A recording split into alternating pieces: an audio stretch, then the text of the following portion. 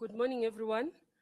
I think I'm going to start with just doing an address, especially for our public and for media. There are things that I need to explain as the chairperson, perhaps just for those who are following us as well on the stream.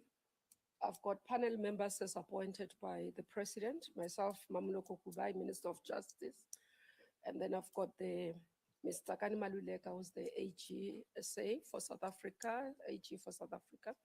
We've got Ntabisin Sipanya Mokhali, who's the chairperson of the Gender Commission in the Country and Equality.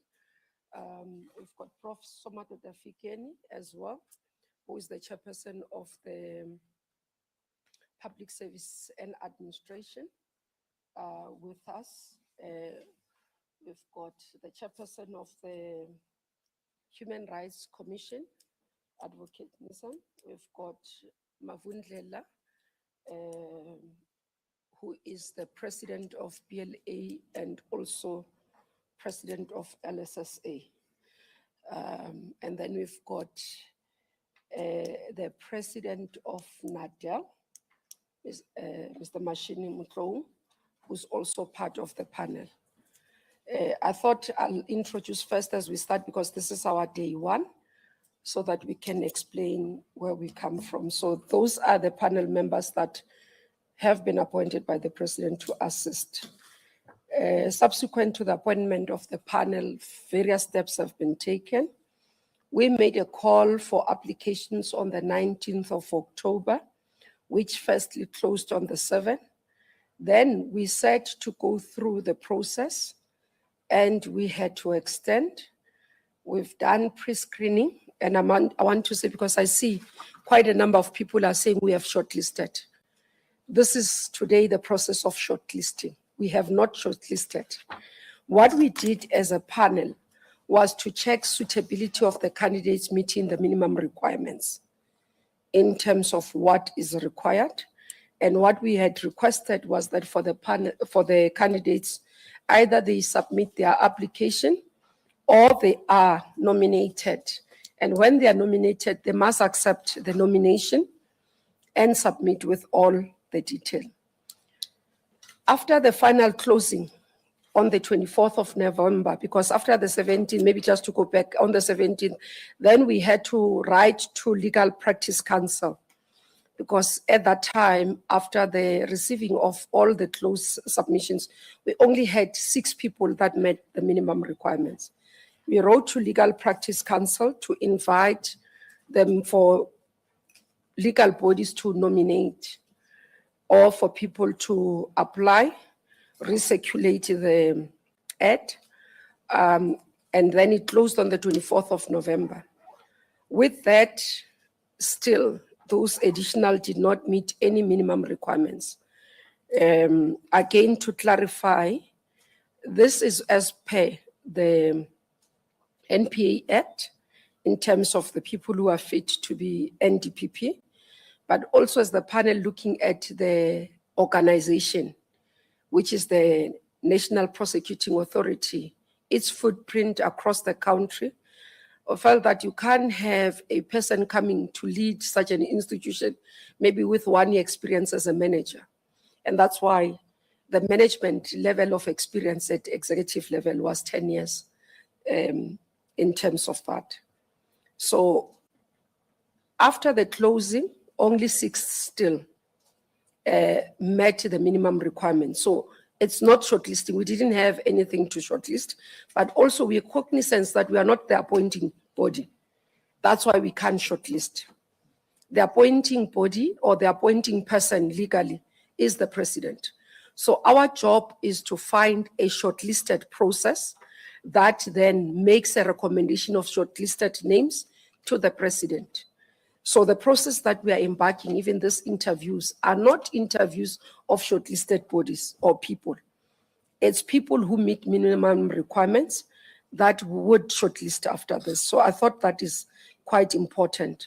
But as well, we have, as the panel, decided that we will issue a public process for candidates who have been finalized, met the minimum requirements, the 6. We publish them both in our website as the Department of Justice, but also in media platforms, including newspapers, where we publish their names and their CVs. And the closing date for public comments was the 5th of November, which then out of that process, we got 281 comments. And maybe just as part of transparent, general comments about the process, about even suggested questions for the panel were 8.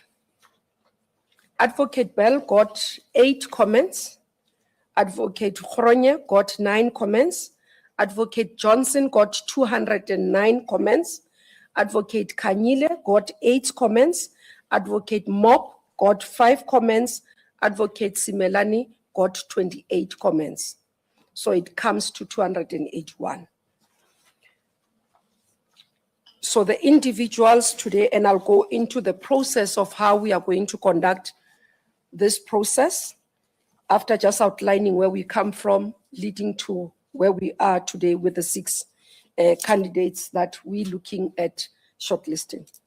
Part of the process as well as the panel, we developed a questionnaire that we sent to the candidates. Then the candidates had to fill that questionnaire.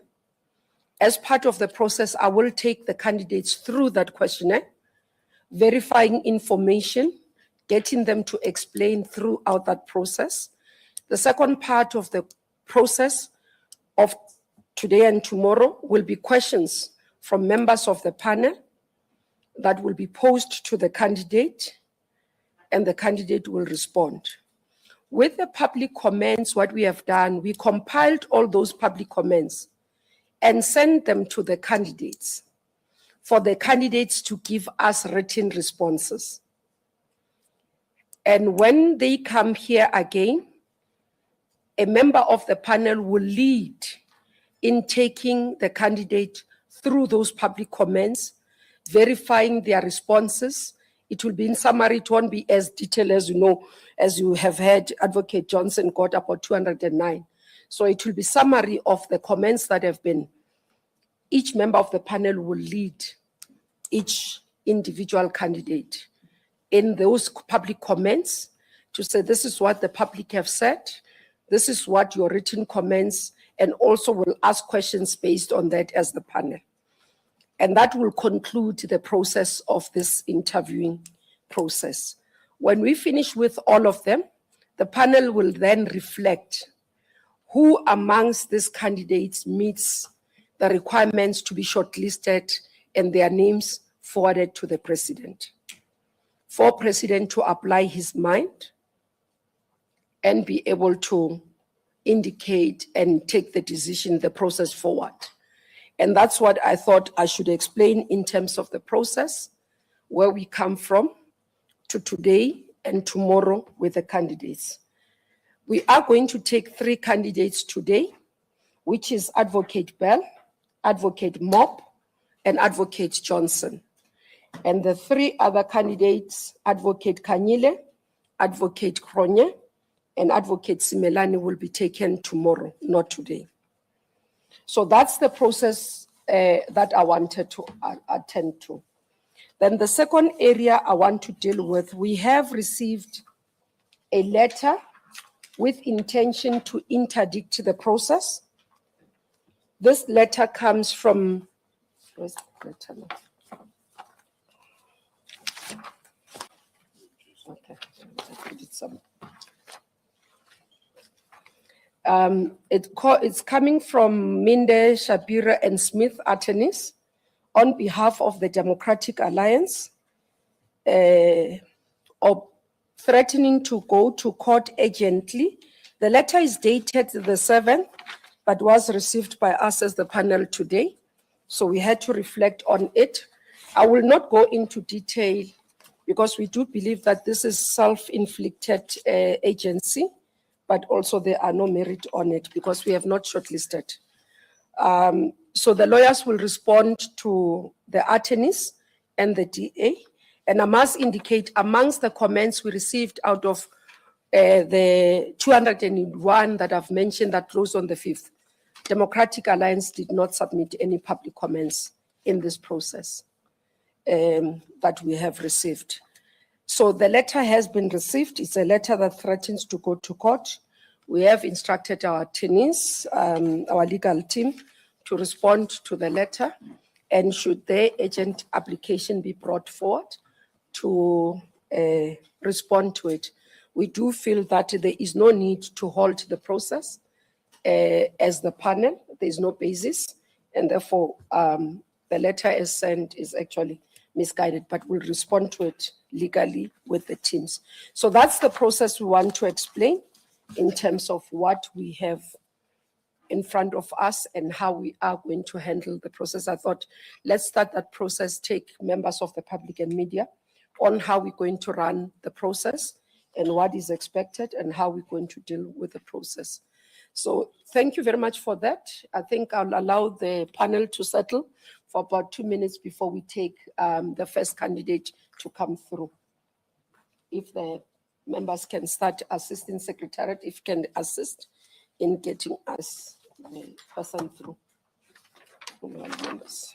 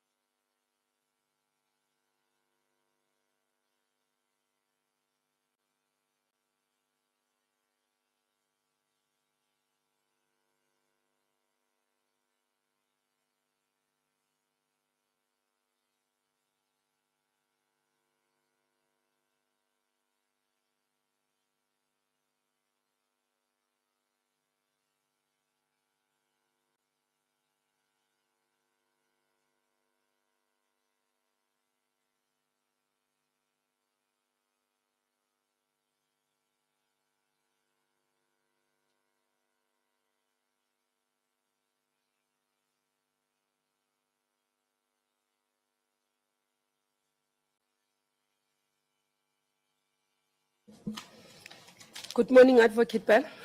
Good morning, Minister. How are you? Panel members, I am very well, thank you. I'm okay. We're starting with you and we're going to proceed.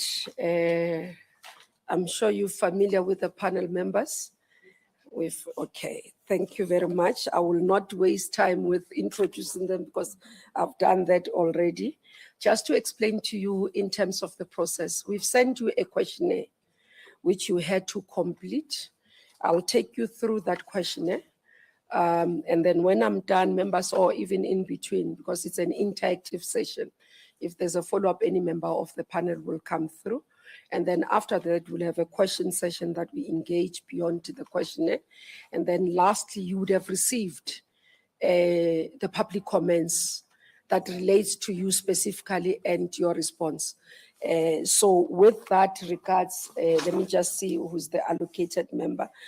Ms. Mmamoloko, the HGSA, will take you through your public comments. She'll be the lead person in that area of your public comments. Thank you, Minister. Before we proceed, when I went through the questionnaire, I noticed one mistake. Okay. I wasn't appointed on 1 May 1995. I'm very proud of that because that is Workers' Day and not 1 March. Apologies for Or 1 May 1995 on your process of appointment. Okay, that is noted. Thank you very much. And Workers' Day. Okay, thank you. Just to start, you had to sign the form as well, and I'll take you through.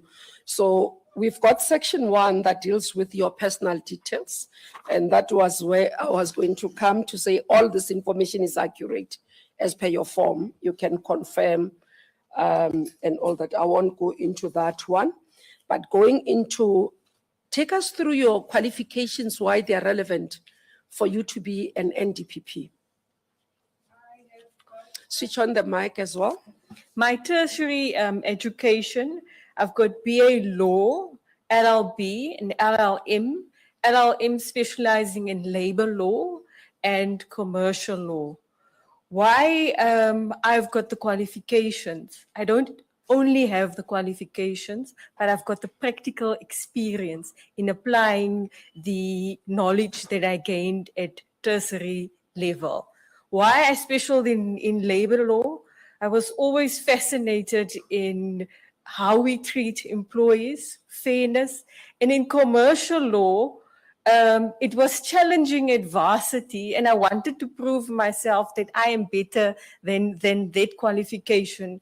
I studied at part-time LLB through UNISA while I was a senior state advocate in the Director Public Prosecutions Johannesburg office. So at the time, it was challenging to be in court every day and to study subjects that you're not dealing with on a daily basis. But knowledge is power, and that knowledge has come in very helpful in my career as it expanded. I studied LLB and BA Law at the University of the Western Cape. It was challenging days, but I learned a lot of practical experience. I deliberately chose Western Cape because I grew up here in Gauteng, very sheltered environment where everybody knows you in a close-knit community. So I wanted to experience freedom, what it means to change the era that we were in the early 90s, to be independent and yet contribute to where we were in the country. Then the LLM, that was through UNISA that I studied. Quite interesting as well.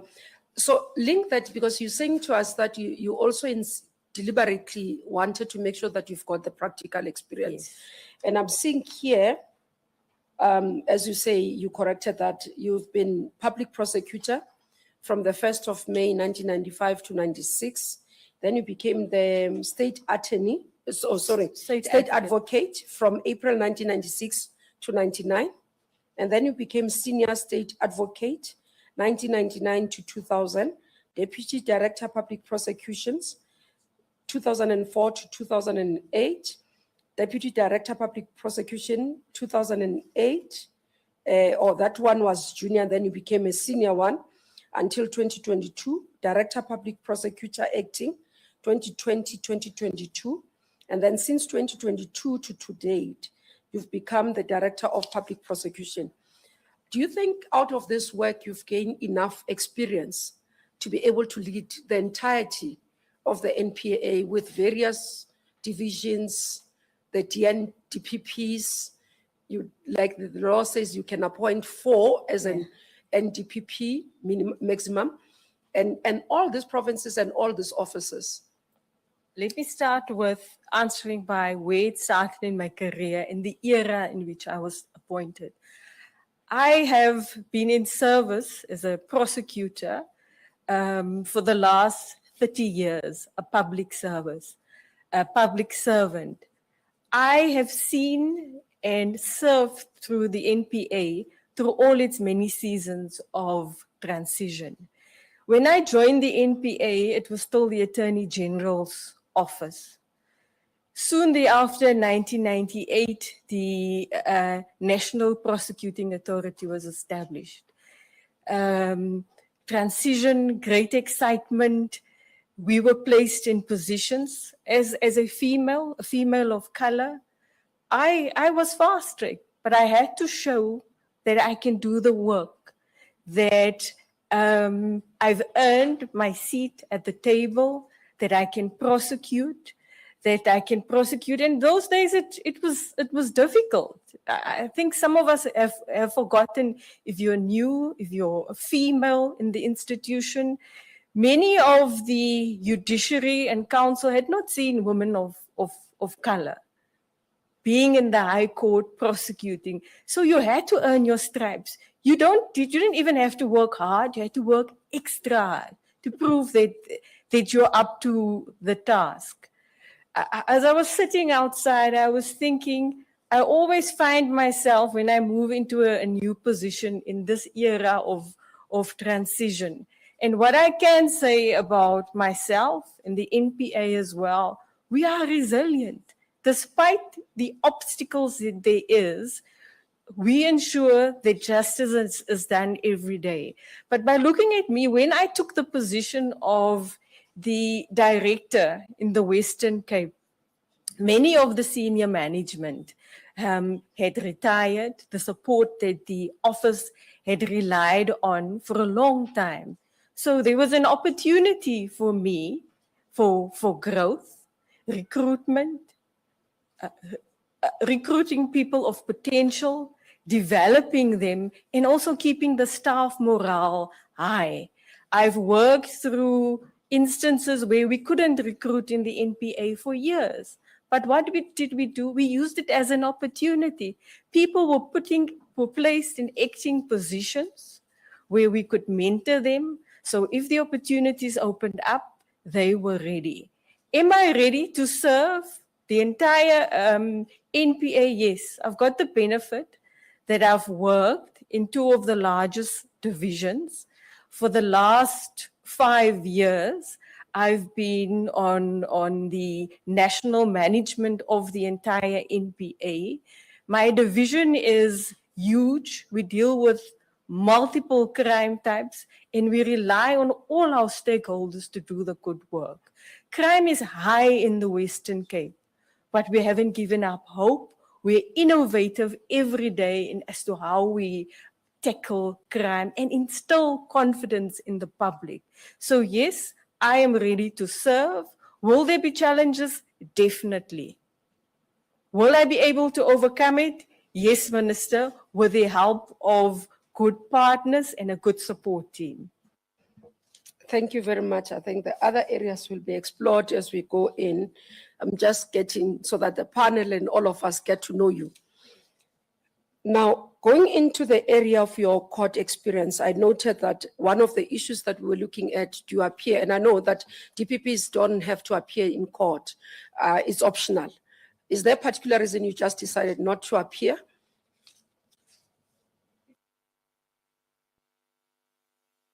It's not a question of deciding not to appear. Litigation is my passion. That is where I prefer to be. But if you are the strategic leader in the province, you must lead, you must have vision, you must have support and provide the necessary structures. As a deputy, I was in charge of the High Court role. My predecessor, because of the portfolio, did not always want me to go to court, but I would slip in opportunities to go to court. If our advocates are not ready, if it's a particularly tricky case, then I would go to court.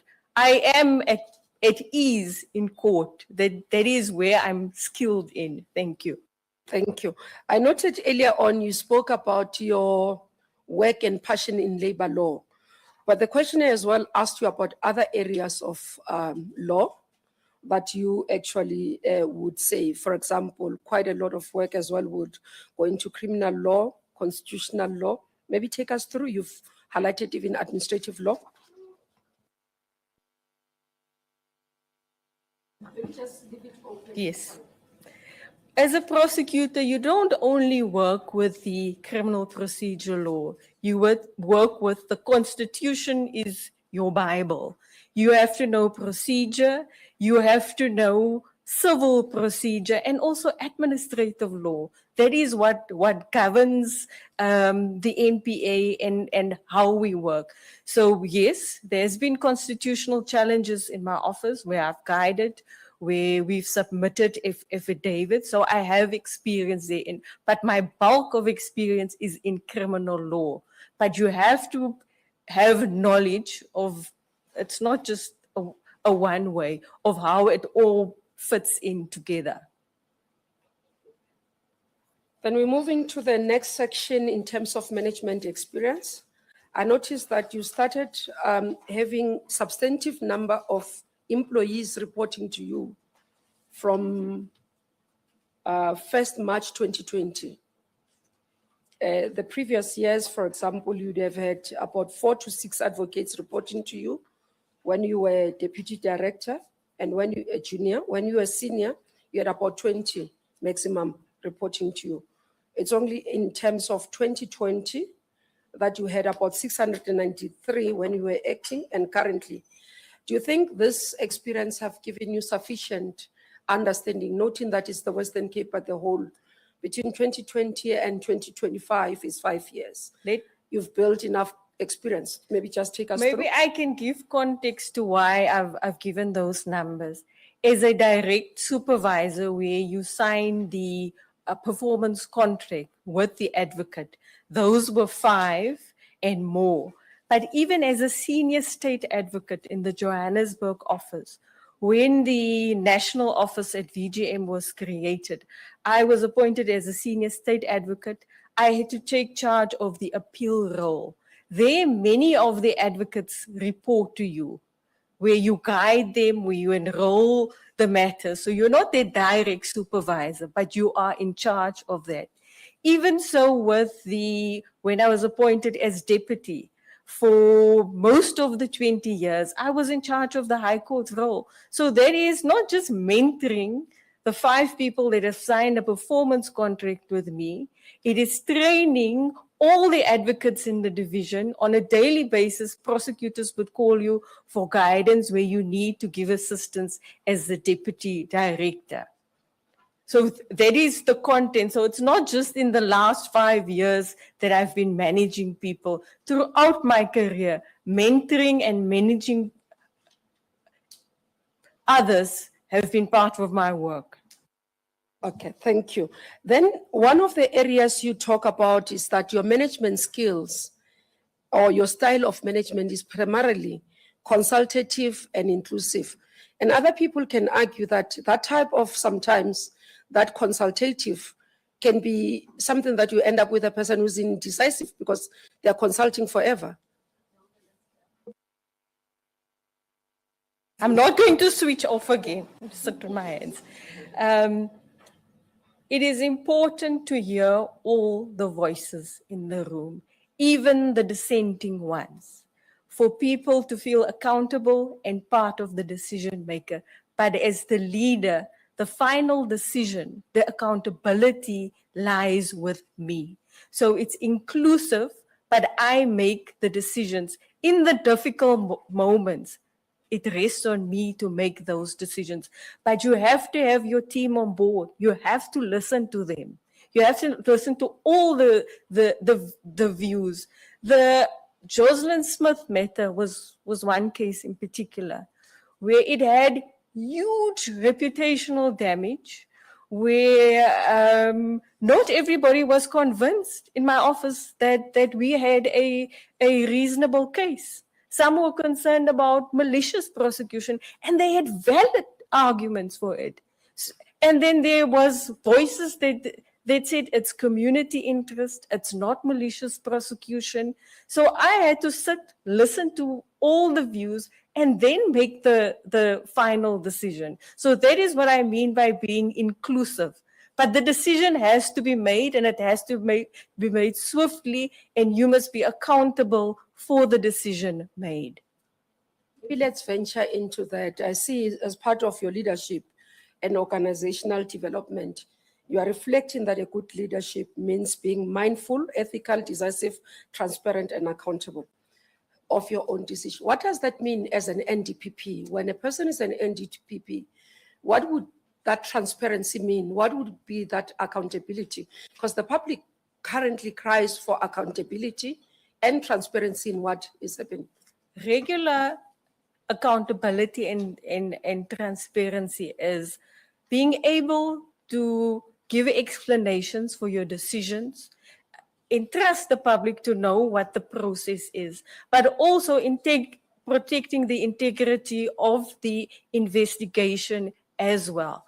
Public relies on information. We're living in an advanced digital era where information spreads very quickly. So you need to be on the pulse of what is happening. You need to be to explain. Not everybody knows how the law processes work. That needs to be explained. You need to be accountable for it. And some of the decisions are going to be difficult. It's going to be unpopular. But you have to explain it, and your guidance should be the rule of law, adhering to the values that are enshrined in the Constitution. And do you think that an NDPP should appear before Parliament, which is politicians, to account for the Definitely. decisions that they have made in prosecution? Parliament represents the people. We represent the people. We need to explain, to be accountable for the work that we do, the decisions that we are making, and the trust that has been given to us. Absolutely. Thank you. And other members will come to some of the issues later. Let's go to the ethics area and integrity. Just to confirm, the questionnaire asked you if you've ever been suspended in your position or other previous one. Have you gone through disciplinary process? Currently, NPA, we have the ethics office. Have you been referred to that? Any of those that we need to be aware of? I have not been referred to the ethics, Office of Ethics and Accountability, but a complainant has laid a complaint with the LPC, the institution guiding the governance of practitioners. Yes, that complaint was dismissed because it was based on a prosecutorial decision that I have made. I've submitted a letter from the LPC admitting or showing same. Was it dismissed because it was lodged at the wrong place, or there were no merits? There were no merits in it, and it was lodged at the wrong place. I checked our file. The complaint was never further pursued by the complainant. The next area, it's around your contribution.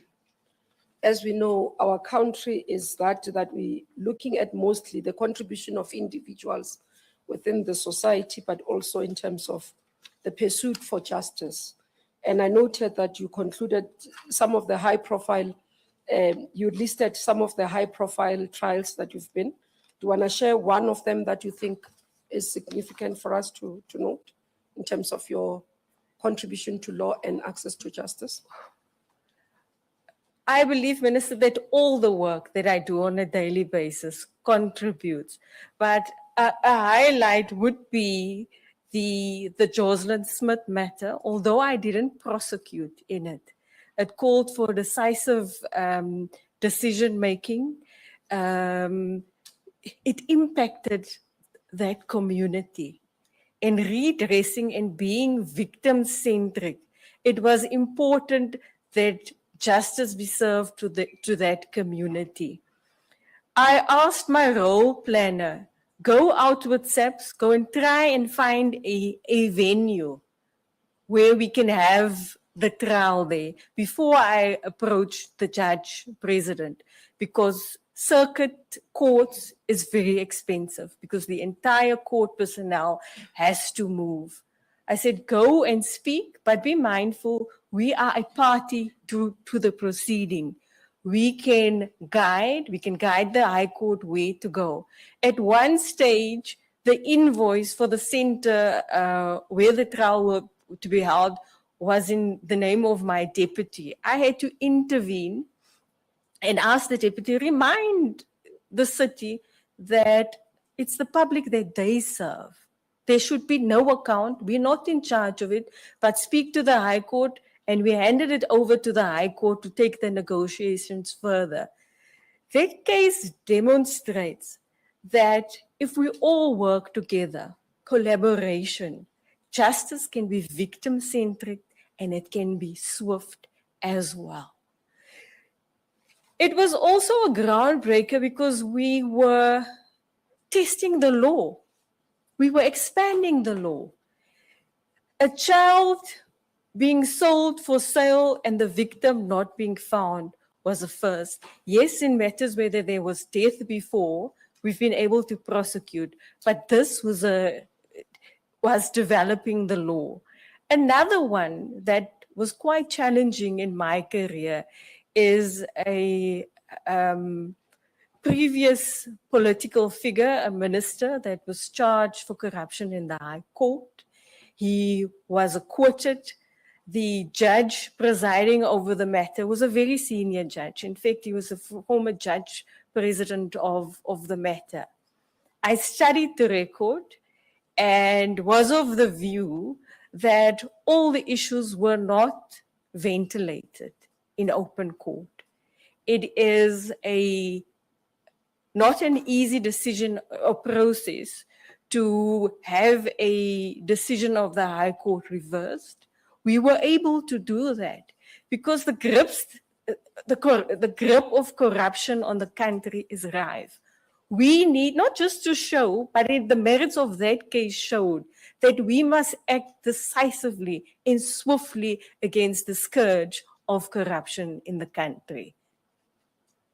Thank you very much. As I come towards the end of the questionnaire, can I confirm that you do not hold any directorship or interest in business as listed here? Correctly so, Minister. And can I confirm there are no health issues that will impact on your work? No health issues, Minister.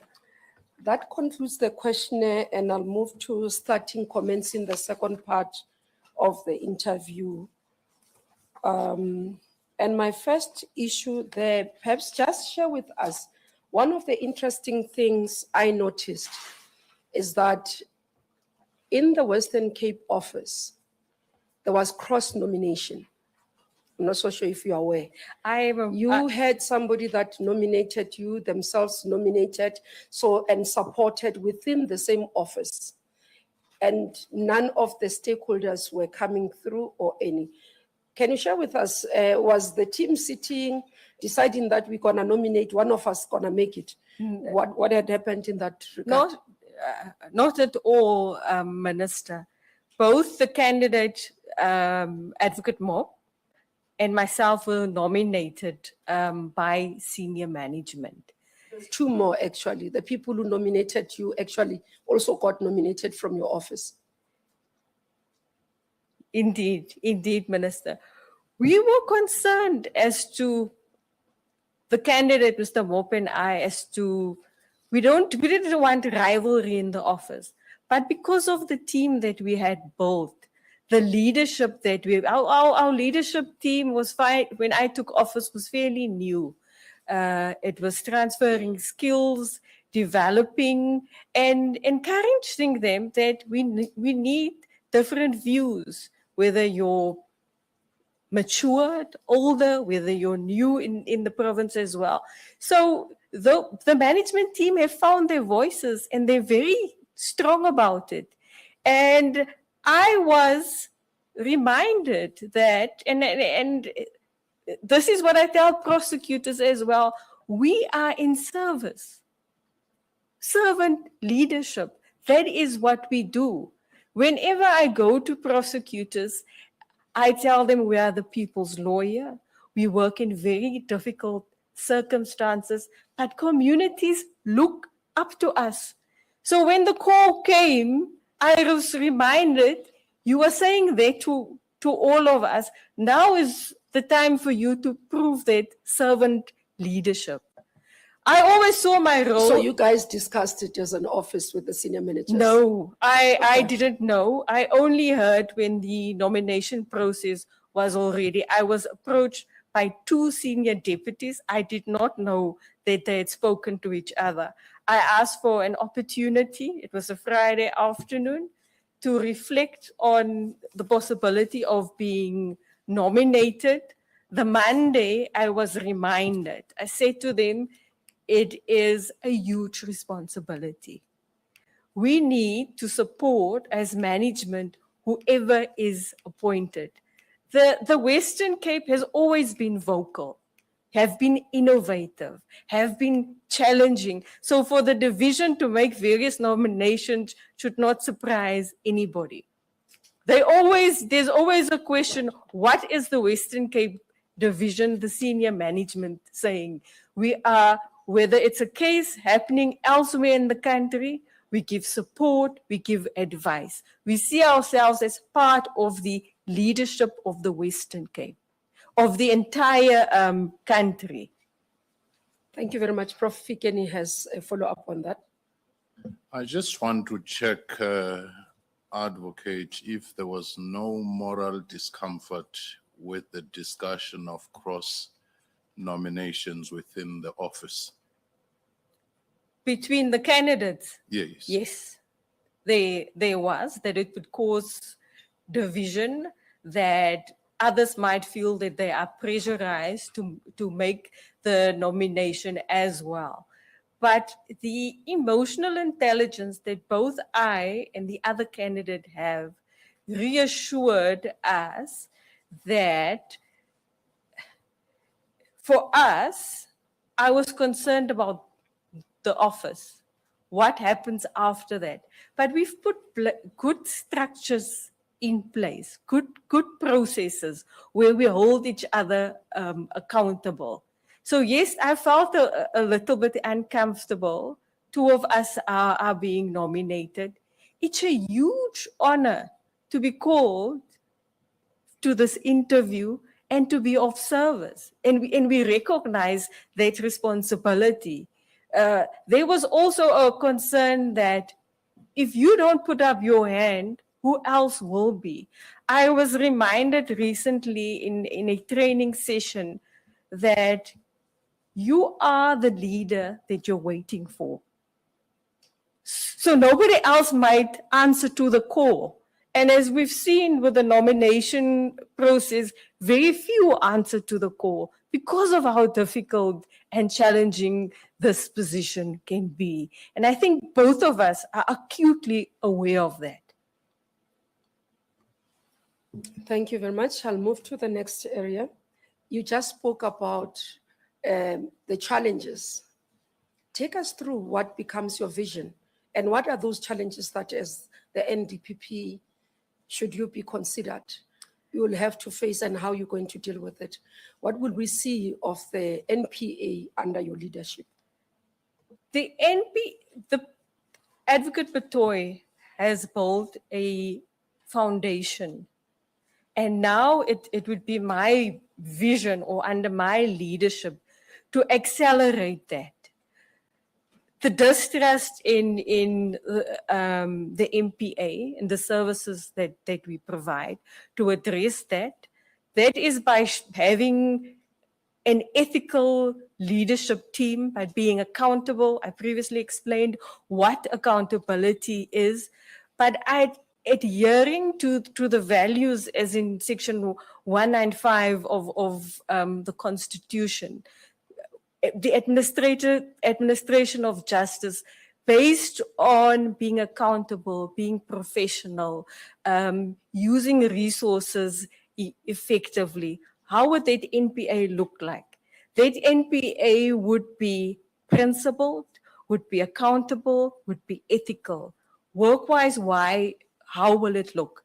It will be looking at the IDEC, accelerating the work that they're doing, insulating them. They already have appointments, but to attract skilled professionals to deal with corruption. In the Glenister 2 constitutional matter, the STIRS principle was applied for an independent corruption body to be insulated. It has to be operationally and also financially independent. It has to have specialized skill, independent. The staff needs to be trained professionally. There needs to be a security of tenure. You don't want to appoint skilled persons and then you lose them through other appointments because there are better offers elsewhere. You lose that skill, you use time spent on that, and also to follow a clear prosecution plan in every matter, especially in high court, in high profile matters, where we have a prosecutor guided approach, applying project management principles, where you have timelines, outcomes, risks that you consider, but there needs to be an end date. You can't investigate forever, and updating the public constantly. A victim-centric approach, the scourge of gender-based violence is not an add-on for a prosecution service.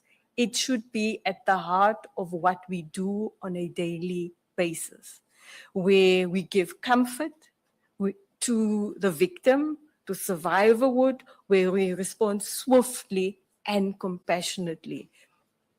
The work, and if we think of the Western Cape in particular, organized crime, the MPA has established an organized crime strategy.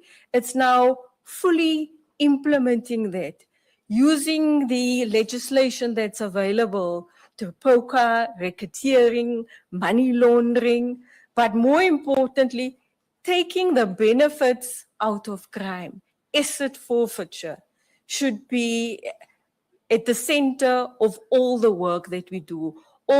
Some call it disruption. I prefer to call it strategic, impactful prosecutions where it instills confidence and the community that we provide this service to feels safer. Economic development is important. How do you track investment? We've shown through the latest set of recommendations, this country is resilient. If we put all our resources together, coordinate, and deal with money laundering, terror financing, then we can attract investments. We can build the rule of law, have principled institutions that community can rely on. Maybe just going into that as my last segment of justice. You spoke about, when you talk about the vision, and you flagged gender-based violence, organized crime, and all that. But if we look at the annual report of NPA that just been released recently, tabled before Parliament, Western Cape is one of the lowest performing on sexual offences conviction. Also sitting at 68% below the target. You look at murder rates, it's sitting with 3 other provinces below, around 76%, which is one of the issues that we are seeing in terms of organized. I think the other one, you are in almost 3 areas. Western Cape is performing at the bottom, including the infrastructure, essential infrastructure. Yes. And we've seen 8.1% of postponement of cases out of prosecutorial residence. Now, link that of the performance of the Western Cape with what you are saying. If we flag sexual offenses, gender-based violence as one of the crises we have in the country, but we look at the performance of the Western Cape, how do we get convinced that this will not be following you to the national level? I can assure you that it won't follow me. If we look at the latest performance of the Western Cape, it was a concern for us. We flagged essential infrastructure, murder rate, as well as sexual offenses. And we looked in particular which courts are not performing and where it is that they're not performing and what interventions we can put in place. I recently, 2 months ago, met with the prosecutors in charge of sexual offenses to say the number has gone up. We have reached the target. It looks like our interventions have worked, but the plan mustn't just be to meet the target. Justice must be felt, victims must be seeing it. So we looked at best practices. For instance, on the West Coast, there is no Thuthuzela Care Center. That is, of course, no excuse for not performing. We reinforced by sending the case manager of our sexual offences and community affairs to give training, to do screening, to support the prosecutor there. Their performance has been the best since it's ever been. Everybody is now following that best practice. In our Peru court, we had a victim support room that didn't instill dignity, confidence in the process. We are interviewed when you do cases well by the TV producers, they come out, they ask. So we asked them, we don't want donor funding. Go to Pero Court. After you've been there, then we'll speak to you again. Go help us restore dignity to those victims. Sexual offenses cases are difficult by nature. Very often, the complainant wants to withdraw. But we need to ensure that that withdrawal is an informed decision, that we have taken you to the processes, you know you've been prepared by a court preparation officer. Just last month, I received, or 2 weeks ago, an email from a mother who had received services of that Pero court. She thanked the court, all the staff. She said it was the most harrowing experience what had happened to her child. But just by going to the court, having the security greeting her, taking her to that room that is so comforting, the court preparation officer preparing her and the child for what is to come, taking them to court, the guidance, the counseling that they receive, that is justice to the people. So, Minister, we are constantly improving. We are looking at the data. Essential infrastructure, in particular, when we looked, it was our Cape Town court, that area that was not successful. You start with introspection first. Do the prosecutor need training? Are we not presenting the evidence correctly? And we found multiple factors. So we sent one of the deputies out. He's given training to the officials who do the arrest, what must be in the statement. He's also taken the prosecutors to how the evidence must be led. That statistic has also improved.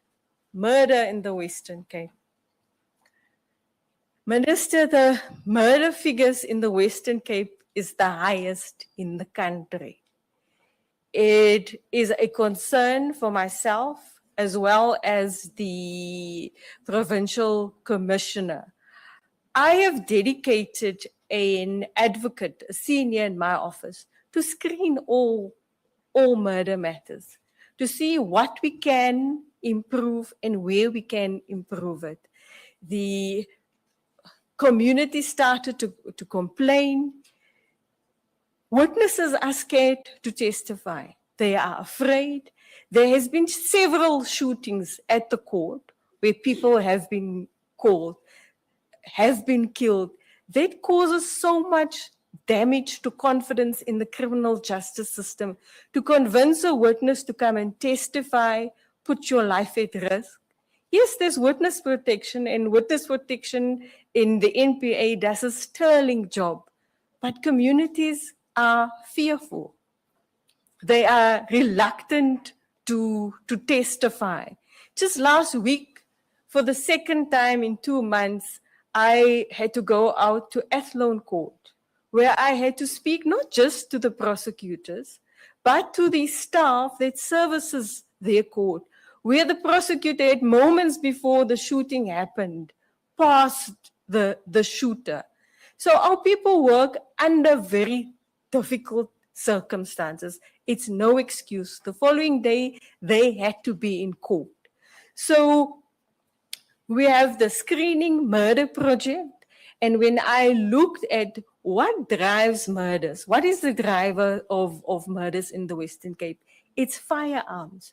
It's whether we are addressing a possession of a firearm at the first instance properly so that it doesn't escalate to a racketeering matter. We have made good progress on that. We've got a project on firearms. The stabilization project has been established in the Western Cape to deal with murders, deal with safety at courts, and how we address gang violence. Thank you very much, Advocate Bell. I actually wanted to check your stats over 5 years or since you've been. And if I look at the statistics, just on sexual offenses. There's been a consistent decline. And we are concerned about Let it. me Yes, finish. yes. Yeah, there's been consistent decline. And I'm trying to understand what you gave. I would have ended. You gave as a reason that you are now intervening and the issue of other areas not having Tutuzela centers. At the time you were appointed, sexual offenses conviction rate in the Western Cape was at 80.4%. It has been dropping until we reach at 68%.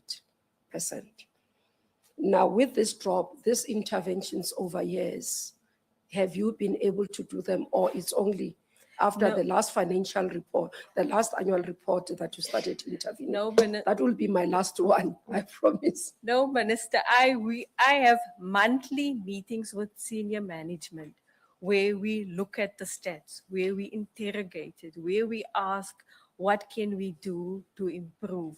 Why are victims withdrawing matters? So it wasn't just a quick fix to get Okay, this. well, these ones are the ones that have gone to court. So it's conviction rate. It's not Yes. withdrawals. These are conviction rates. Yes, Minister, I hear what you say.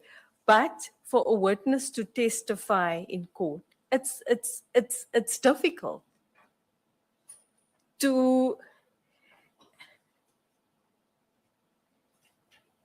explain to the court, to bare your soul of something intimate that has happened to you.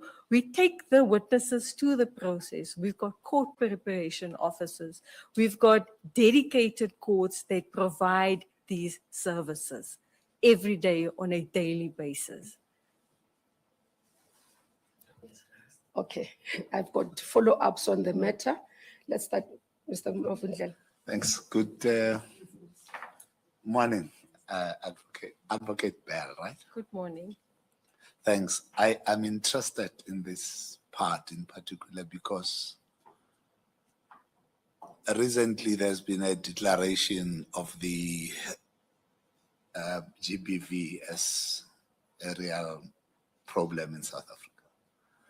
And then we are sitting with the Western Cape, as the minister just said, probably on a sliding slope, which I'm sure we all do not want to see. And these stats that we're talking about now, it's only about the Western Cape. Can you at least find an imagination of what it would do to South Africa if that statistic is to somewhat find space into all the other areas in the country? Can we just for a moment reflect on what that would do to our fight about this thing? And also just 1 second, I'm just giving you an opportunity to explain it from where you see it, because from a strategic vision point that you're looking at from an NDPP position, you would have to then worry about this stat all over the country. And it would come in handy for the panel to understand it from your perspective. Can you at least just take me through that? It would be devastating to the fight against gender-based violence. But also in the screening of our cases, we don't just look at whether it's a stat that would have a positive outcome. We apply the law, whether there is reasonable prospects of success, and we enroll all of that. For us, it's important that the voice of the victim is heard, that although a court might find a difficult finding, but there's reasonable prospects of success, we take you through the process, your voice is heard. Justice is not just always in the outcome. Yes, the outcome instills confidence, but it's also about being heard, about treated with dignity and humanity. That is what justice is. Mr. Mklu. Thank you, Chair. Advocate Bell, out of the concerns that have been raised in as far as the declining statistics is concerned, and taking from your responses, it would appear that there is more of a reaction to the challenge that your division is facing. And if this impression is correct, then it's concerning, because at the heart of performance management, and for it to be effective, there has to be regular monitoring and evaluation of performance. And I don't see this coming from your responses, particularly taking into account that this challenge has been going on and recurring for quite a long time. And what I get from you is the interventions that were or that have been implemented. And the impression is that these interventions have been put in place recently and as a result of reacting to this challenge. It is, thank you for the question and the opportunity. It is not just recent interventions. The statistics, especially of gender-based violence, is monitored nationally as well. So it is not just like in the last year, we've given interventions. We've raised conviction rate at the regional court forum as well. And there, a presiding a regional court magistrate is chairing a forum just dealing with sexual offenses, the challenges arising. My office sits there and make inputs and interventions as well. So there's been constantly addressing us looking introspectively. Are we not dealing with the matters properly? Is it our case backlogs that take too long? So we've considered all of that in addressing it. And it's not just in the last year. We looked at capacitating those courts where there are sexual offenses, to train prosecutors better, to have experienced prosecutors that can do proper consultation with the witnesses as well. Witnessing? Thank you, Chairperson. Good morning. Good morning. Just follow up on a few questions. The first one is, it's linked to gender-based violence. It's the whole issue about domestic violence. And there was one prosecutor in Wynberg that refused to withdraw cases because it comes on. Oh, put it closer. Okay.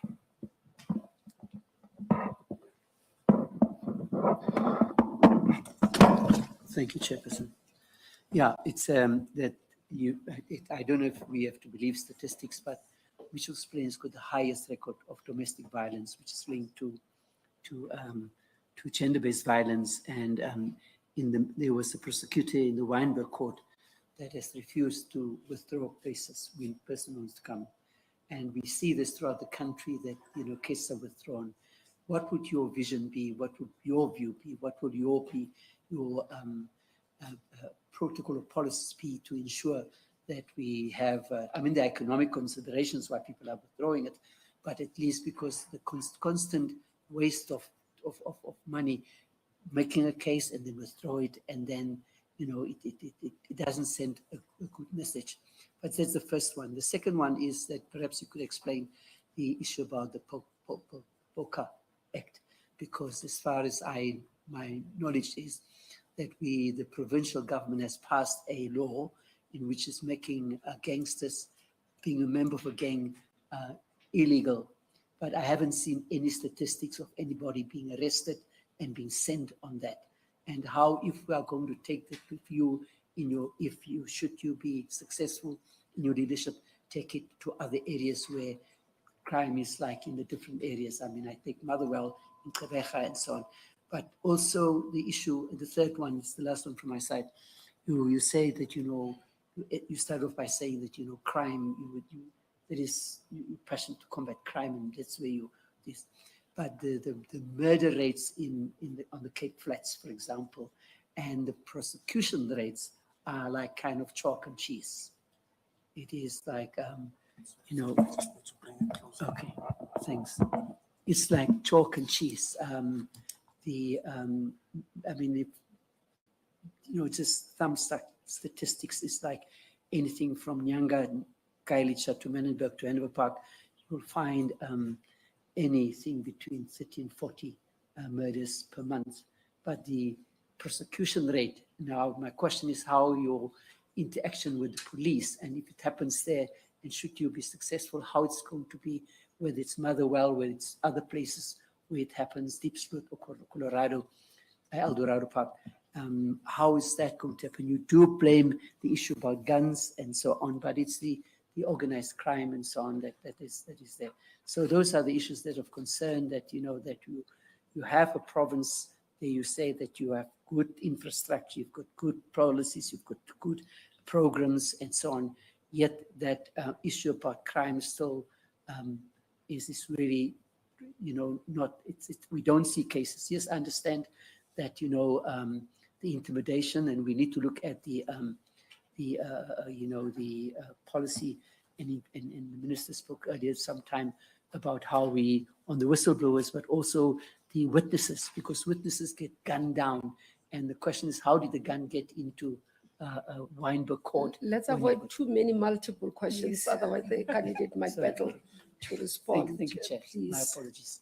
Okay, I'll stop there. Thank you, Minister. I've made notes. Let me start with gender-based violence and Mitchell's Plain being the highest, and how we're dealing with it and a plan for that.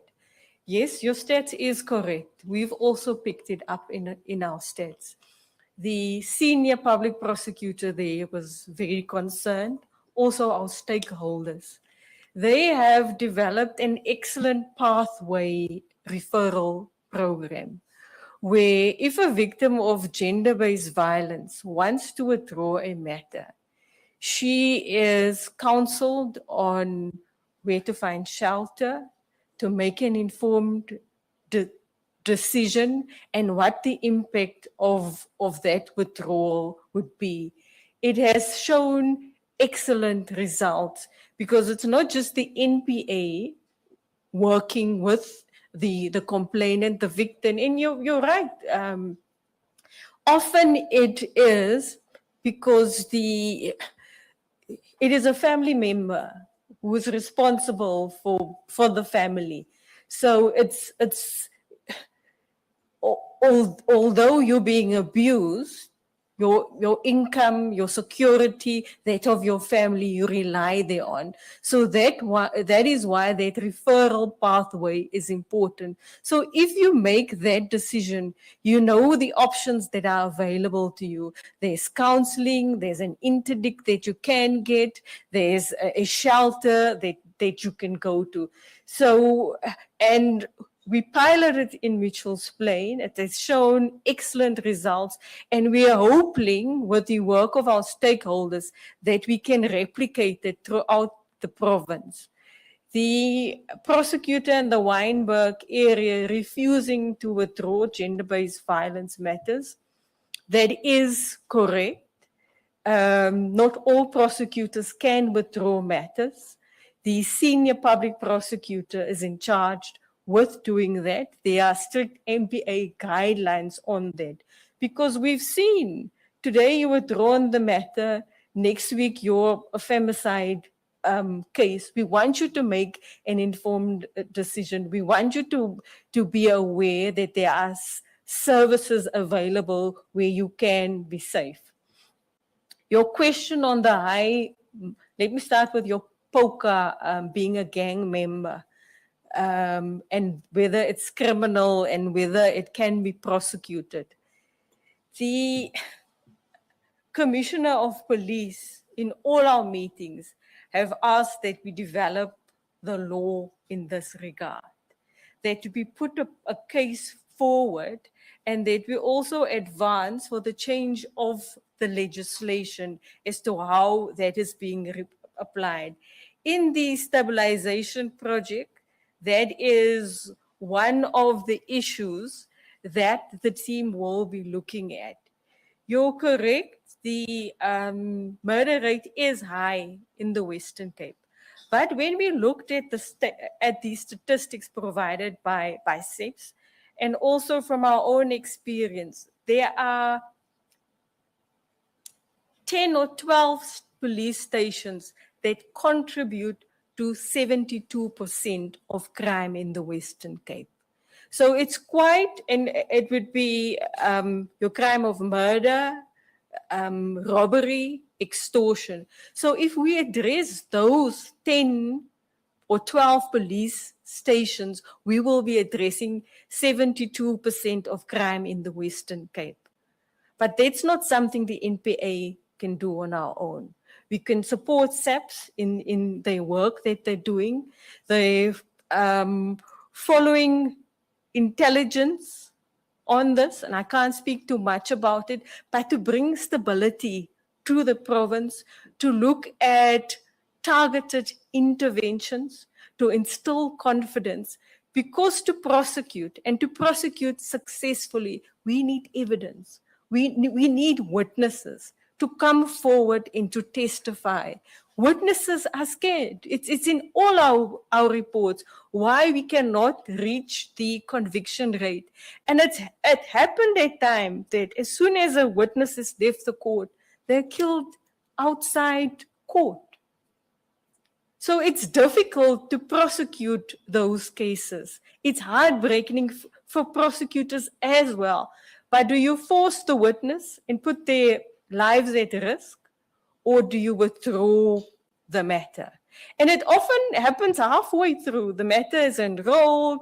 Court preparation officer has prepared the witness.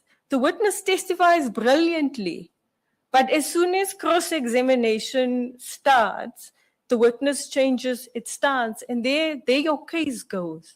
So it's of equal concern. But we found that with organized crime in the Western Cape, we have got most of the gang leaders on trial. But yet their reach is still out there. They're still benefiting. And we've cleared the vacuum for others. That's why there's fighting amongst for them to be up-and-coming gang leaders as well. The stabilization plan is designed to address this. Your top high level, your masterminds, and also the runners who are doing the shooting, to address them, to be able to get stability in the province. So it's of great concern to us. I hope I've answered all your questions. Thank you. Thank you very much. The last one is Advocate Mkhane. Thank you. Minister, there are a few follow-ups, but I'll be to the point. When you started, you said in the early 90s, your experience was that of being, what can I say, parachuted, for the lack of a better word. I know you didn't use that word, to be where you are today, and you have had to work doubly hard. How, what does it look like? What did you see yourself being parachuted, and in what forms, and how would you use that now if you were to be NDPP in terms of transformation? Let me just give you all of them so that I don't hog the space. And then you also said the leader in the province must have a vision. What is your vision currently as acting leader of the Western Cape? What is your current? Appointed. Apologies for that. As the leader of NPA in the Western Cape, your current vision, if you can break that down for us. And then you said also, you are at ease in court. That's where you're skilled. Now, I want to know, how then would you manage a situation that just requires requires your understanding of what is happening in the courts, but your skills would have to be in strategic leadership, in management, dispute resolution, problem solving, everything else except being in the court, although understanding the court dynamics would help. Then the last part one, you mentioned the Jocelyn Smith case. And just now, you've actually, as you were responding to Mr. Nissen, you actually said that difficulties in terms of how people come forward, they get mad at sometimes after testifying.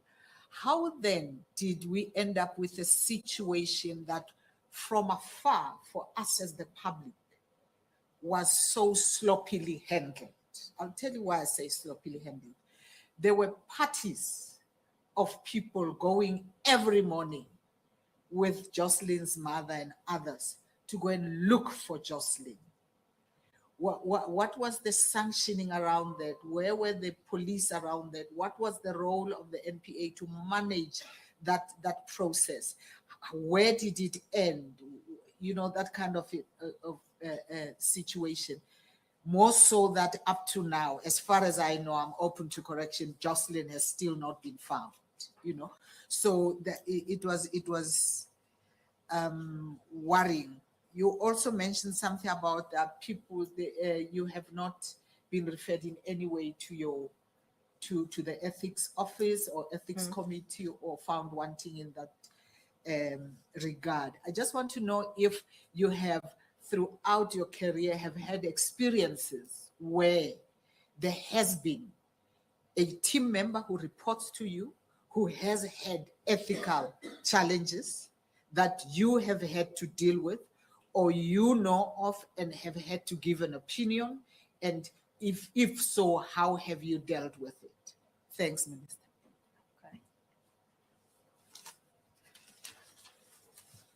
Okay, let's start with also a lot of questions, but with my vision for the Western Cape.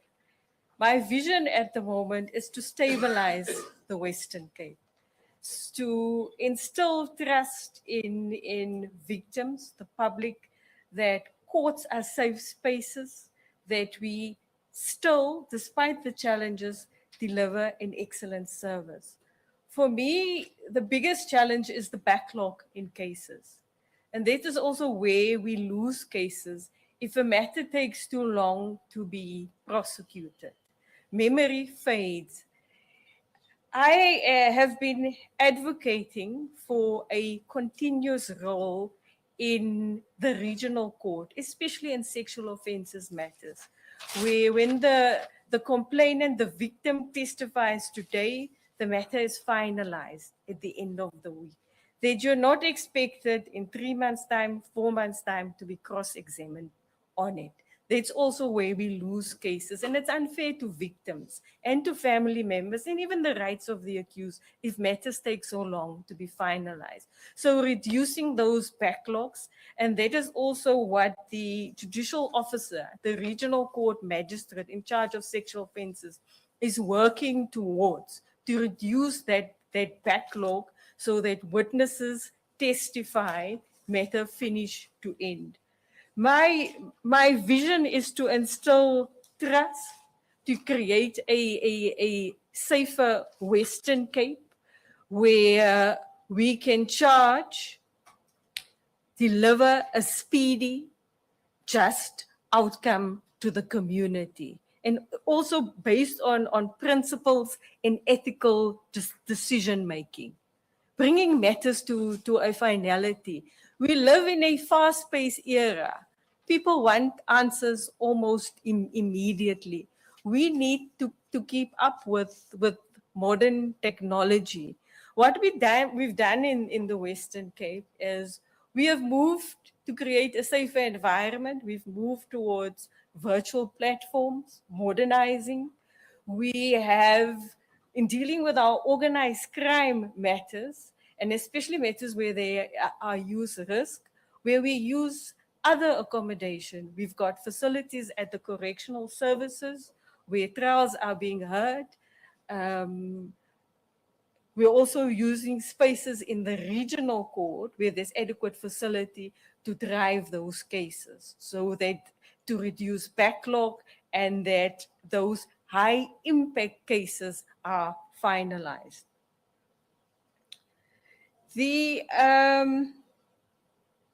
What I said on being accelerated in my career, and maybe I should expand upon it.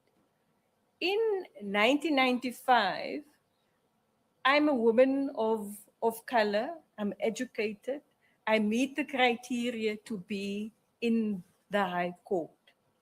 I didn't immediately have the experience, but I was mentored. I received the necessary training. There wasn't an aspiration, prosecutors, ATP aspiration. Words fail me now, but there wasn't the program. So it's on-the-job training. That's why I believe in paying it forward, mentoring others, so that they don't have to struggle. So that is what I mean by being acutely aware of being accelerated early. But you also need to prove your skills and work very hard. You can't always rely on being a woman and a woman of color to be appointed. You need to do a good job, and our work is important because it affects the lives of at least two families, that of the accused as that of the victim. I hope I'm answering all the questions. The sloppy, what you refer to as the sloppy handling of the Jocelyn Smith matter, that was a huge concern, both to the prosecution and the investigation, because suddenly everybody had become a detective.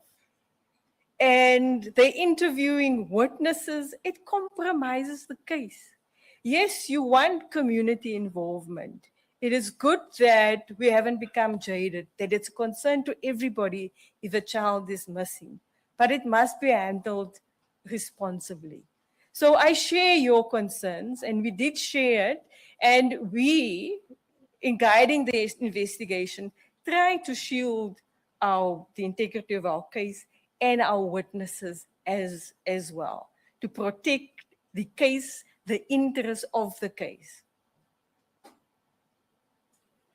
Thank you very much. I think we'll move away from this segment. As I said, I concluded my question with that, unless if there's a I follow-up. didn't answer the ethical, whether I've been confronted. I'm not sure if it's needed. Okay. You wanna go? I have always, throughout my career, my ethical principles is known. Certain things are a no-go for me. But I have been called upon my profession to make difficult decisions and to lead in disciplinary matters where there was corruption by an employee, a co-worker, it's senior management. And it's difficult if that person is well-liked, it's well-respected, but that's part of being ethical, showing that there is a zero tolerance for corruption. So yes, I've had to make those difficult decisions in disciplinary hearings where I led the evidence, and the senior manager on senior management was dismissed. Kenny, I think it might link with. Well, thank you very much. Again, I think much focus has been on the Western Cape, but the job is on the whole nation. If you say, according to stats and indicators of the performance of your organization, it has taken that long to start seeing results. If you are a successful candidate nationally, what would you do differently to yield results, not over the years, but almost immediately? Because there is an anticipation that the new head of the NPA will start changing things on a more faster pace with greater impact than to say we're still working on the systems. You said that the current leader has laid the foundation. So what would you do differently so that we begin to see dramatic differences, and also understanding that other 8 provinces may have different kinds of patterns and challenges and demographic profiles? Can I just start off by saying there are prosecutors who work hard, committed, daily, and produce excellent results. There are challenging areas, and I think your question speaks to those challenging areas where communities have lost trust in the NPA's ability to deal with it. Ministers already pointed out gender-based violence. The NPA has already embarked on compulsory training for all prosecutors on gender-based violence as well as sexual offenses. And as I've said, it has already yielded results in the Western Cape where these statistics have improved, where prosecutors are keenly aware of the victim-centric approach, and that is, as I've said, at the heart that we do. For us to make impact, principled decisions needs to be made. Operational independence and financial independence of the NPA is key at heart. There's been, and we've seen at the commissions, allegations of corruption. So corruption has to be addressed decisively, with urgency and with impact. And then the NPA throughout, we not only have the IDEC, they will deal with the high profile, highly complex matters. There you would have a dedicated team, skilled, knowledgeable in the law, that has to work. And how I would insulate them is through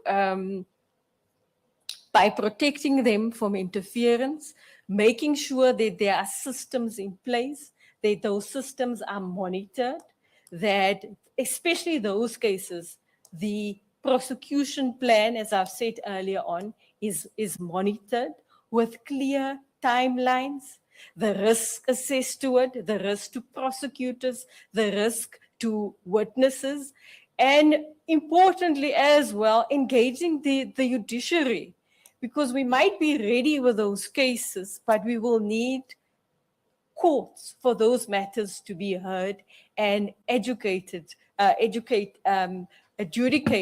with urgency, as well as getting our stakeholders on board. For corruption, DPSI, Intelligence Center, SIU,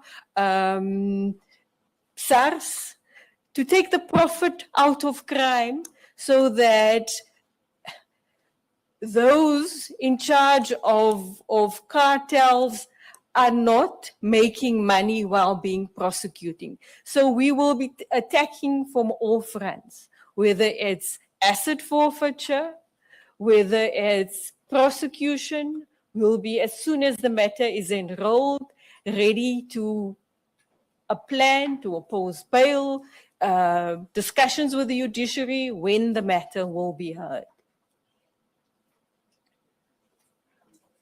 Very much. Ms. Maluleka. Thank you very much. I'm curious about what you would do differently, because the matters about ensuring that there's good collaboration with all the different institutions that you've mentioned, that's, I think, well accepted as a principle.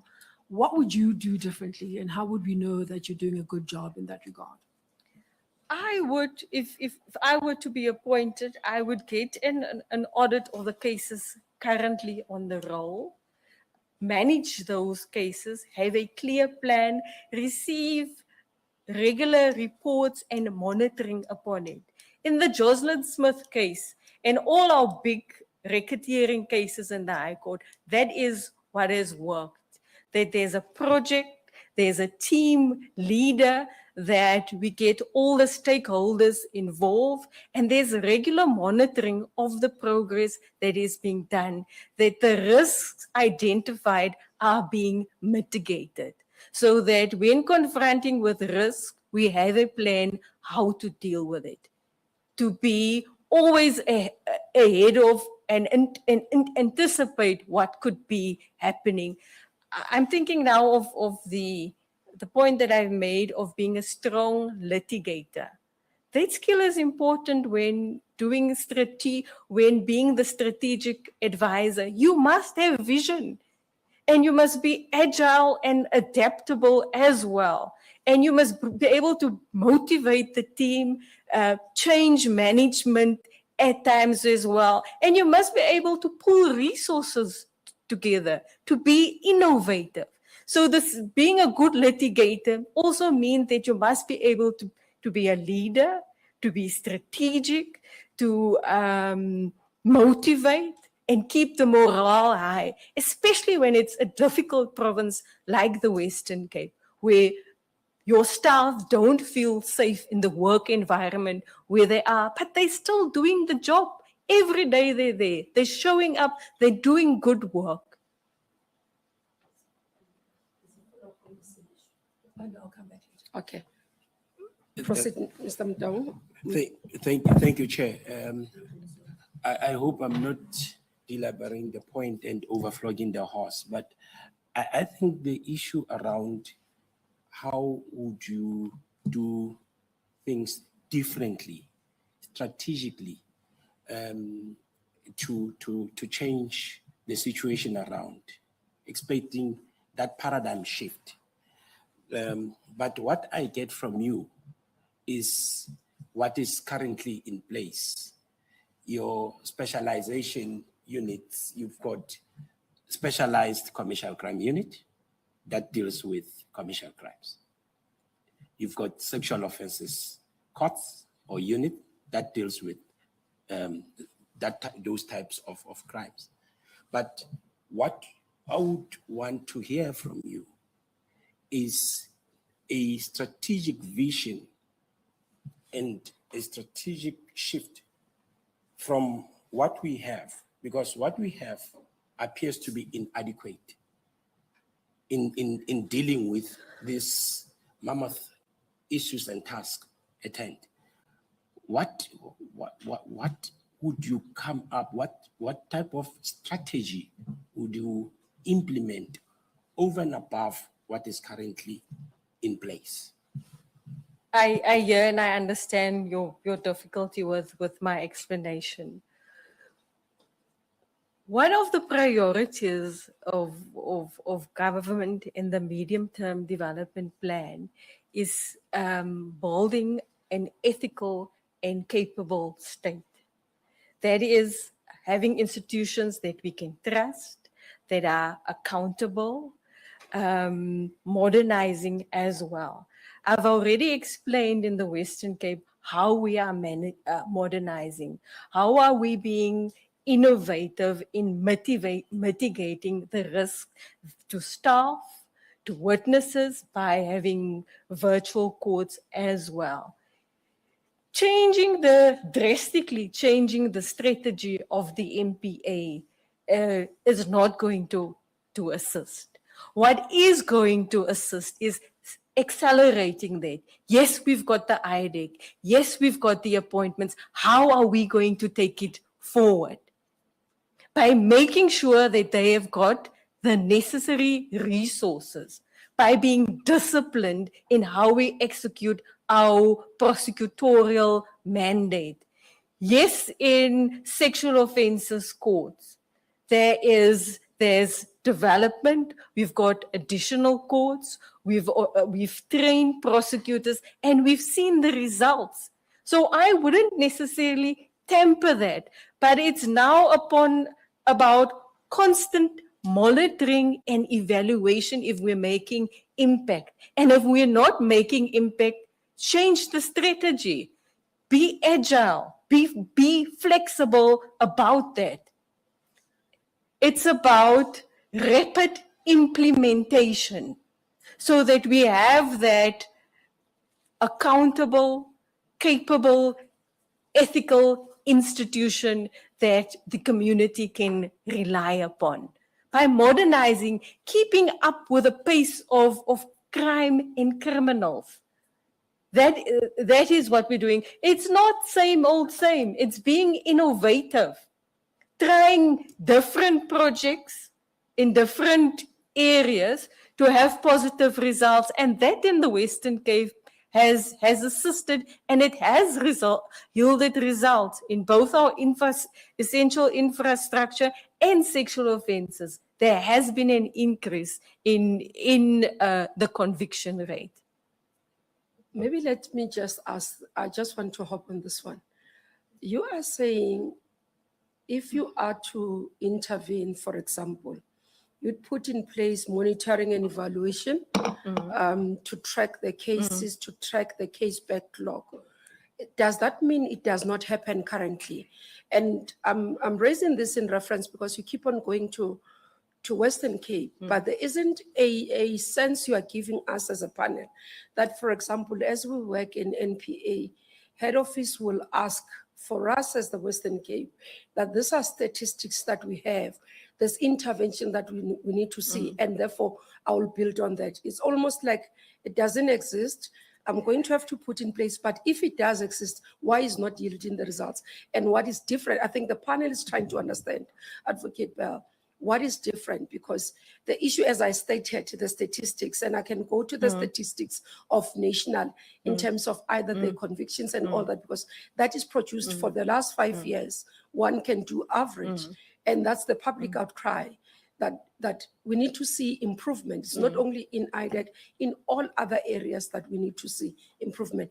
West coming to complex crime, that has to do with cyber crime and all those things, that now we've got to train and bring the NPO of the future and the prosecutors that are trained in AI. But these basics. High profile matters, Minister, I can assure you, are being monitored in the Western Cape. Nationally, each province has to give Is it only high profile cases? and in the province, cases are monitored. There's outcomes. That's why we've got backlog cases at the regional court forum meetings, at the judge president. We have to account for our statistics and why it's not yielding results, whether it's infrastructure at some courts that's causing a delay. Do we move some of those cases? Yes, it is being monitored. And that's why I'm speaking about being EC and PEC are in the provincial level. in REC, but it all fits in nationally as well. I'm not sure if Minister is following me.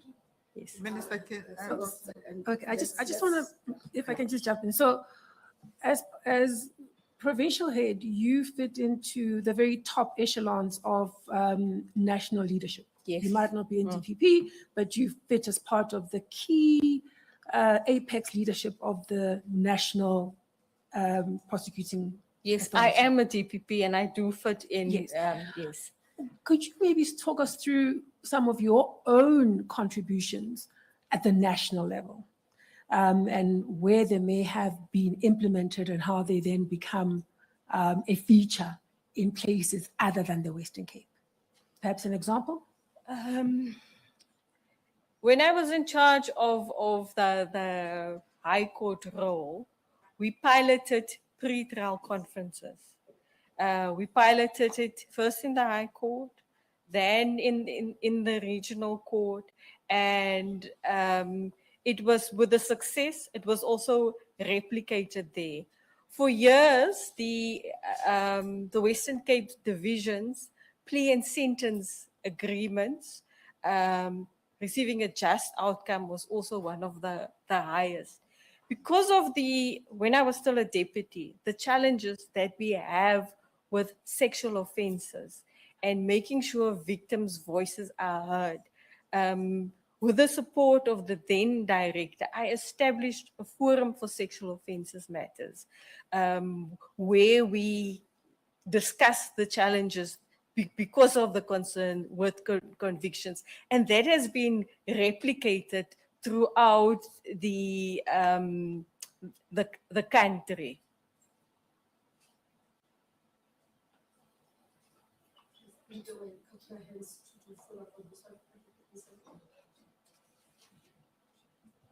Thank you, Chairperson. It's the question about, nationally. And one of the things of the NDPP is its independence. And you have stated your leadership skills and so on. And that you were a leader with regard to the staff, inclusive but also decisive. But there's also another factor externally, and that is influence and political pressure and other pressure, in terms of, do you have not a plan, but do you have a resolve as to how, when it comes to you, that you will maintain your ethical behavior and so on, so not give into that kind of, and protect the sacrosanct nature of the NDPP? As NDPP, as public servant, my allegiance is to the Constitution and the rule of law. I account only to Parliament, who serves the people of the country, who represents the people of the country, nobody else. I have been at times questioned in where I felt my independence was a bit questioned. And maybe I can expand on this a little bit. The Constitution and also the NPA Act makes it clear that the NPA decides on prosecution and the forum of prosecution. After COVID, the backlog in the High Court was exceptionally high. Because during COVID, and we could foresee this in our forecasting, we were only dealing with single accused matters. We had multiple accused matters on the trial. There was a new management in the jurisdiction of the judiciary. My advocates were questioned in open court as to why this matter is on the High Court roll.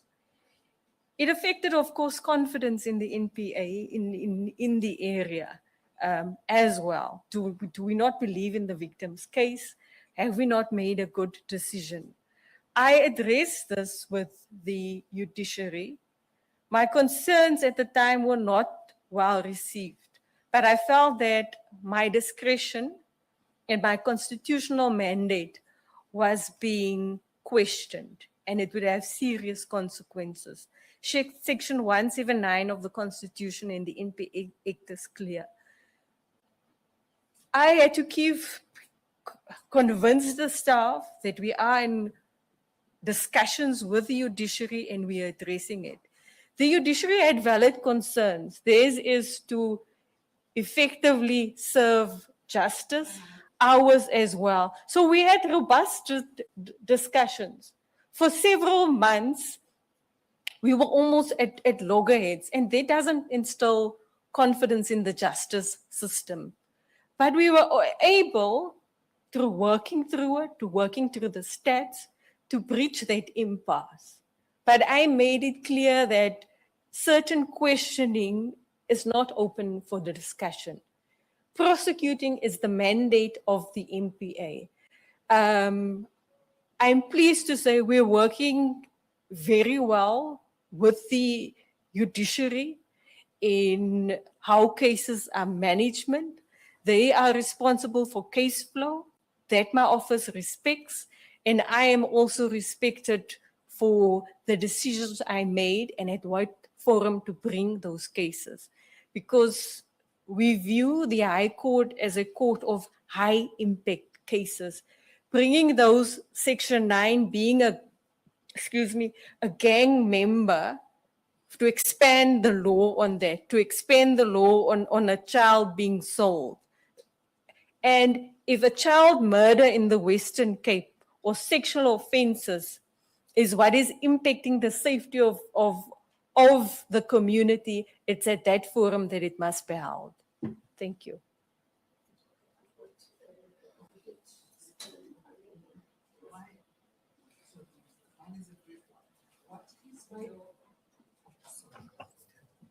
I was going to say mine is a brief one. What is your definition of high-profile cases? I've heard you a few times say high-profile. High profile is perhaps a wrong word. It is at the heart of what impacts the community. What would drive a community to feel safer and to instill confidence in the justice system? A high profile matter might mean different things in different communities. In some communities, dealing with drugs effectively is a high profile impact matter that affects the community.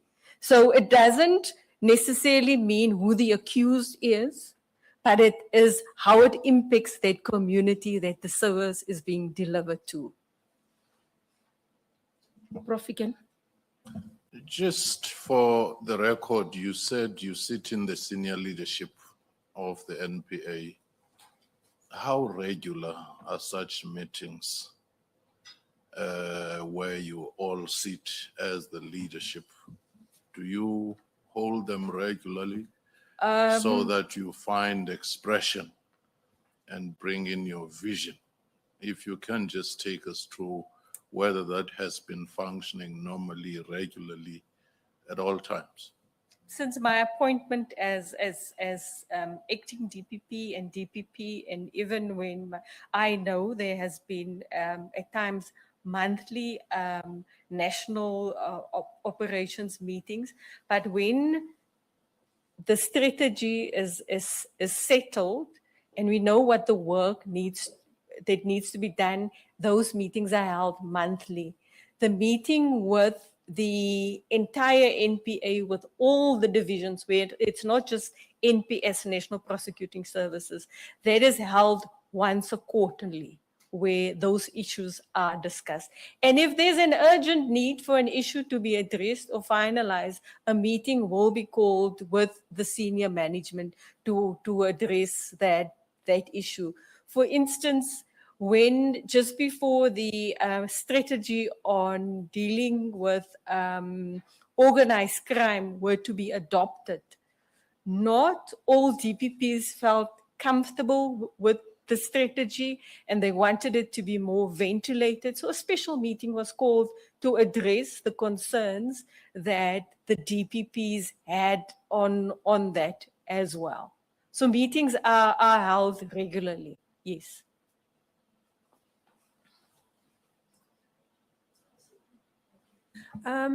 Advocate Bell, you spoke quite a lot about trust. And in many respects, you were referring to it in terms of the trust that victims would have, right? But if you kind of zoom out a little bit and consider your own perceptions about the current levels of public trust in the NPA, what are those perceptions? It is concerningly low. If you read what is there. And perhaps it's also because of the past, the MPA didn't communicate fully the excellent work that we're doing.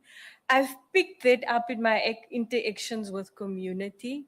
We invite students to do job shadowing at my office, where I regularly interact with them.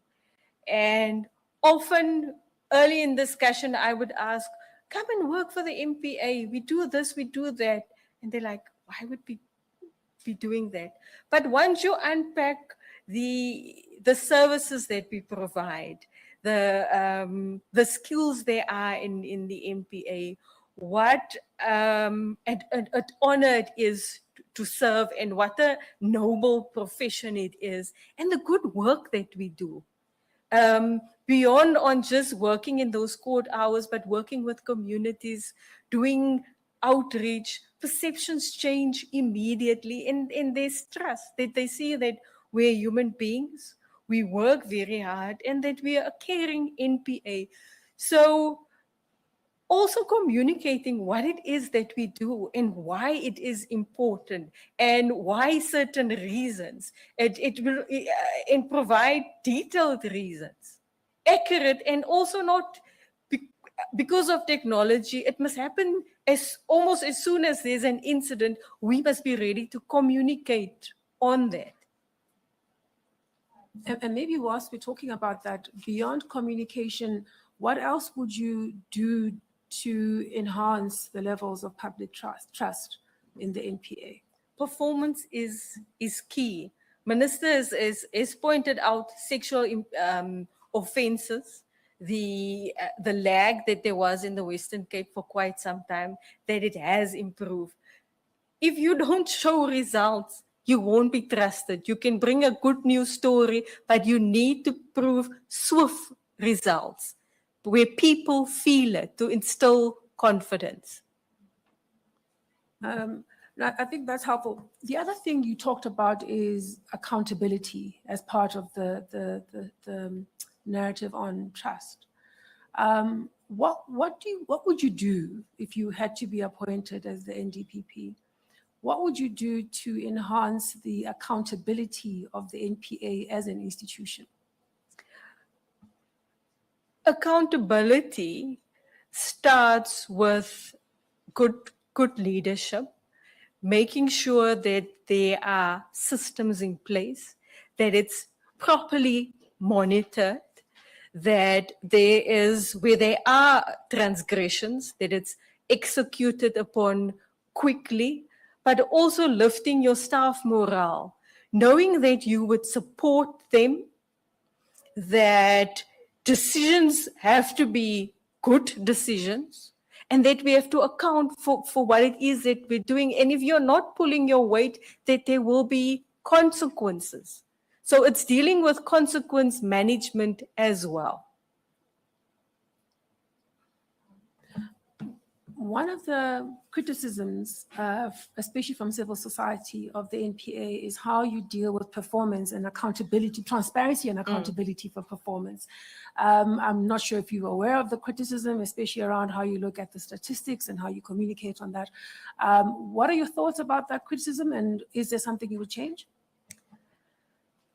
For me, it is public education is also important. How we manage our stats as well. Stats and performance is important, but more importantly is that we are reaching the victims. We are not just statistics driven. We are about that your voice is heard, that you're treated with dignity and respect. We are not putting on the cases purely on the court roll because we will have a positive outcome. We make sure that there's reasonable prospects of success as well. And sometimes that is an acquittal. That is how the system works. But we need to be able to explain to community why there has been an acquittal. Okay, no, thank you. One of the things around accountability, and especially around performance and perhaps other matters, is about being clear on to whom you account and when. Could you maybe share your thoughts on whom the accountability partners would be, and how you would engage with them? The balance between accountability, protecting privacy, and the integrity of a case, it's a very fine balance.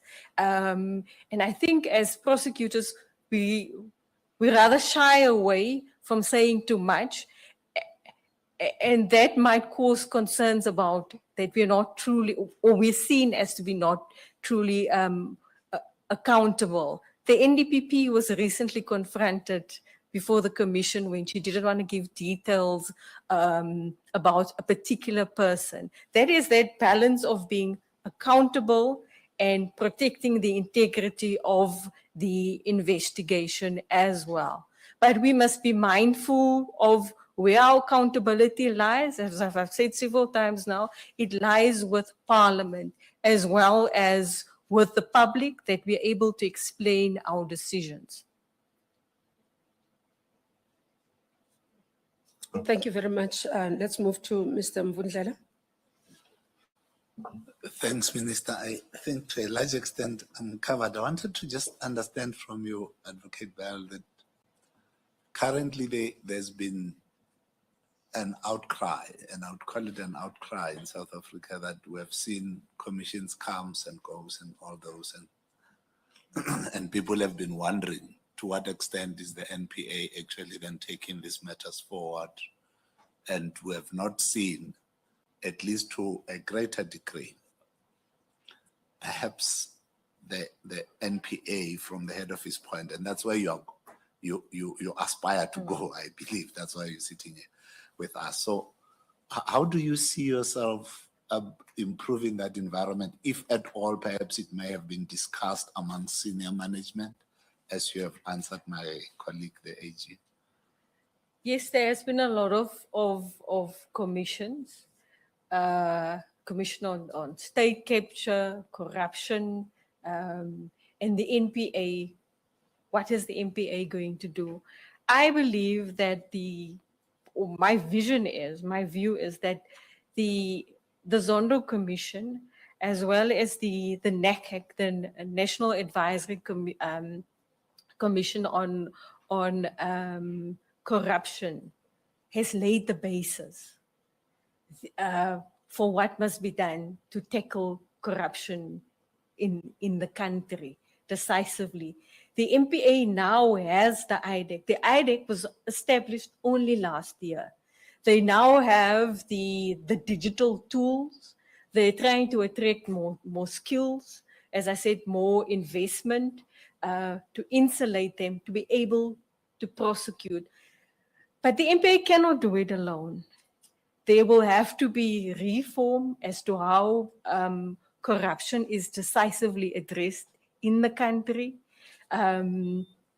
Certain law enforcement agencies as competing mandates, how that is being addressed. So the NACAC's recommendations is key to implementing corruption, and all the stakeholders working together and even consolidating some of the mandates that there is. How the NPA will work is and we've seen it, asset forfeiture must be at the front of everything that we do, and we do it with urgency. Whether it's in your organized crime space, whether it's in your corruption space as well. And also having dedicated courts to hear these matters. In the Western Cape, we only have one commercial court. We've recently established a footprint in the Southern Cape. Their court, those cases by nature takes long, and it causes a huge backlog. So there has to be dedicated courts where these matters will be heard. So it's the NPA, yes, leading, but everybody else must give support in us getting a case, because and what community often forget, these recommendations from the commissions are but recommendations. It has to be investigated. It has to be credible, admissible evidence before court, before we can take it to court. And the pockets of these suspects are usually deep. They come up with Stalingrad tactics where we need to change. That's why I talked about agility and flexibility. We need to be on top of it, change our prosecution plan, have the best of the best. The IDEC should be the center of excellence in the NPA. And that would be where I would drive, making the IDEC fully insulated, independent, and operational, as well as all the other forums where corruption matters are heard. There must be a clear plan how we're going to deal with those matters. And we must have, and there's the skills enhancement, the training has now commenced for our prosecutors to deal with cybercrime, money laundering, having the necessary technology available. We must be able to keep pace with the modern challenges that crime, especially commercial crime, has confronted us with. Thanks. Given the big institution the NPA is, you now sit at the top and you have all this hierarchical flow of the institution itself. You are currently the head in the Western Cape. There is the head in Limpopo, Mpumalanga, and all over the places. How do you see yourself making sure that there is some kind of a uniform way of working throughout all these hierarchical layers of the NPA, because it can easily create a That conflicting is why environment. the prosecution policy of the MPA is key. It creates a standard of how prosecution decisions are made. That is where you have that standard, the norm. If you are arrested for drunken driving in the Western Cape, the same processes must be followed in Gauteng as well, where we have a standard. If there's a zero tolerance towards withdrawing a domestic violence cases, it must be replicated across the country. Thank you. Thanks, Minister. Okay, let's move to, I'm managing time now. Advocate Sibanye Mogale, your turn. Okay, thank you, Minister.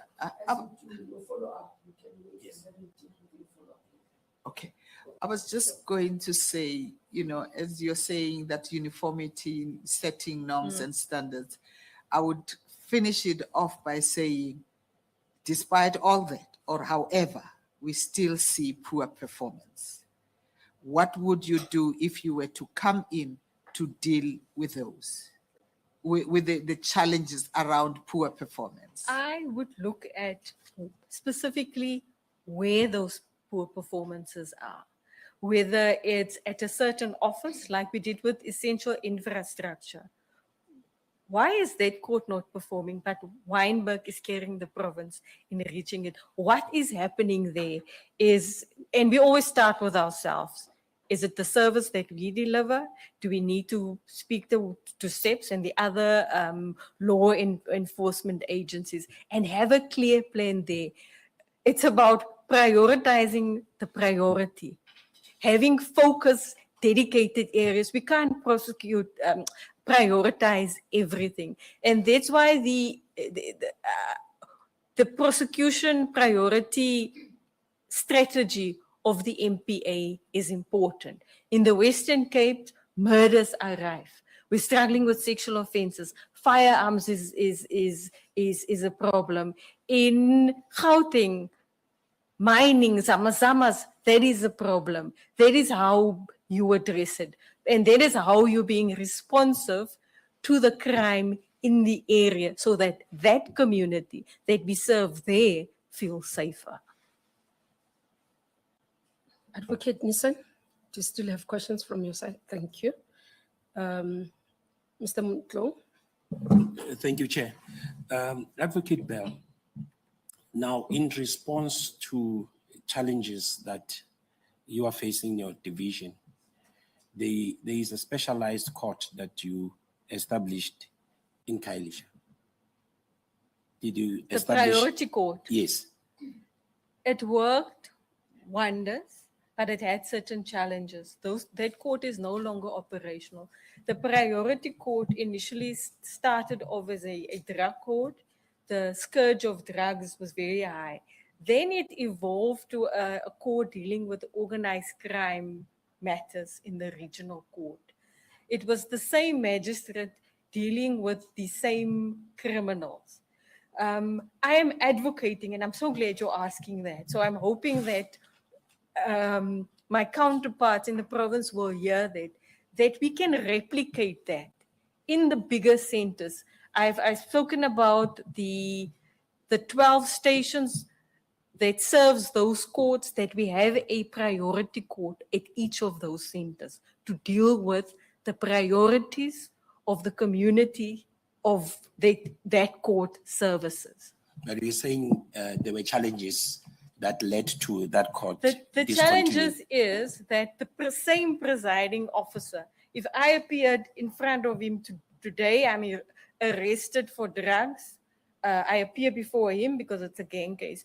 Tomorrow I'm arrested again, I appear again before you. So it's best to replicate it so that he doesn't know all the criminals in the organized crime area. And it's unrealistic to expect one court just to be dealing with all the organized crime in that division.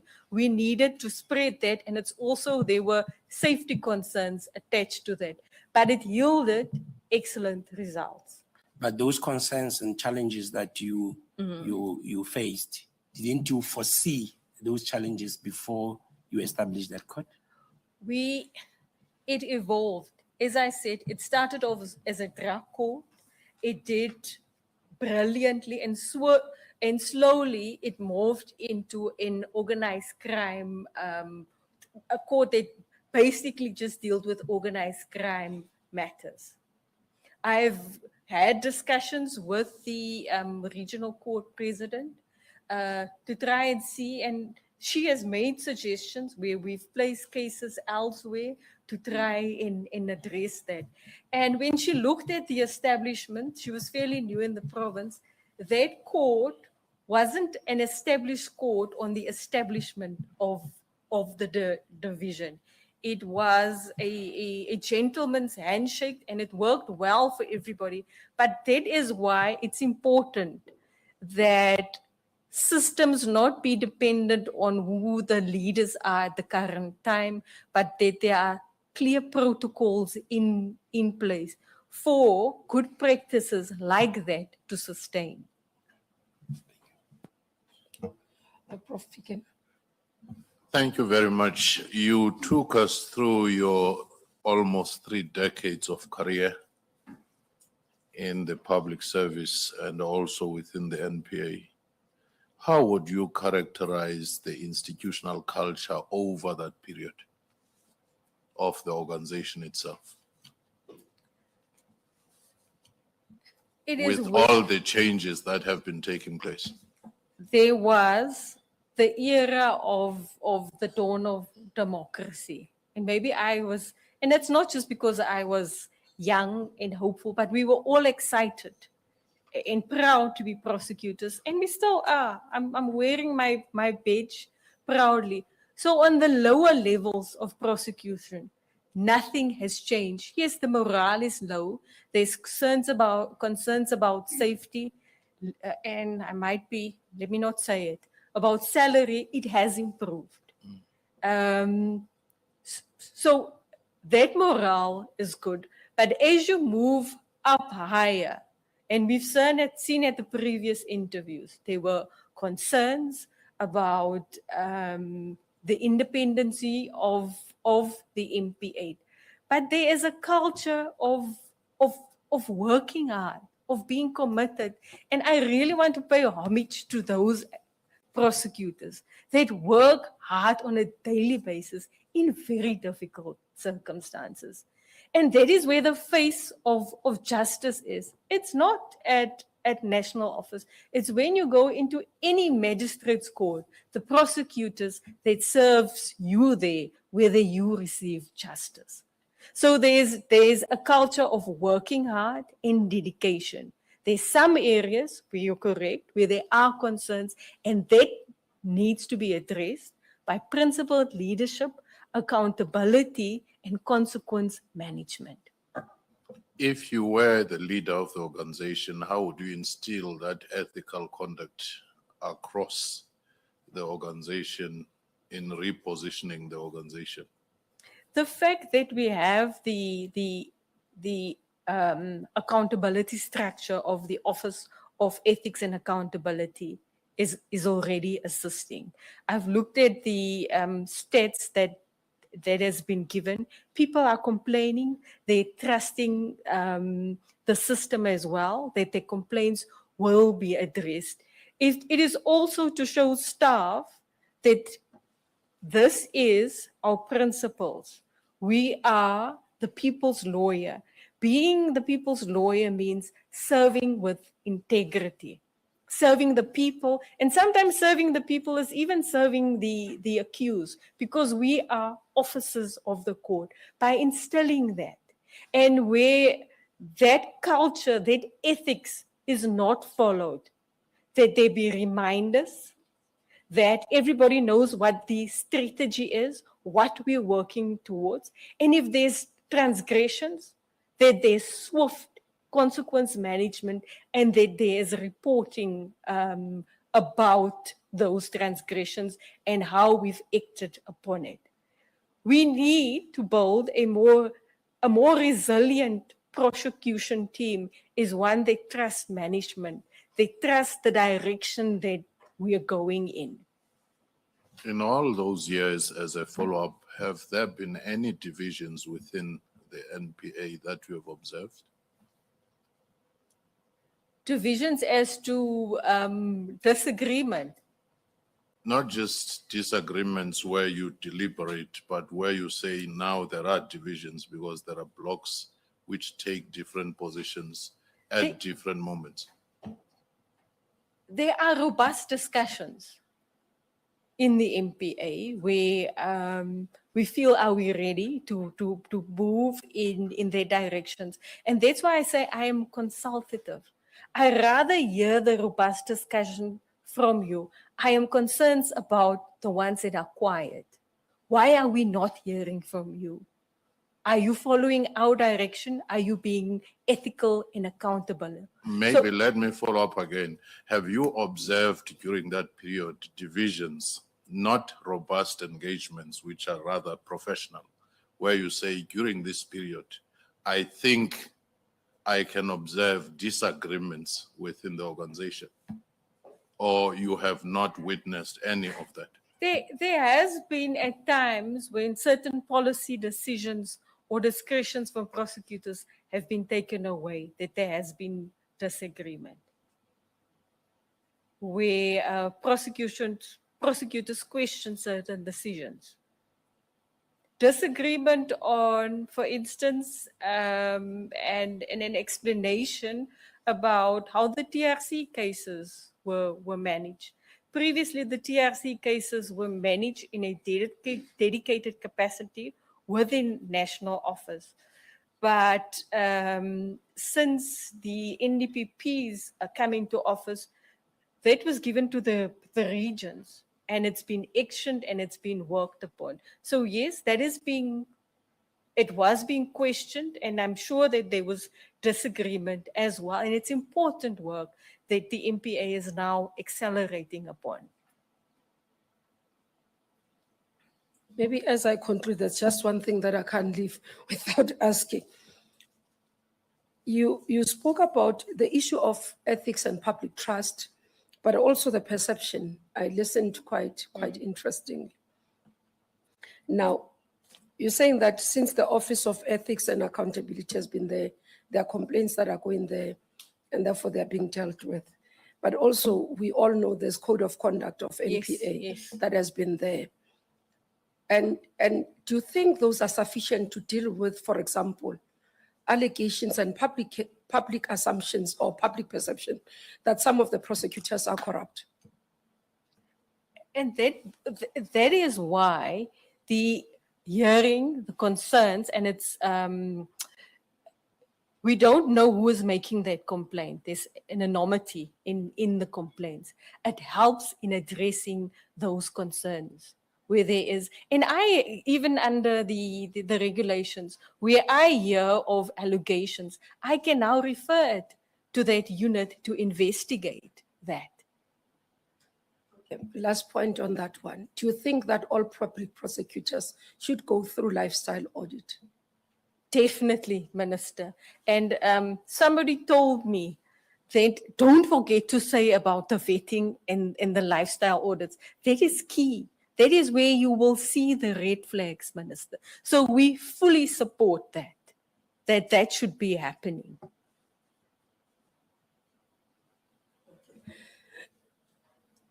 Let me hand over to Ms. Mmamoloko to take us through your public comments. It's your last segment. Thank you. Of your questions. I can see you are relieved. Thank you, Minister. Advocate Bell, you'd be delighted to know, as you've seen, that the 9 comments you received from the public were generally in support of your candidacy. So there's not much to engage with because you've seen them and you've also had opportunity to reflect on them.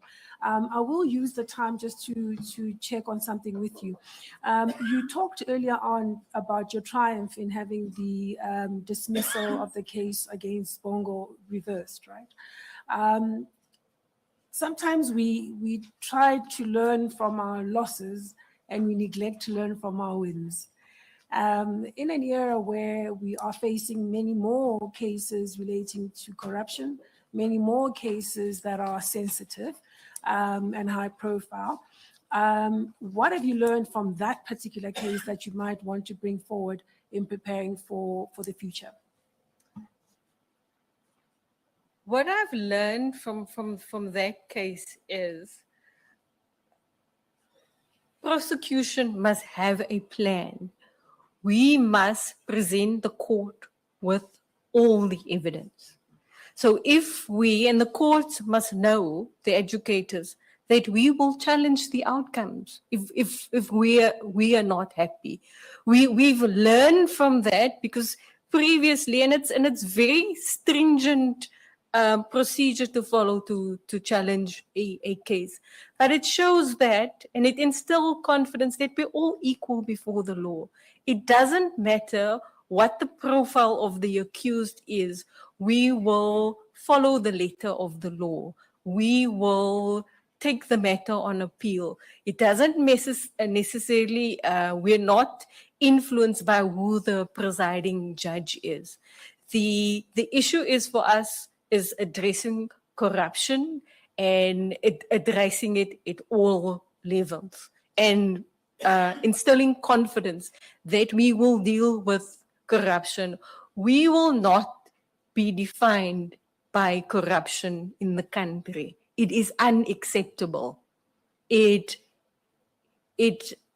influences negatively the growth and the potential of our country.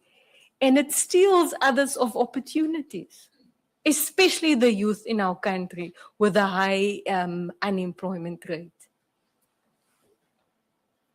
Thank you very much. I'm pleased to announce, Advocate Bell, that we've come to the end of your session, interaction with us. And thank you very much for availing yourself for this process and also for the work that you continue to do. I just want to thank the panel for the opportunity. I am grateful. Thank you. Thank you very much. Thank you.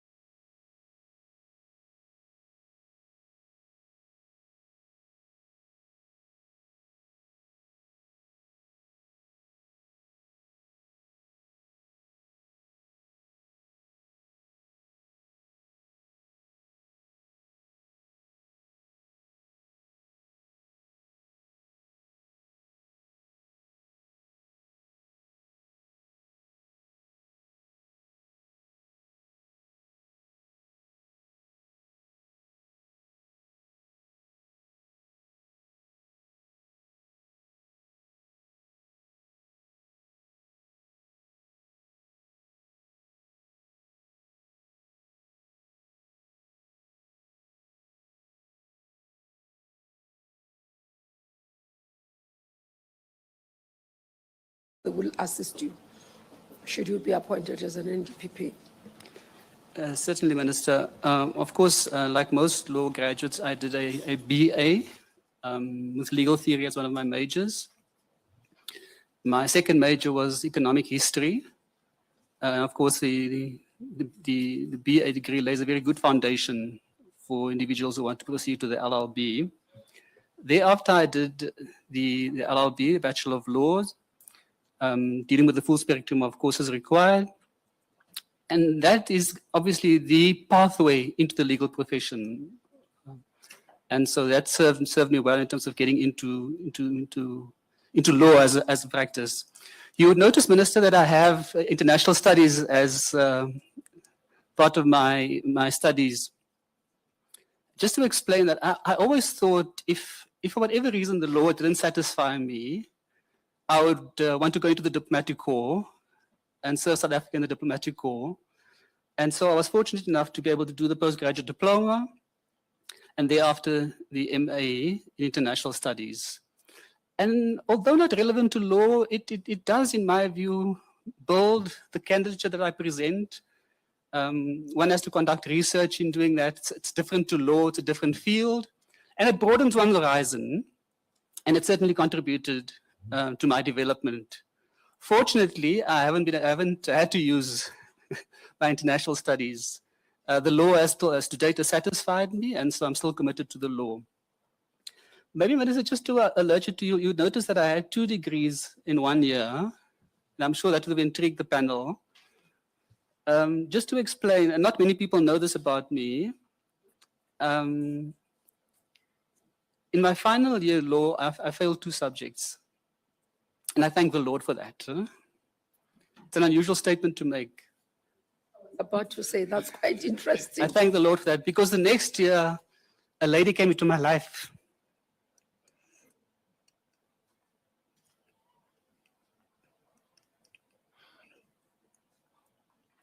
And she's been with me for 35 years. Yesterday, we were married for 30 years, and I couldn't be with her.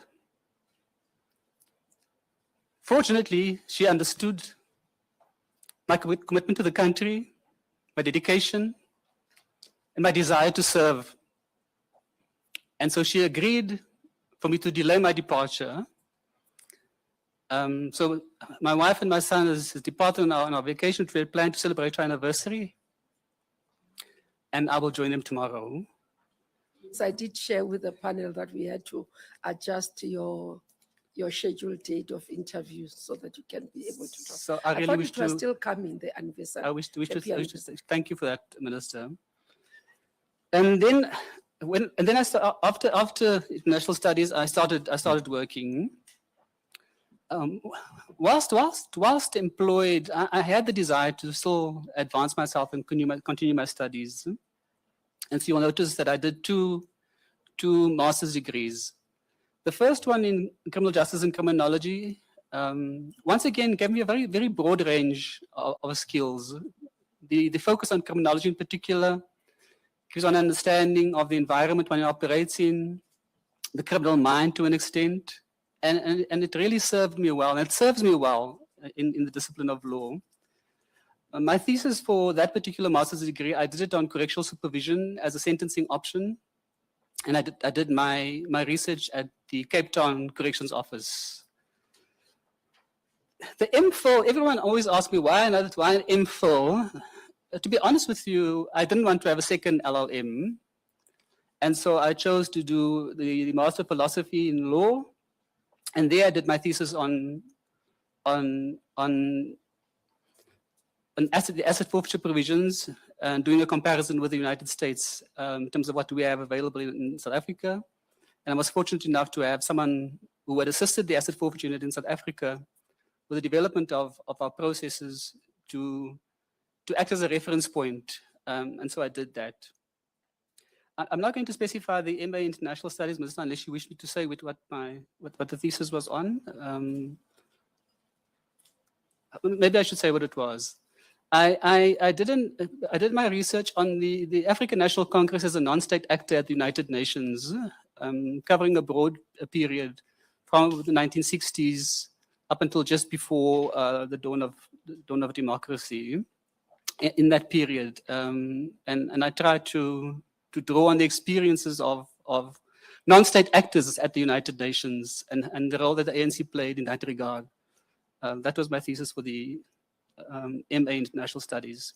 So, Minister, coming back to your initial question, I think all of those qualifications have contributed to the person that I am, to the candidate that I present.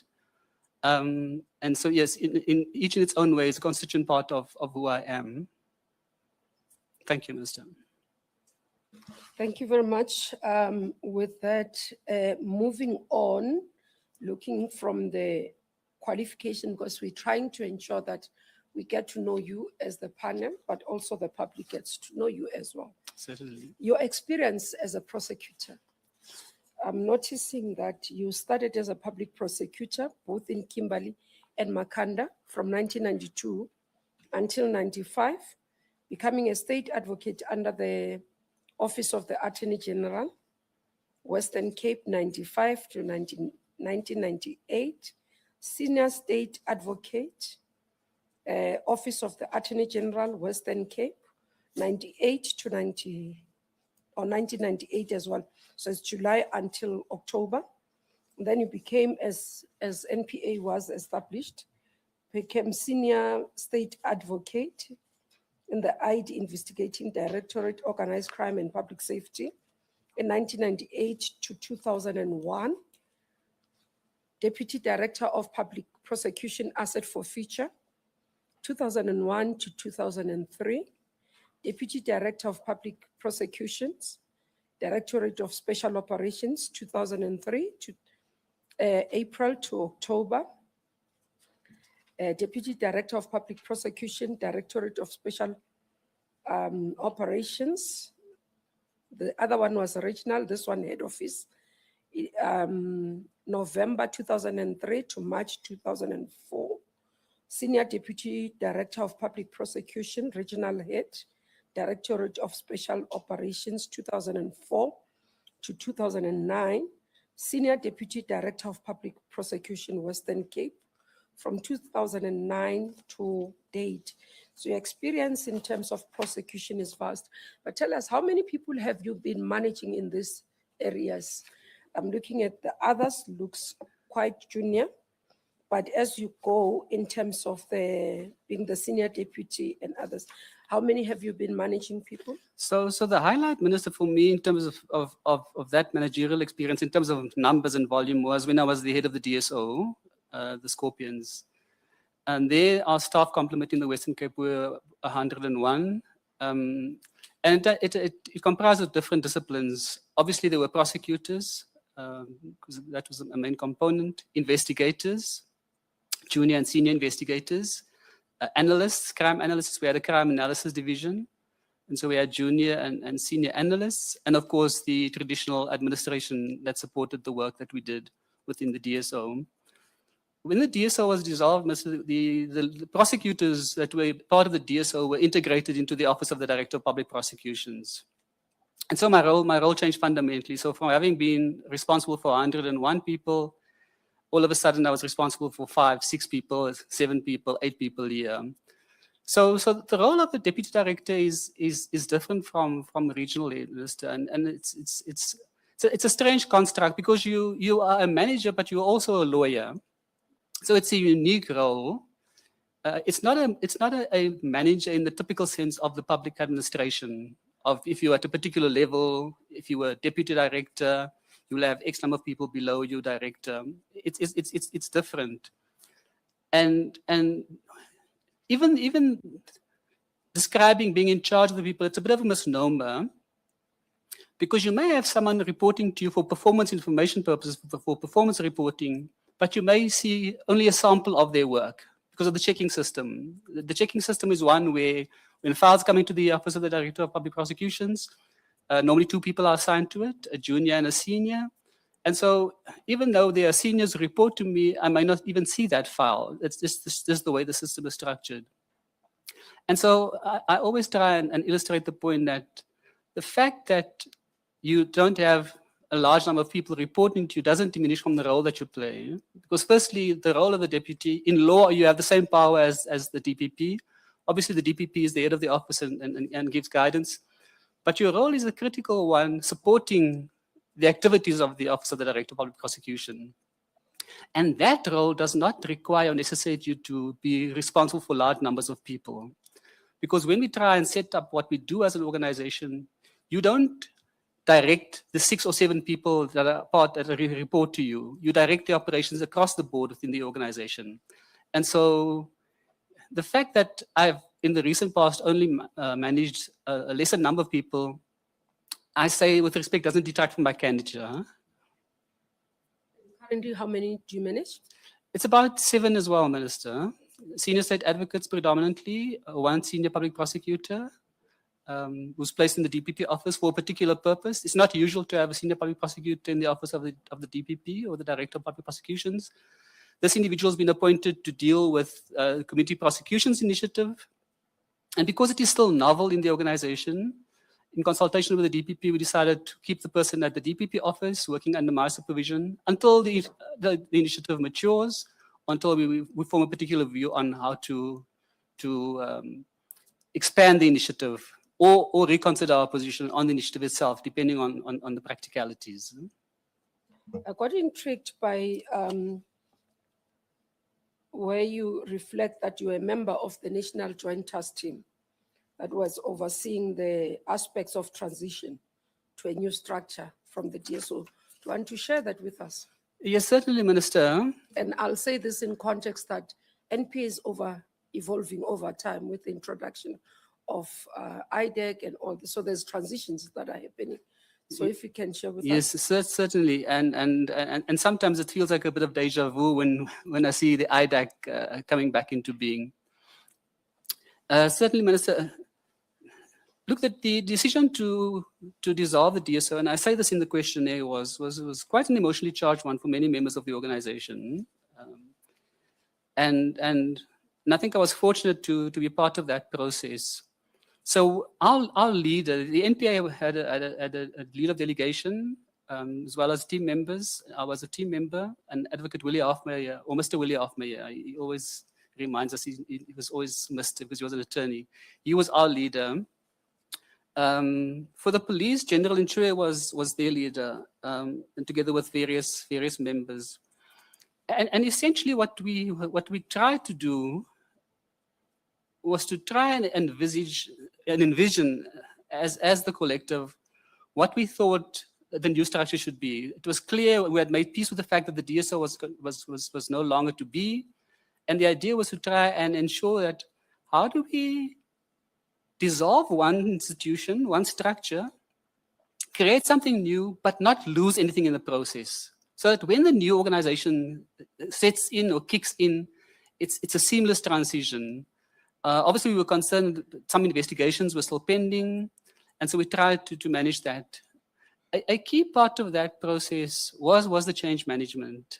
In particular, what would happen to investigators. As I said earlier, as the lawyers, not much changed. A lot changed, but not much changed, if you understand what I mean, Minister. For example, my office didn't change. I remained in my office. So simple things like that didn't change. But for the investigators, for some of them, it was a daunting task because the DSO, panel members will recall, was comprised of senior investigators who had spent a lot of their career in the police and had been brought in for their expertise. But we also tried something different. We brought in university graduates, mostly Black, skilled, excited, wanting to contribute to the safety and security of our people. And they were confronted with this dilemma, but going to the police. Because for many, it's inconceivable for them to have wanted to be in the police. The DSO represented something different, something aspirational, and they did not see themselves in the police. Some of the senior police officers as well, or former police officers, they themselves had concerns about going back to the police. Because you'll recall, Minister, there had been some tensions between the police and the DSO, and many of them were fearful that going back into the police environment, they would be victimized. So these were the kinds of concerns that we had to try and address, sought assurances from the police that wouldn't happen. And eventually, I think we with some success, we were able to manage the transition. Of course, we as the DSO representatives, we were negotiating. Truth be told, we were negotiating on the back foot because we were the ones closing down and the police were taking over the DPCI. But we tried to bring some of our thoughts, our suggestions, and it was for them to accept. All we could do was we could offer the advice, reflect on our own experiences, and share with them what we thought should happen in the new structure. But ultimately, it was there. So, and as I say in the question there, it was a taxing time, Minister, traveling through the country, confronting people, looking them in the eye, and trying to give them assurance. And I think the key thing there was we were honest with our people. When I say our people, are the DSO members, because we couldn't give them some of the assurances that they wanted. Because as soon as the one door closed and the other opened, we had no control. So we gave some honest reflection, and ultimately it was for individuals to decide to join the new structure.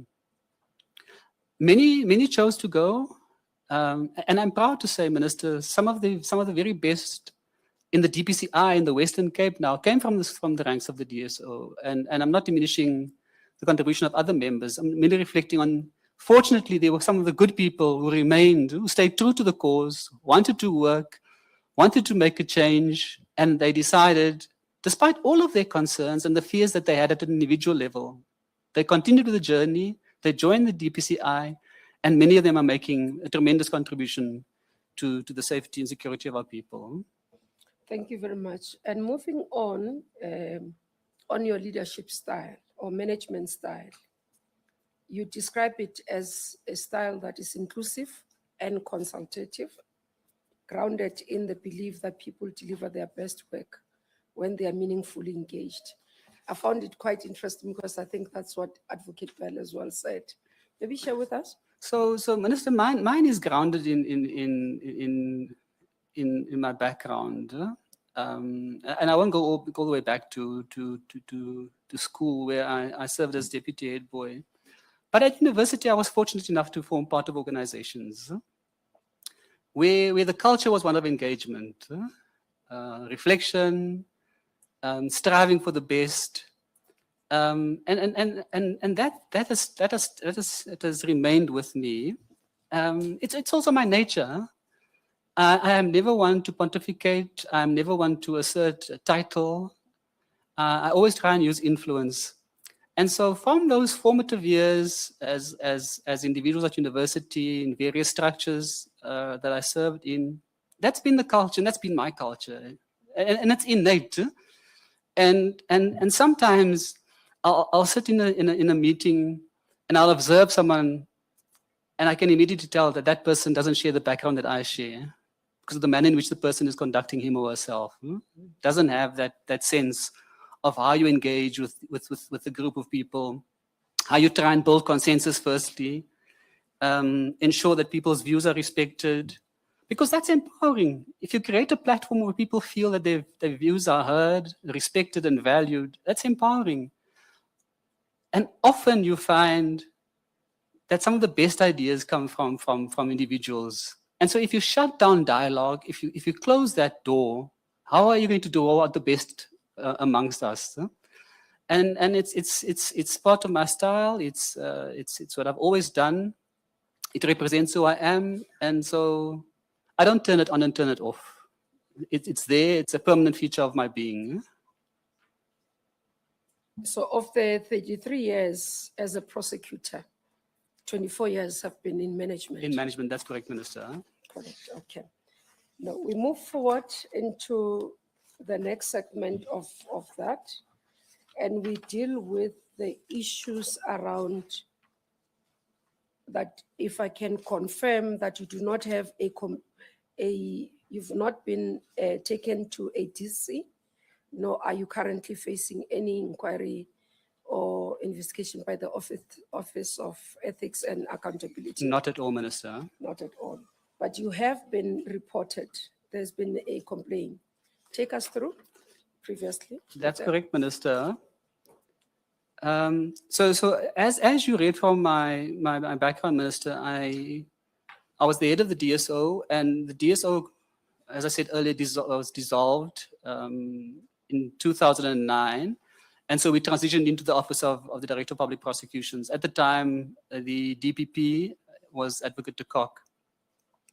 So in 2013, I received a letter from the chairperson of the disciplinary committee, the Bar Council, alerting me to this particular complaint. So firstly, obviously surprised, read through the complaint. I noticed that it reflected incidents that happened in 2005, 2006. So obviously I immediately presented this to Advocate de Kock. And I then went about preparing a response to him. So just for the benefit of the panel, what had transpired is a member of the public had complained to the Bar Council asking for me to be investigated. And the allegation was the complainant felt that I had not dealt with a complaint that she had made against a member of the DSO. She felt that I hadn't dealt with it with the necessary, as I should have, that I was dismissive. And the essence really turned around how I dealt with it. And she felt that, firstly, I didn't do enough in her view. And she felt I should be censured by the Bar Council for that. And so I wrote a very detailed note to Advocate de Kock explaining exactly what had transpired. And what had happened, dear Minister, and of course I've refreshed my memory from the historical documents as well. I recall receiving a letter from the head of the DSO at the time was Advocate Linda McCarthy, and the letter to me was basically instruction to me to ensure that the letter, together with the complaint form, and the complaint form was a pro forma form which forms part of the NPA policy, that the complaint form be served on the complainant, and that the complainant be requested to transmit the complaint to head office. And so I arranged with one of the senior investigators, Mr. Haywood. I see Mr. Haywood's signature was on the document. Mr. Haywood then went and served the document on the complainant. So that would have been in January 2006. We heard nothing from the complainant. And then in February of that same year, I saw an article in the Son. I must say I don't read the Son much, but I still read the Voice. You know, the local tabloids gives you a sense of what's happening on the Cape Flats, and so it's a good source to get a temperature gauge of what's happening. And I was surprised when I saw the story, and I recognized the name of the journalist. And then I reached out to the journalist and asked her to facilitate a meeting. And unfortunately, the journalist is late now, Ms. Mendes. She did that. She arranged a meeting. The complainant, together with the mother, and Ms. Mendes came. And my thinking there, Minister, was, so our initial approach didn't work. We sent out the questionnaire and there was no response. So clearly, the complainant had built up a rapport with the journalist. They'd been able to share her experience with the journalist, and I thought that would be a gateway. And the request was for the journalist to facilitate obtaining the form so that the form could be dispatched to VGM. In terms of the policy, Minister, I had no role. And in fact, the policy was quite clear. The letter said to me, serve the document on the complainant, and as the supervisor, you're not to be involved in the matter. And so my role was not involving myself in the matter. My role was facilitation to try and ensure that the complainant filled in the form so that the process could unfold. Nothing happened so far as the journalist was concerned. I sent a follow-up email. Nothing came from the journalist. Thereafter, I recall that it was maybe I shouldn't mention the name, but the public representative at the Office of the Public Protector had written to me. And the complainant had written to his office to complain about the service delivery aspect of what she described as an investigation. And I thought, here's another opportunity now. In my own mind, I thought the complainant clearly is not engaging with us. My own endeavors to engage with her, to build a rapport and to unlock, clearly hadn't worked. And so I requested the Office of the Public Protector to facilitate that, for them to engage with the complainant, get her to fill in the form, and then for them to transmit it to the DSO head office. Unfortunately, that also did not yield any results. And so that, yeah, that was the end of it until I received the complaint in 2013, some 7 years later. Of course, Advocate de Kock had considered my explanation. He wrote to the Bar Council saying he found that there was nothing in my conduct that warranted disciplinary action, and communicated same to the Bar Council. The Bar Council, I know, wrote back to the complainant, basically saying they're not doing anything, and I'm paraphrasing now, Minister. And that was the end of it. Yes. No, thank you very much. We did receive the attached documents and the letters that relates to the matter.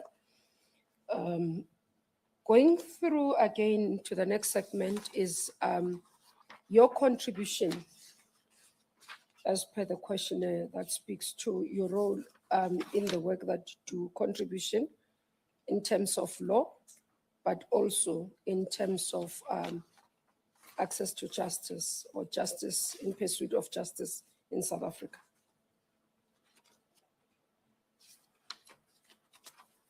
Any project, I see you've got quite a number of them that are written under your work as a leader. Yeah. Anyone can pick anyone specific just to share. As I said, we're getting to know you. Yes, Minister. To understand your Could I go to the one on page 19, Project Mir, Minister? And in the bigger scheme of things, it was not a national story. It wasn't as big as LeisureNet. It wasn't as big as Pedentia. But when I was approached to consider authorizing the investigation, what struck me was, here is a small municipality, a limited budget, and yet the officials there, political office bearers and officials, are dipping into money that could serve a community. And so it's not a typical DSO case. It's probably considered low value if one has regard to the value. But in my own mind, Minister, I thought, if we are able to effect change and to demonstrate to that community that it is not acceptable for officials and office bearers to have access to the money, it would send a powerful message. At the time, Minister, I say this in the questionnaire, I was responsible for the Northern Cape and the Western Cape as the head of the DSO. And so we did several investigations in the Northern Cape. And so that to me was a significant matter. As I say, not necessarily front page news. It may have made the Diamond Fields Advertiser in the Northern Cape. But I felt that the contribution and the impact we could make in such a small community would instill confidence in our people that law enforcement, that as the state, we care for them, and that we share their concerns, and to demonstrate that people must be held accountable.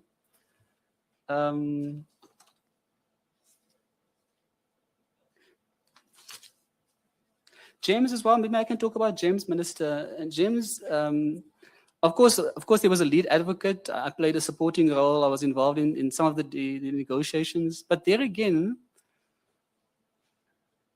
we were able to, as part of the process, to ensure that workers, maybe just for context, so the union and the union leadership were channeling their members to a particular company to take out loans. And of course, the interest rate was exorbitant. And let me say the allegations were that there were kickbacks. So in our discussions with the company, eventually when they settled on, firstly, made peace with the fact that they were going to admit guilt, we were able to ensure that 60 million rand went back to workers. And because we had records, as part of the investigation, we had uncovered the records. So they knew, for example, Mr. ACM had received a loan of X amount. We were able to calculate the interest that the individual had paid. and we were able then to work out that Mr. ACM would get back, say, 20,000 rand. But cumulatively, it amounted to 60 million rand that was returned to working people. And so there again, a case where we were able to demonstrate that we are able to affect the lives of ordinary people, not just the big names. Of course, the big names are important, and the fidentia is important. Fidentia, Minister, was finalized or concluded after the DSO was dissolved. And so J. Arthur Brown was eventually sentenced on appeal from the state to the SCA, but that had happened afterwards. But a lot of the initial work we had done as well, and you'll recall, Minister, there as well, it was money of orphans that were basically looted. So yeah,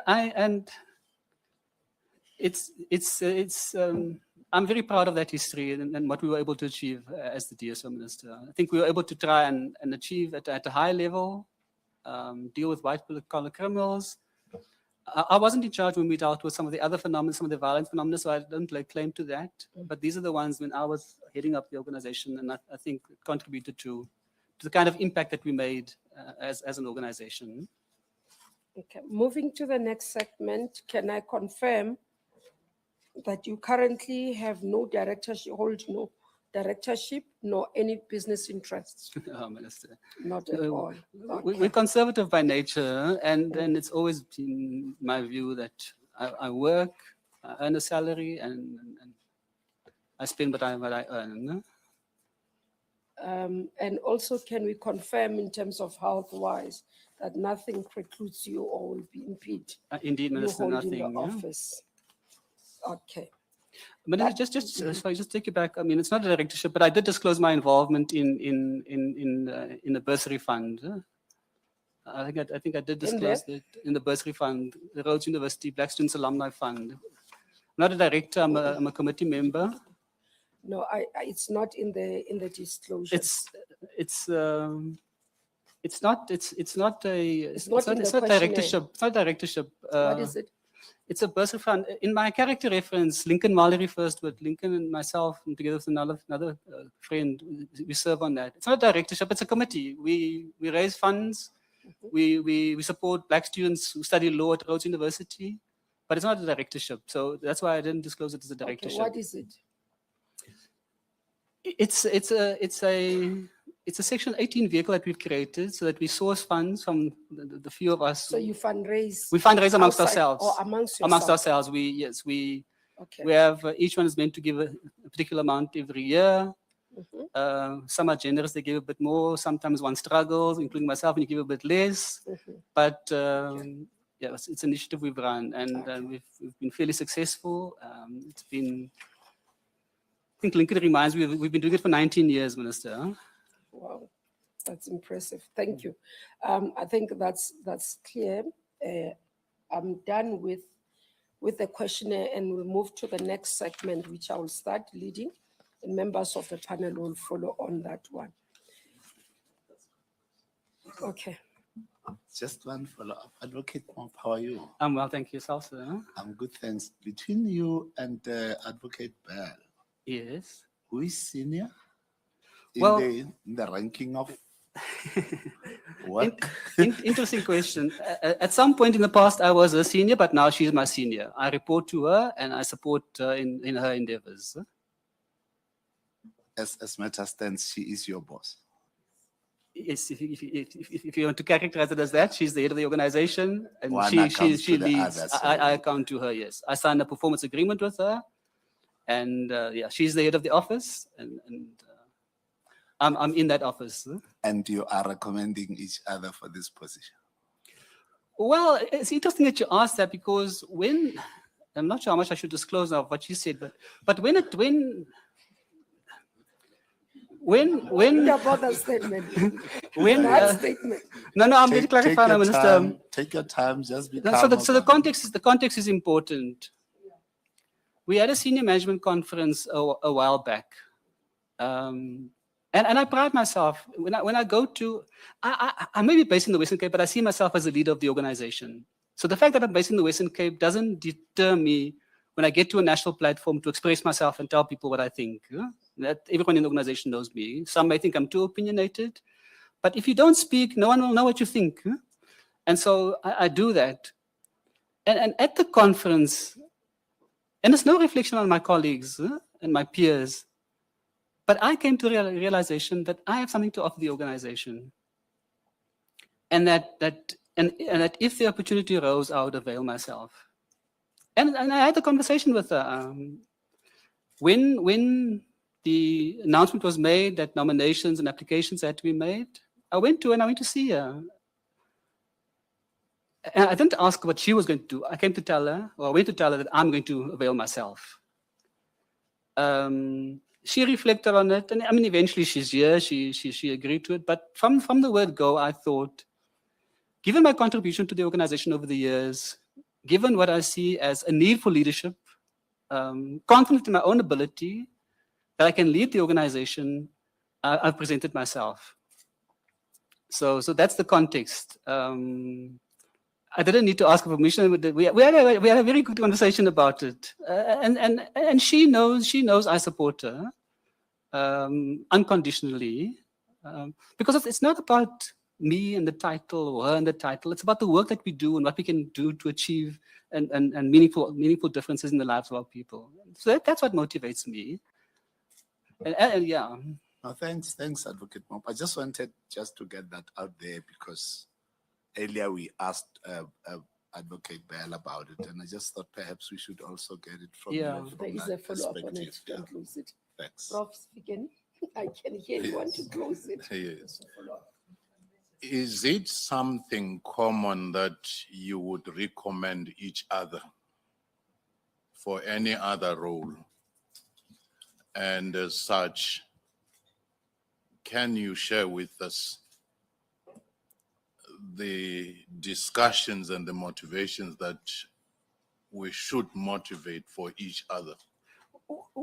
Well, maybe I should characterize. So I am here presenting my candidate. I'm not here recommending Advocate Bell. Let me clarify that first and foremost, in case there's a misconception. Yes. So I think maybe where the not misconception, but maybe where the need for clarity is, the managers in the office, they got together and they had a discussion. Myself and Advocate Bell weren't part of that.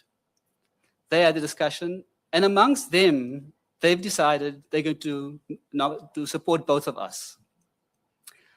Each individual made their own decision. In fact, I didn't even try until very late to see who signed it, because to me, whether someone had signed or not, it would not be a reflection of my interaction with that individual and the work that we do as a collective. So it was not a strategy between Advocate Bell and myself to say, okay, let's position ourselves. You do this and I do that. No. We had a discussion one-on-one because I wanted it to be clear. I wanted her to understand the fact that I'm presenting myself doesn't mean that I'm disregarding her. She's still a DPP, and that's why I say, and she knows unconditional support. And whatever the outcome here, I've said to her as well, if nothing comes of this for me, she knows I'll be back there doing exactly what I do every day, supporting her, because supporting her is not supporting her as Advocate Nicolette Bell, it is supporting the work that we do as the prosecution. So that was the discussion. So it's not, we're not trying to lobby here saying, okay, if there are two of us and there's six all together, then what are our chances together? No. I want to clarify that. It's none of that. It's the managers who had independent discussions and who decided to support both of us.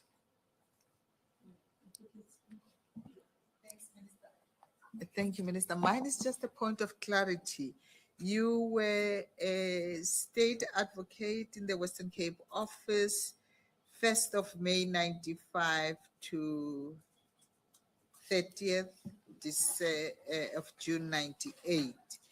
And then, this is senior 98, but for senior state advocate, it was 98, July and October. So you were senior for 3 months, and then senior for 3 months, that's fine. Could I just clarify that for If you you, could clarify. Mr. Panyamacholi? So I became a senior in the AG's office, as we call it, the Attorney General's office. Okay. But then the transition had happened, the NPA was formed, and we used to call it IDOC, the Investigating Director on Organized Crime and Public Safety. That opened up. And Percy's son had been a deputy in the office, Deputy Director of Public Prosecutions. I think the panel will recall the legendary Frank Khan used to be the Director of Public Prosecutions, and Advocate Percy's son was one of his deputies. Oh. And then when the NPA was formed and Mr. Nguka became the NDPP, he drew Advocate Son into the Investigating Director on Organized Crime.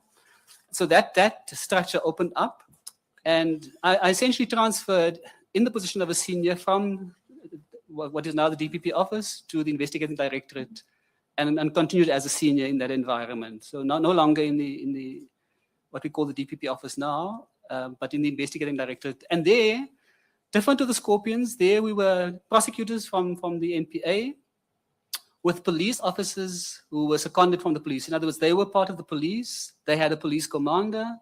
At the time, they had which the equivalent rank of a brigadier, who was their commander. And so that was the difference. The police, we worked together, but the police had their own command structure. We had our command structure. And then when the DSO was formed, there was a single command structure.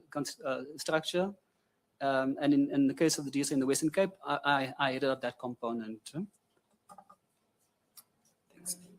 Mr. Mtlo. Thank you, Chair. I'm covered. Thank you. Oh, Okay, we'll move on to the next segment. The first one I want to raise is because this position is national. And looking at your CV, your footprint is only in the Western Cape. How would you be able to ensure the organization in terms of exposure to deal with all the issues that relates to the provinces, different priorities in terms of those in those provinces, and your understanding of the challenges that we currently experience nationally? Minister, and I am a humble person, but I must say, I think it would be seamless. I think I've been fortunate in that the roles that I've played at a provincial level has given me lots of exposure. It's not something new for me to have meetings with ministers, national ministers. I've been exposed to that. Provincial ministers have been exposed to that. It's not new for me to be exposed to the National Commissioner of Police, senior police officials at a national level. I've been involved in those kinds of engagements, or certainly have been exposed to that. Maybe not formal meetings with the National Commissioner. I don't want to overstate that. But when Commissioner Tim Williams was the commissioner, just to give you an example, I had a conversation with him about the provincial commissioner in the Western Cape. Sharing my own views and my reflections on the provincial commissioner, telling him that I thought that particular commissioner was one of his best commissioners. So I'm not going to be starstruck coming to the national scene, Minister. As I say, I'm confident in my ability, and I think I can interact well with people, and I say humility because it comes back to my leader's philosophy. You must be able to speak to people, engage with people, build a rapport. And of course, it's not to become friends, but it's about the professionalism, each one exuding their own professionalism. And ultimately, it's about the work that we do. As I said, I've been involved in national engagements. I've been involved in national task teams. I've been involved, I didn't put it in the CV, I've been part of national investigations, myself, a member of state security, a member of police. I did an investigation many years ago. So I've interacted with people at various tiers. And I'm confident that it's not a step too far for me to do that. In terms of what the issues are, Minister, I lie awake at night worrying about the future of our country. I'm sure many South Africans do. I've now resorted to listening to a podcast at that time of the morning to try and get myself back to sleep. But I'm concerned about the future of our country. concerned about the threats that we face as a nation, the threats we face as the criminal justice system. And I'm in the prosecution because I want to make a difference. And that is why I'm availing myself, because I think I can make that difference. I can be part of that positive change. What I represent, I think I can do that. If one looks at what's happening at the commission, Matlanga Commission, what's happening at the ad hoc committee, the picture is not very good of the criminal justice system as a whole. And so we need to change that, Minister. We need to change that fundamentally, because our people must have confidence in our ability to effect the change in their lives that they want. But it's not just about talking and explaining that to them. It's also about demonstrating to them that we are able to do that. And that is why I think the imperative for all of us in the criminal justice system is to get ourselves, to get our house in order, ensure that we have ethical, credible leadership who are committed to the cause and only to the cause, no other considerations, because there's work to be done. And some of these issues are detracting from the good work that is done every day by good police officers and good prosecutors. And so everyone is tainted with a particular brush. And so that's why it's important for the leadership to change that narrative. You know, Minister, I said earlier we're conservative by nature as lawyers. And I've been one of those who've been very reluctant to engage the media too often. But even I have come to the realization that we are being overrun in that space. We're being overrun in the space. People are saying what they want to, they're spreading falsehoods. And so there's a need for us to change tact. And I'm one of those, maybe belatedly, but I think we need to claim that space. And it starts with the good work that we do. Now, the media, if I can just speak a bit about that, it's contested space, because sometimes we do a lot of good work and you see none of that. So we do 9 good things, none of it's in the media, 1 bad thing, and that's front page news. So it is about trying to get the balance. And we've got to find ways of communicating directly with our people. One of our senior colleagues suggested in our meetings when we discussed it at some point, but why don't we take out adverts ourselves? Take out 2 pages on the newspaper and tell the good stories. Not a bad idea. I'm not sure what it would cost, but that maybe is an option. But I know there's youngsters these days, or young people, let me say not youngsters, young people these days, they consume media differently. So maybe there are other avenues to explore for us to try and ensure that where we do good, people hear about it, they see it. And where we don't do well, we explain what happened. Because that will also instill confidence. At least if we acknowledge we've done wrong and that we intend to correct that, that should inspire some confidence as well. You've reflected on one area more around communication, and I want to maybe package it together, because what I'm trying to get is your vision for the NPA. What is it that you're going to do differently? You've highlighted the challenges, the commissions that we are seeing, the ad hoc committees, but also one wrong thing done is in the, what would you do differently? So let me start by saying, Minister, so without giving you a long convoluted sentence of what I see, what are the anchors that must underpin that? One is the starting point is obviously independence. Huh?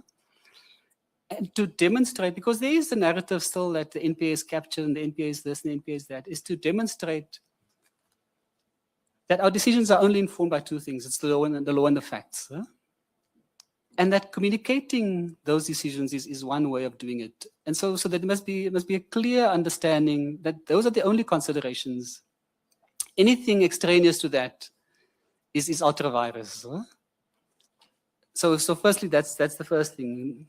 It may not be different, Minister, but it's a question of reinforcing, once again, in the context of some of the noise, and not say noise because it may sound demeaning, but of the concern. Let me say the concern that people have that the NPA is not independent. And I'm talking about decision making when I talk about independence, Minister.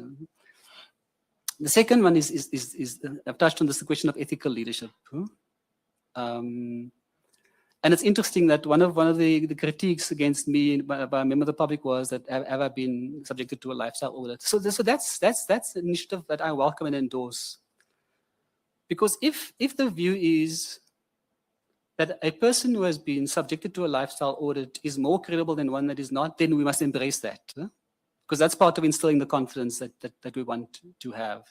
But it's more than just that document saying that you're fine. It's also your conduct, how you conduct yourself to ensure that we are an ethical organization. Then the coming part of that is being a capable organization, Minister.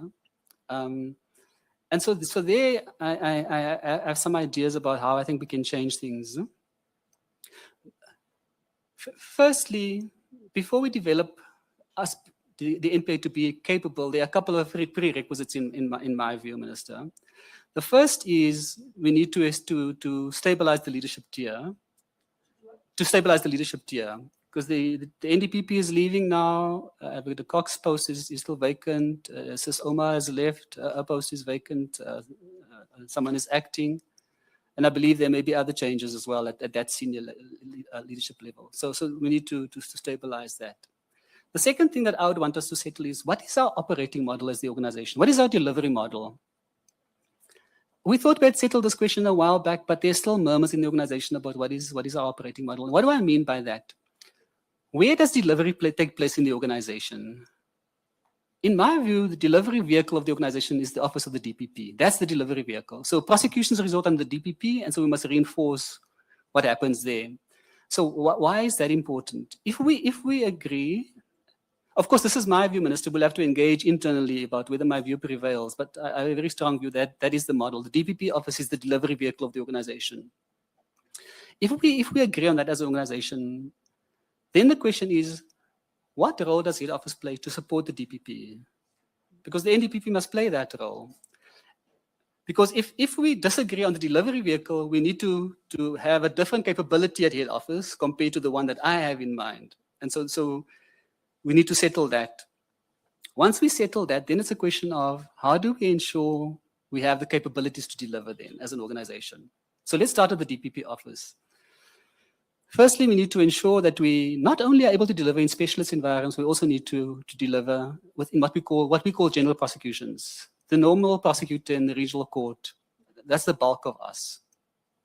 And why is that important, Minister? My concern, and it's not only my concern, there are others who share the concern as well, is that the congestion in the court system at the moment is of such a nature that prosecutors in the district court are hardly litigating. So what happens there? People pay admission of guilt. There may be a plea. And so you don't have a prosecutor being exposed to litigation leading evidence. So what's the consequence of that? Now that individual must learn to litigate in the regional court.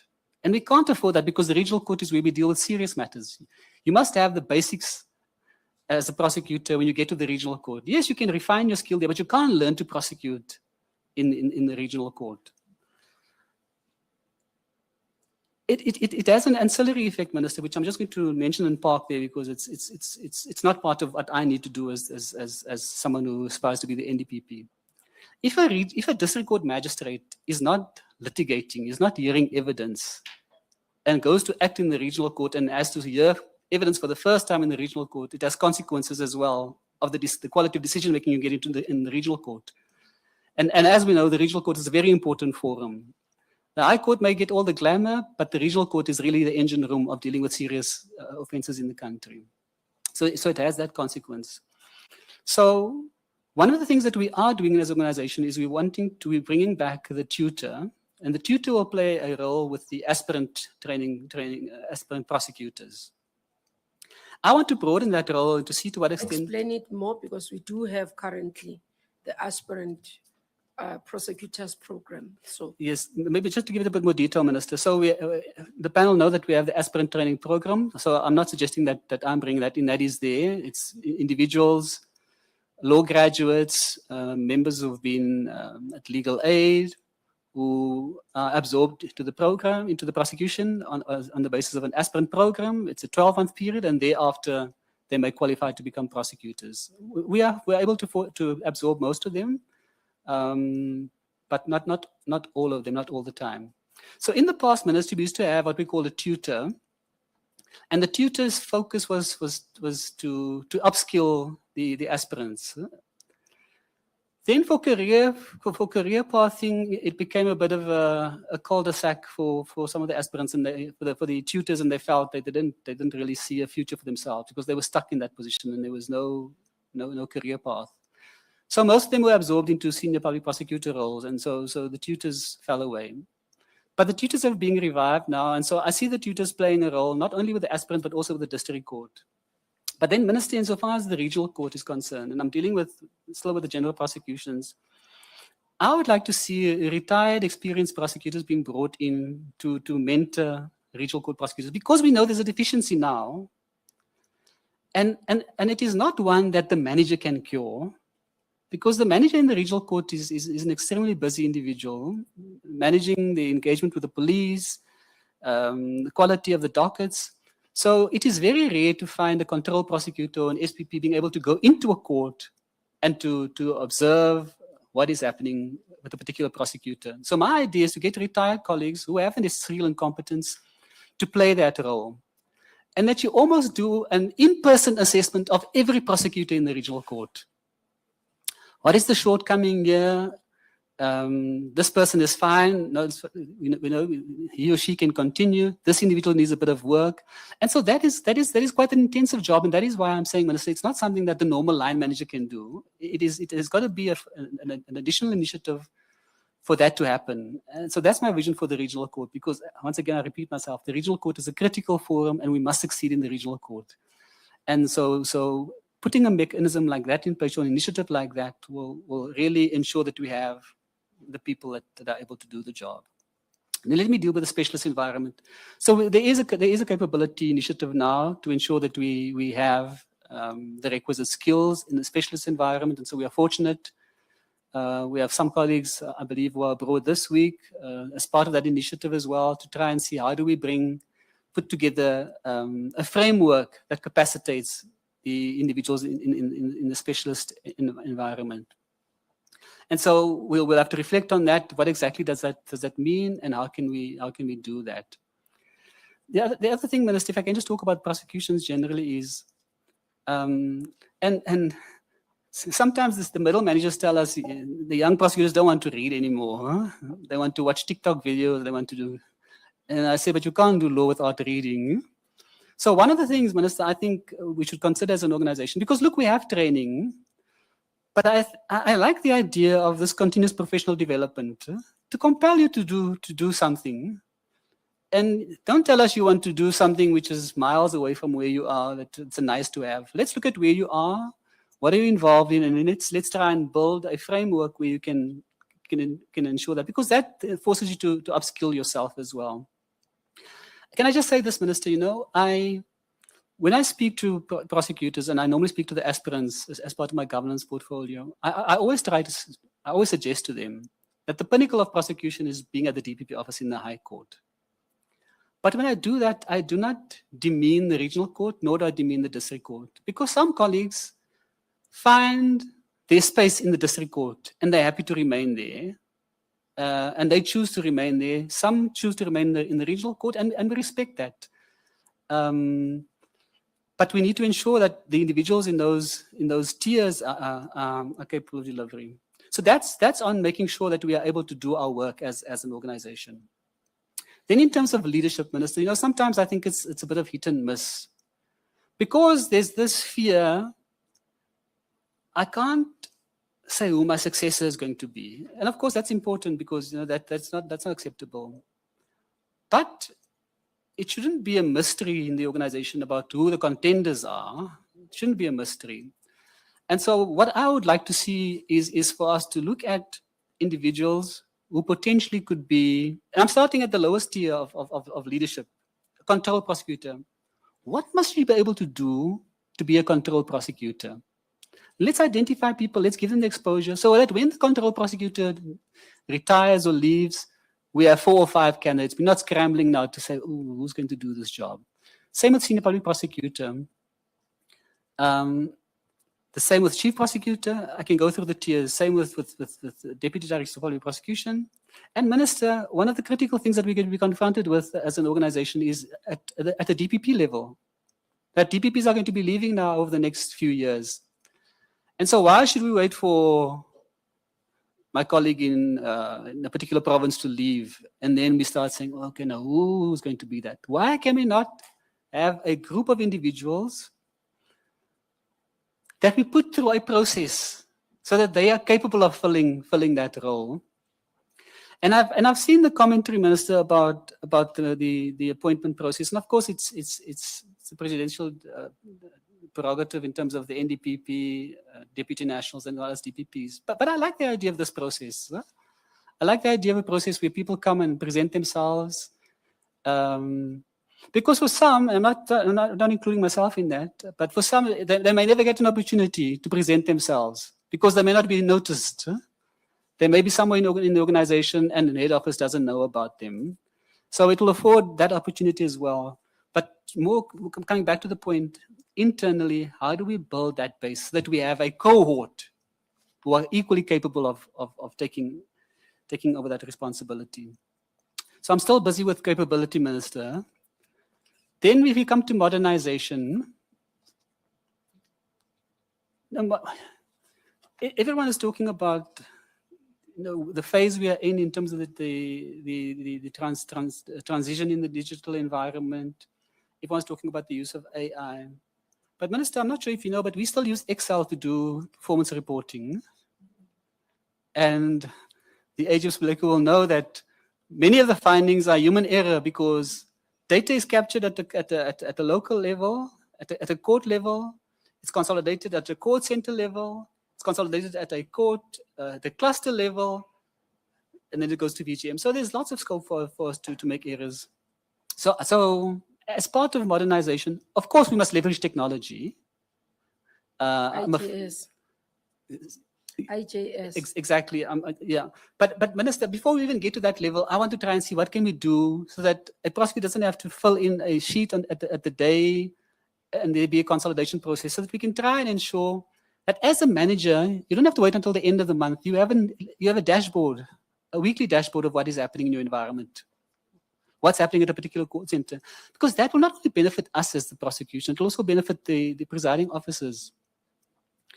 I must park that, Minister, because that's an entire topic on its own in terms of our engagement and at the court center level. But to come back to the modernization, so certainly I would want to see that.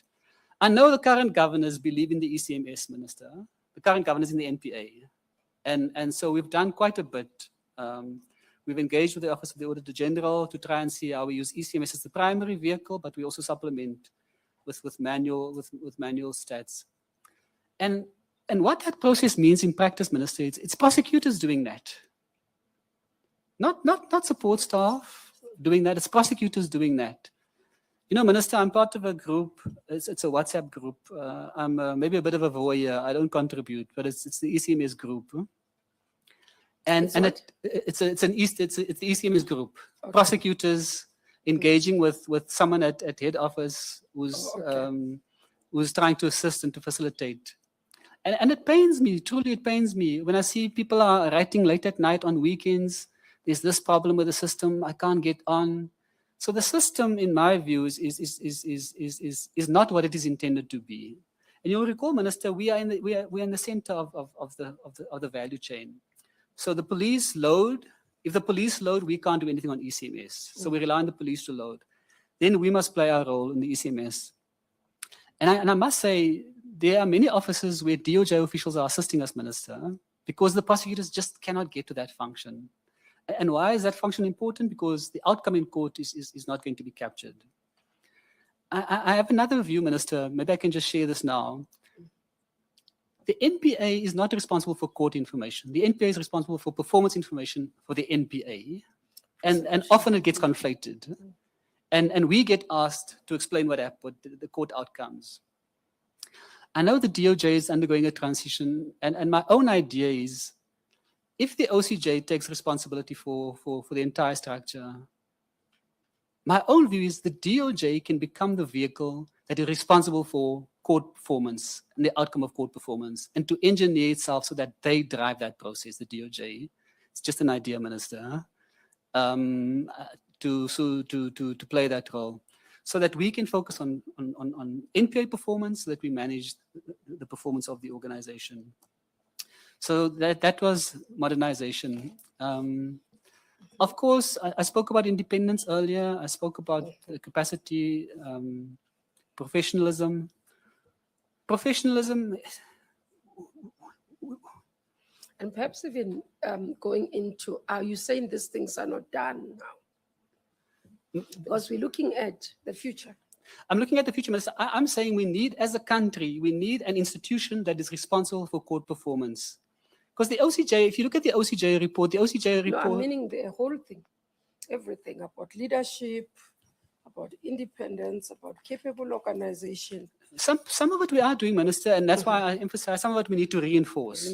Some of it we need to reinforce. So I'm not suggesting that all of this is novel, but I think my ideas about developing the next tier of leadership, doing that now, the role at the regional court of having retired individuals, those are my ideas about how I think we can build that cohort, because that speaks to the professionalism that we have. That we have people who are able to and are capable of doing the job as well. Yeah, and because people, I want to link that to performance. You sitting in Western Cape, and I said this to the previous candidate, which I'm going to flag with you, and we look at the conviction rate. For example, performance or postponement in courts due to prosecutors is sitting at 8.1. So I take you are part of the management in the Western Cape. So you would work together as a team to look at performance of NPA within the province.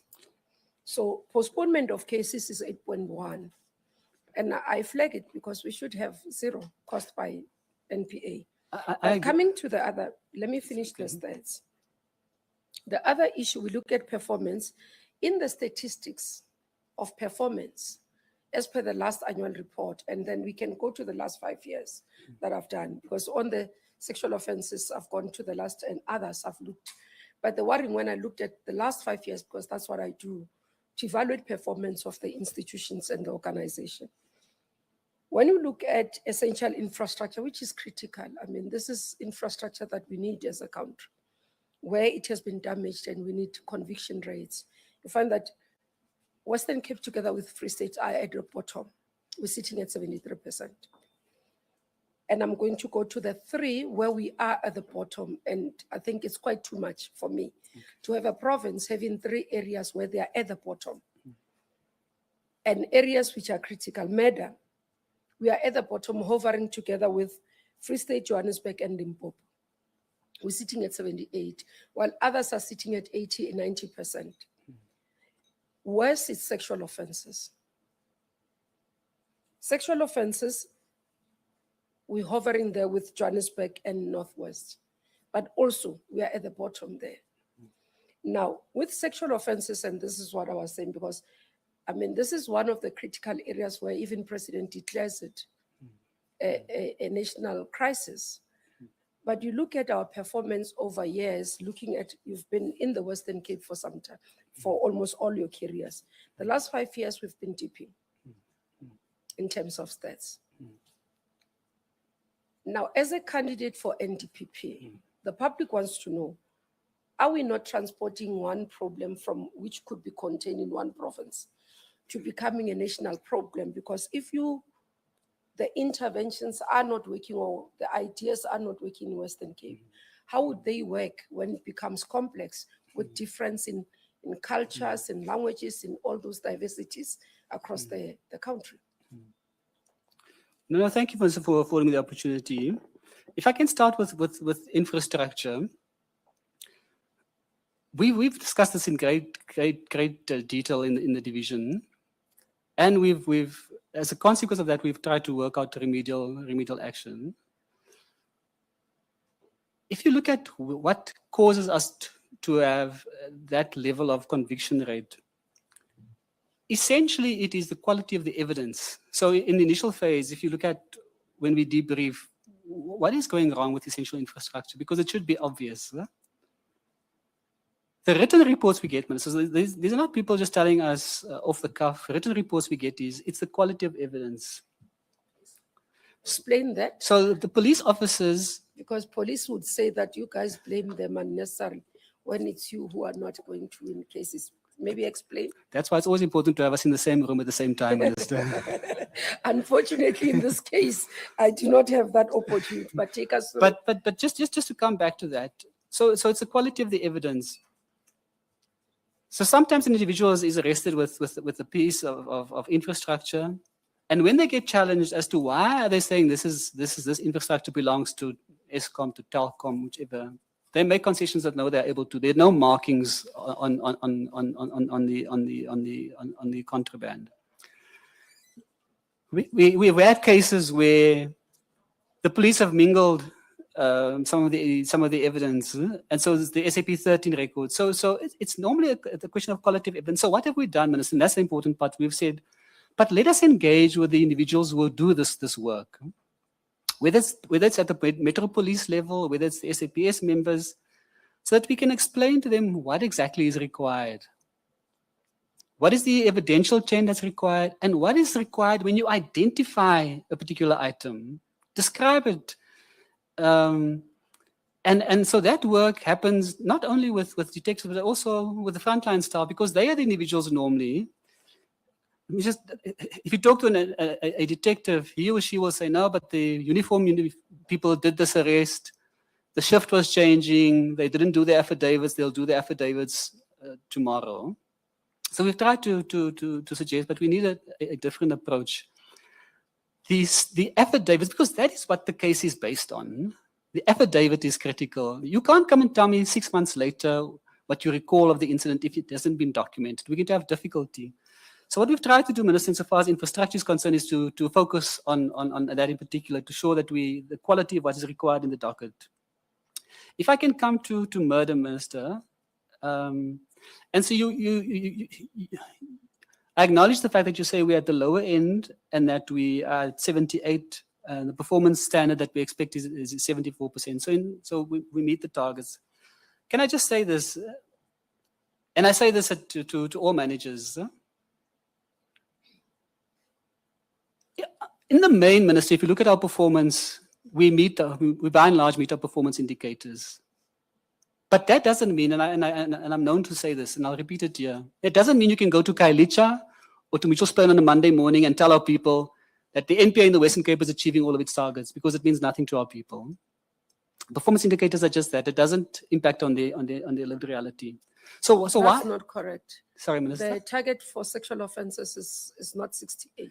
No, I said I'm at murder. I said 74 for murder, 78. I'm coming to sexual offences. The expected performance standard there is 70%, but I'll deal with sexual offences now. Just insofar as the murder is concerned, Minister, we have not a unique phenomena, but a lot of the murders that we have in the Western Cape is gang-related. Gangs are involved. And so we have a very, very real problem. We have a very real problem. Because in many of those cases, we are not able to put the charges to the accused.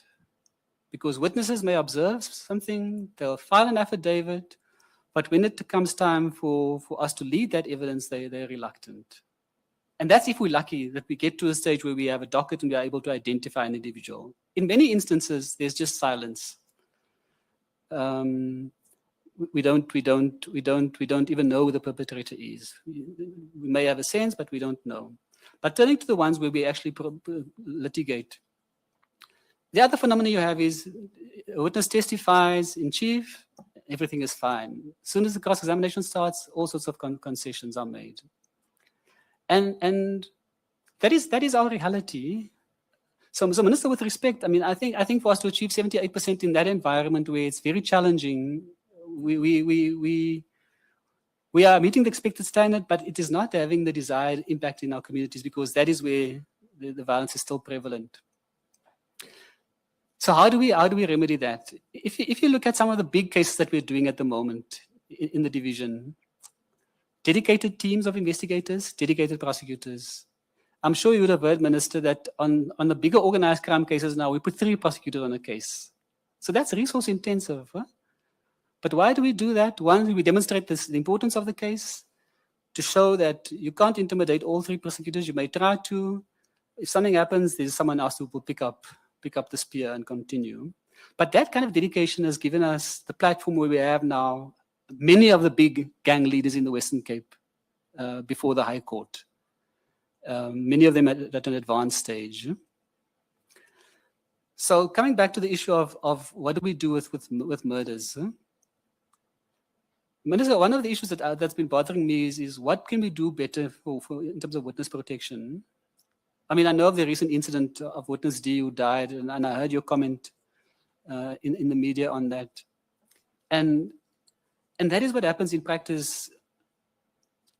I've always I'm not originally from the Western Cape, so I can make fun of them sometimes. Although my wife says I've been there for 30 years now, I'm one of them. But I always found it amazing that individuals in the Western Cape do not want to go onto the witness protection program and be relocated. For whatever reason, we have difficulty with that.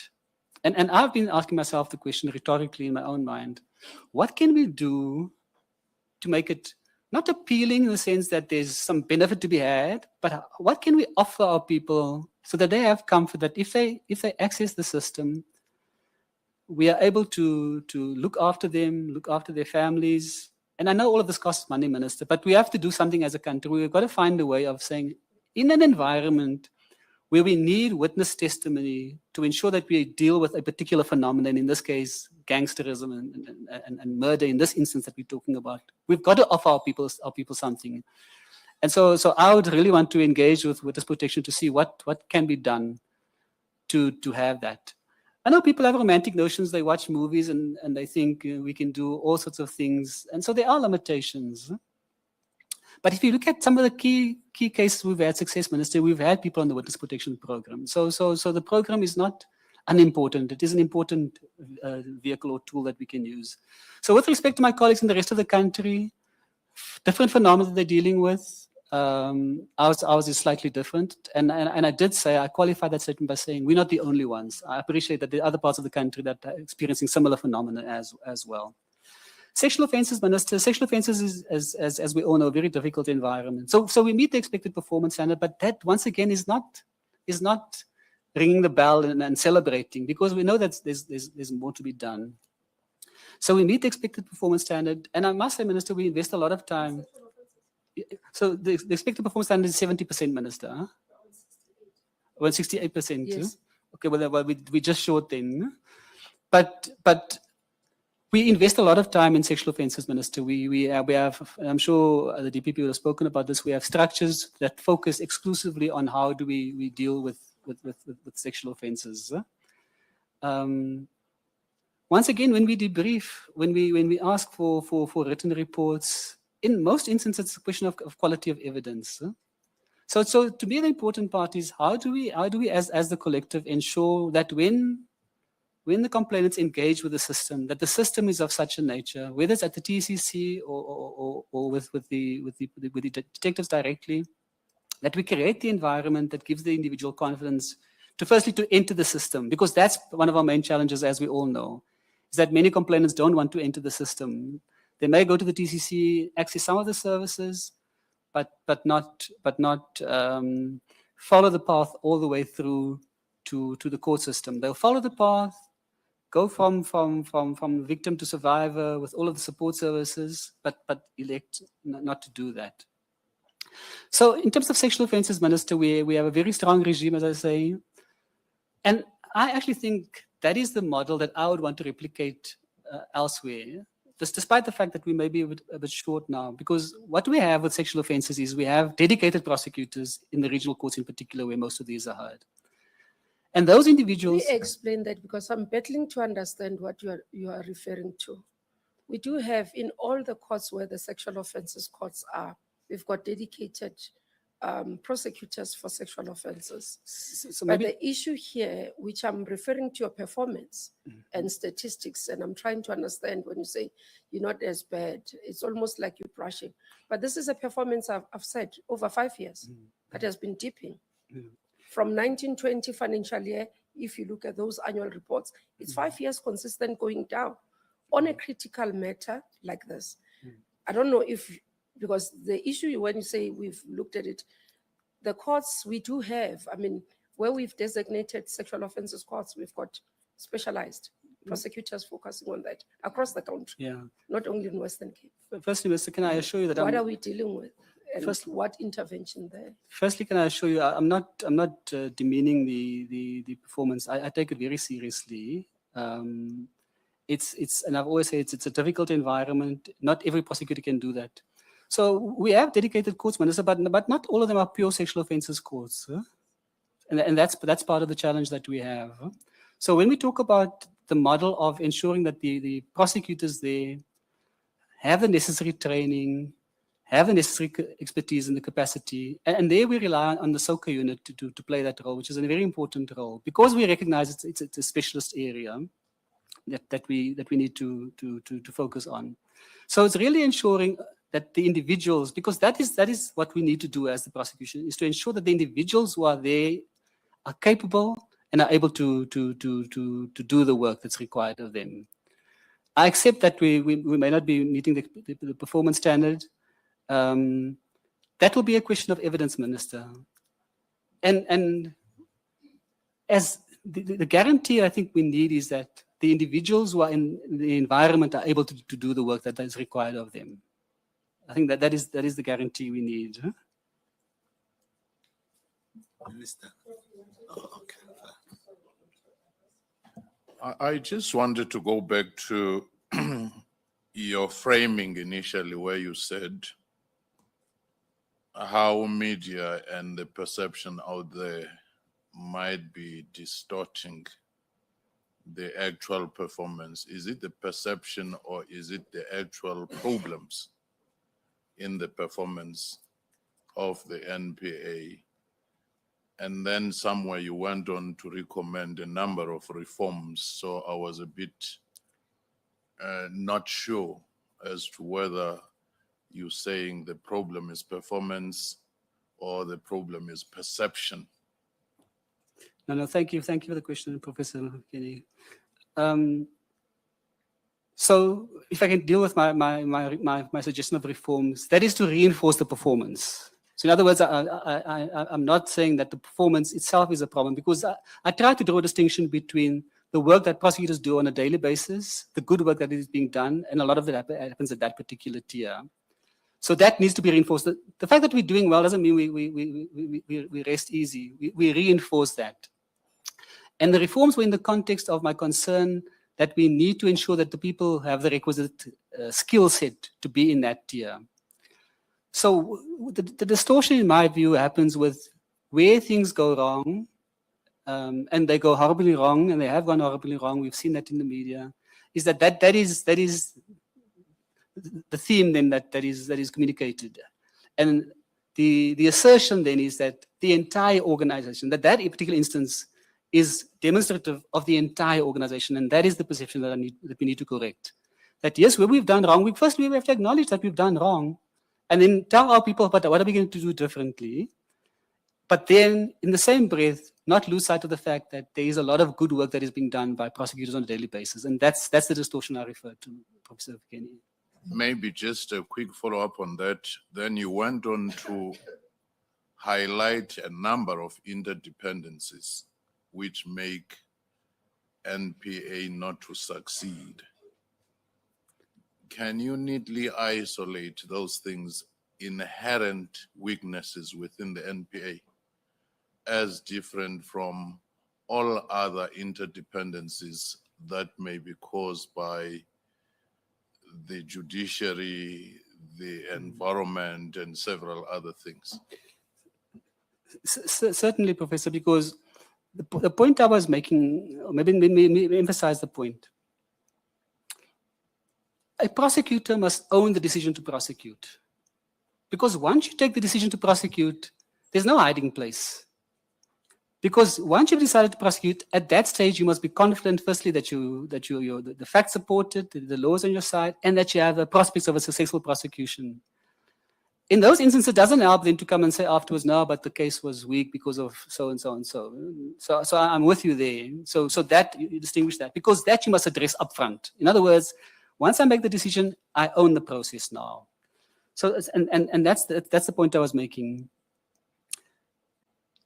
To be able to own the process, you must be a skilled prosecutor to be able to present your case to court. Of course, there are no guarantees that every time that you'll have a conviction.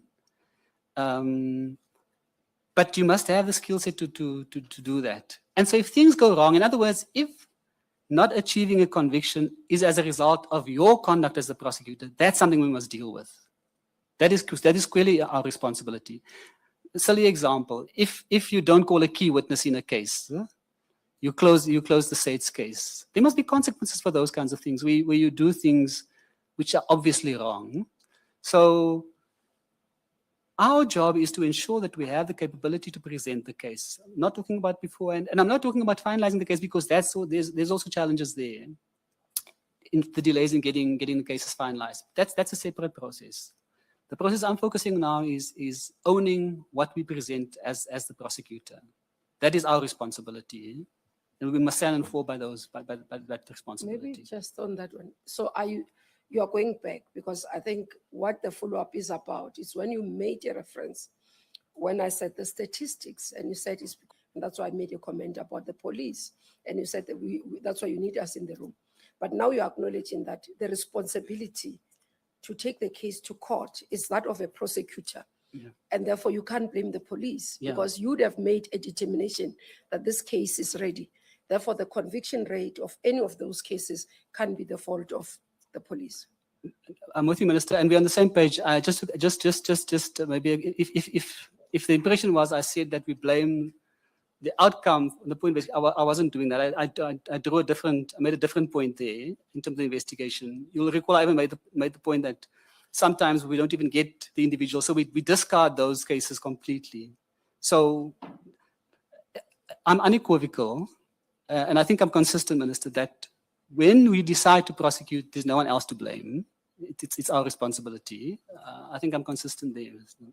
But then what becomes the reasons? Because what we are trying to understand is that your understanding of the difficulty, and as I said, because it originates from what I said, that you're sitting with this performance in the Western Cape, and the nation is watching and saying, are you not transporting the problem there? And we wanted to understand, do you understand the complexity of these cases, why we've not been able to have the success rate that we would want to see? And the percentage that I've named, murder rate in the Western Cape sitting at 76. It means we are not able to prosecute the others in the rest of the cases. And I can name the number of cases, because it's versus against a particular number of cases, as you know. The issue of sexual offenses, one woman raped is one too many. Now, we are not able to prosecute. So it can be the issue of investigation, because you would have determined that this, and what we are trying to understand, what is the cause and what interventions have been done? Would that translate to national? Will you be able to assist us so that we don't dip in terms of statistics? No, I'm with you, Minister. And that's why I spoke about the interventions at the prosecutor level, to ensure that the prosecutor has the legal wherewithal to be able to present the case. I made the point earlier about quality of evidence. That is an important factor, the quality of evidence, because sometimes the quality of the case that you present deteriorates in cross-examination. That is a reality. So the assurance I can give you is that the process of ensuring that we have the right people with the right technical abilities to present the case to court, that is the assurance that we need. To be able to evaluate the evidence properly, to make decisions. Some people are conservative, and they say, look, I may not want to go to court. I won't do that. I say there's no need for that discretion. We have a process that we follow. You evaluate the evidence. If you're confident in the evidence, you're confident that it meets the evidential threshold, and that there is a case and that there's a prospect for success, then you have to prosecute. And I think that is the assurance I'm giving you, Minister, to say that is the responsibility of the leadership, to ensure that the individuals who are in the field, who are executing those responsibilities, are capable of doing that. Because if they are not, that is a disaster. Mr. Mavundlela, and then Mvundlela, and then you come. Thanks. Thanks, Minister. I wanted to understand from you, Advocate, Do I have to understand you to be saying the system is not holding? That the prosecutor-led investigation process is actually not yielding the results we would, as a country, ordinarily aspire to have? Should I understand you that way? Or that we don't have adequately trained or capable prosecutors, as you say, who are able to own the decisions that they make to prosecute? Just so that we are all clear, we don't misunderstand you, and we then understand where are the fault lines, and if you were to be appointed, you would then be able to go and correct those fault lines, because I can tell you, whoever is watching these interviews is interested in that question. No, thank you for that. So firstly, I'm not suggesting that prosecutor-guided investigations is not working. That's certainly not my thesis. That works very well, and we have a number of instances where that work. Of course, we have the model with the specialized commercial crime prosecutors, who in many instances are co-located with detectives, and so that model works. We're talking about the general prosecutions now and the regional court, and so that model doesn't always apply. So by and large, those dockets are ones that are dealt with by station detectives. So that's the distinction I'm drawing. And let me also clarify, I'm certainly not being alarmist and saying that we have incompetent people in the regional court. I'm not saying that. I made the point earlier, we have prosecutors doing a lot of good work on a daily basis. I'm talking about ensuring that we have the pipeline, that we continuously have that expertise at that particular level to reinforce that. That is what I'm talking about. It's maybe a different proposition, but certainly I'm not diminishing or demeaning PGI. It works. It's a model that has been well documented in South Africa. So I'm certainly not doing that. Yeah. If you were to be appointed, sorry, Minister, just one question. If you were to be appointed, and I want to take you back, maybe 2-3 questions back, you have said that, and I hope that you said that maybe in passing, that whoever wants to sit there, let them stay there, quote unquote. And I found that very disturbing, because you were talking about succession planning, as you eloquently put it, that we shouldn't be surprised as to who should then ascend when one person gets to either retire or resign or something, because people will retire and resign. What should I take out of that? Should I take it that we may be sitting with management that says we will motivate those that wants to be motivated, but we will not put in place measures that would make everybody want to be motivated? Or is the environment so demotivating itself such that people have become comfortable with being salary earners, because then they don't see any growth out of themselves? Is that how we should understand it? No. And I'm trying to contextualize the stay there. I thought I made the point in the context of a process where someone who aspires to be a DPP is able to bring their candidate forth themselves. I thought I made the point in that context. But to touch on whether, because that's mediocrity that you're describing now, where people are just there to earn a salary, do the bare minimum. That is certainly not the place or the prosecution services that I think we are, broadly speaking, or one that I seek to lead. I'm always at pains to say that there are prosecutors doing good work on a daily basis, and we must always acknowledge that. And to the extent that we've gone wrong, it's been in a few matters, and a few of those are too many. I take the point the minister made earlier. Any one of them is one too many. But to decry or to demean the entire cohort of prosecutors is what I'm deliberately trying to avoid, because that is not accurate. And if you are here for the salary, I think the point I was making, sir, is about people who feel that they are happy in the district court. They find fulfillment. That's the point I was making. You remind me now. Fulfillment in the district court. And I'm saying that should not be demeaning. You shouldn't look down on someone who finds fulfillment in the district court. For whatever reason, that's the point I was making. Thank you for reminding me about it. Same with the regional court. If people find fulfillment in the regional court because that it's difficult work, it's fulfilling work because you're dealing with serious offenses, if people are comfortable there, then I respect it. So it's certainly not about, yeah. Okay. Mr. Mtlu. Thanks, Minister. Advocate Mopp, I find it a bit problematic. There are certain answers that you gave. And let me give context here. At the heart of the question now is performance management. Now, what I find from you is, and it's an impression, you'll correct me if I'm wrong, it's a belated diagnosis of the problem, of the challenges that has resulted in Western Cape being plunged at the foot of the rankings in as far as those three areas are concerned.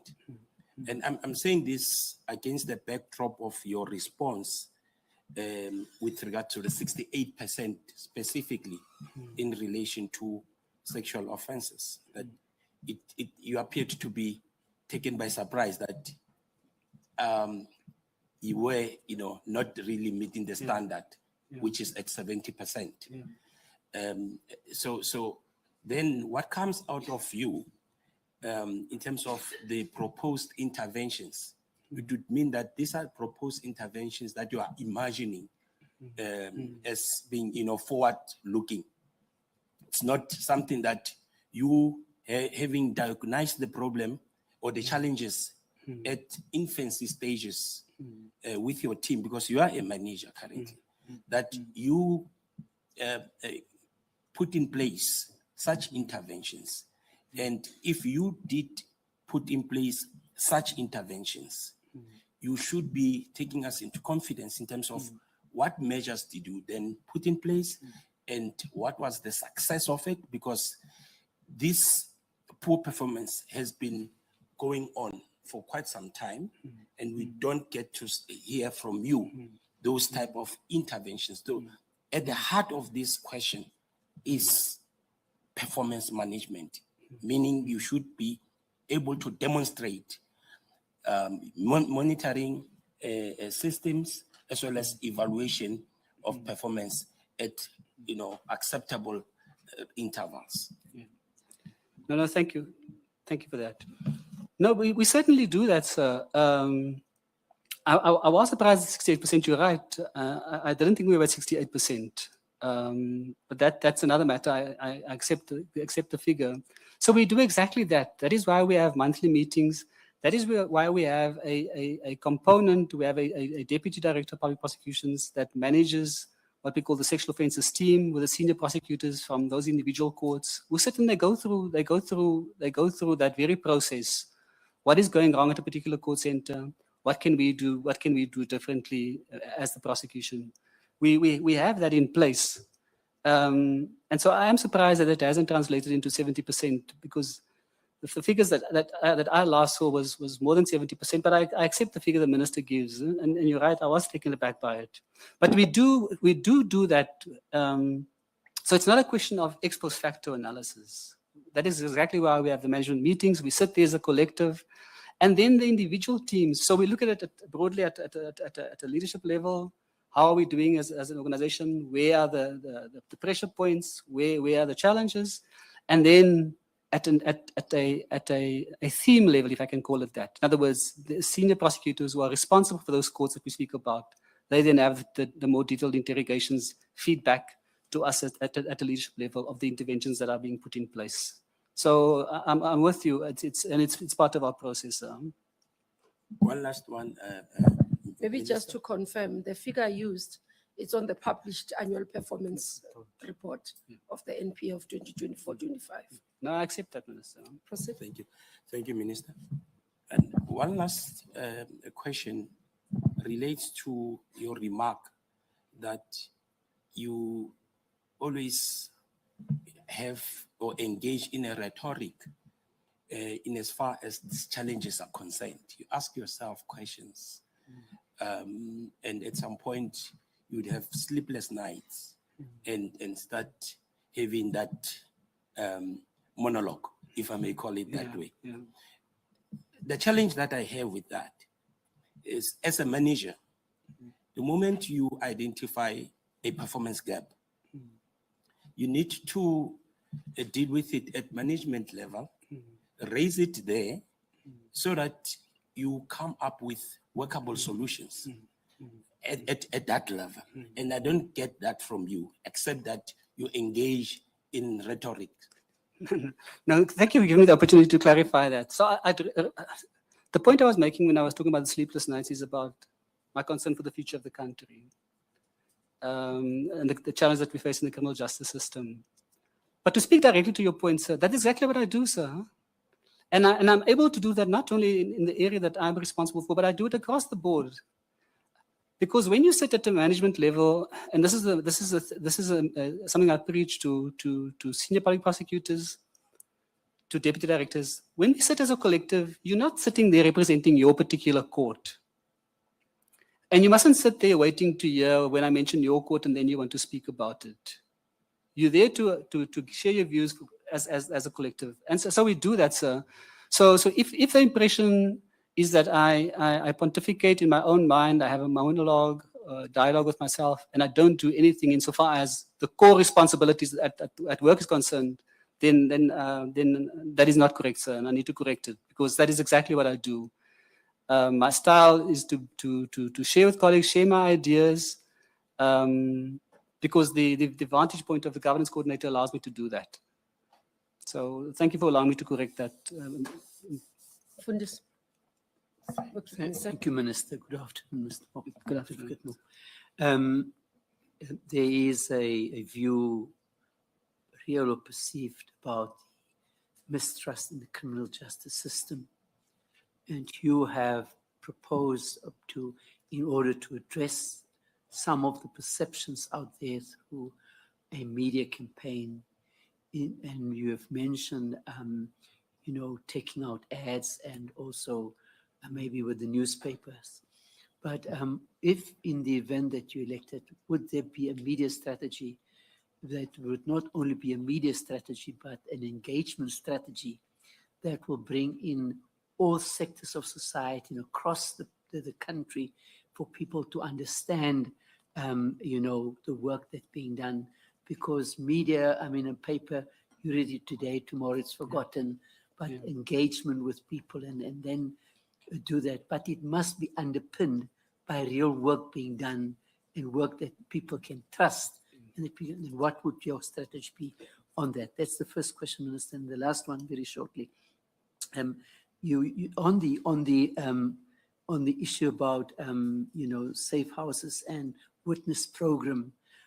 We know that for a number, not only in your province but also in other provinces, when we do go or do we take people into a witness program, somehow information is leaked because of the issues relating to that, whether it's corruption or whether it's cahooting or whatever, and so on. What would you bring to ensure that the witness program is solid and people can trust it, and people will be able to be protected, and so that you can then have your solid evidence, and so in order to have a solid case and a solid prosecution?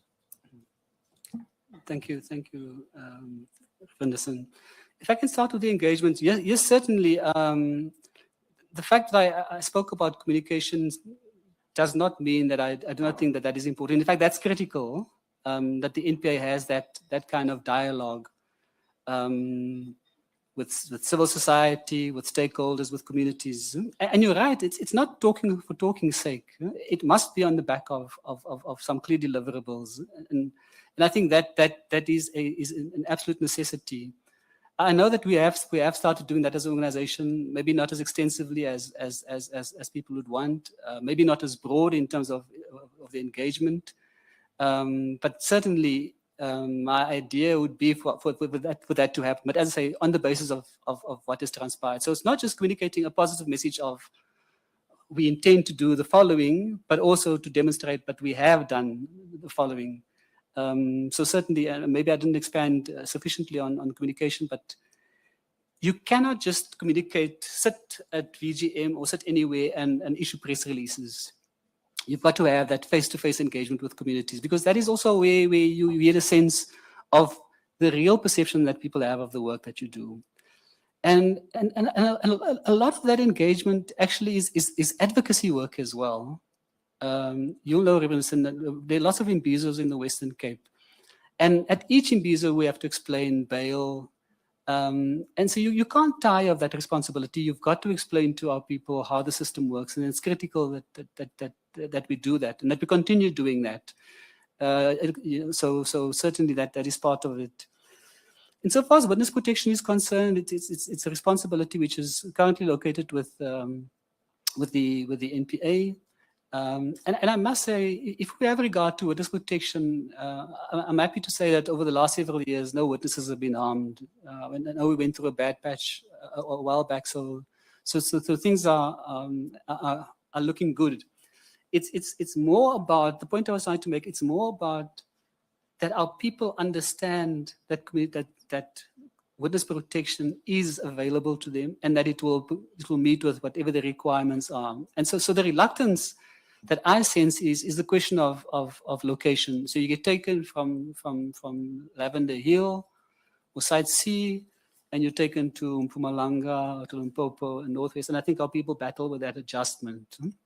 But to the point in terms of what we can offer, I think we have a solid system insofar as what the current offering is, because the point I'm making is that the individuals at witness protection are limited by what the current service offering is. And it's the service offering, I think, where we need to have a discussion about what more can we do to try and be, to have a program that is, and I don't want to use the word enticing, because enticing means that, there's something for me to be had at witness protection, and therefore I avail myself. So it's not a question of that. It's real witnesses who can add value to cases, and to see how do we address the concerns that they have so that they're able to be absorbed into the program. Leaks, it is so that a common refrain is that when individuals say they've reported the matter to the police, everybody hears about it a few minutes later. And so that's where the need for ethical leadership across the board comes in, so that we also have consequence management when those kinds of things happen. Thanks, Minister. I'll just be brief. I think to a large extent, we have actually focused on the NPA in relation to the Society of South Africa. But one of the things that has come out both at the Madlanga Commission and ad hoc committee was just the internal turmoil, for a lack of a better phrase, that is inside. Can you take us through some of the key issues in terms of that turmoil? And I'm using that word deliberately because I don't want you to shift away from it. We know there are challenges inside. So if you could tell us about what those challenges are, and if you were to come in, how you would deal with them.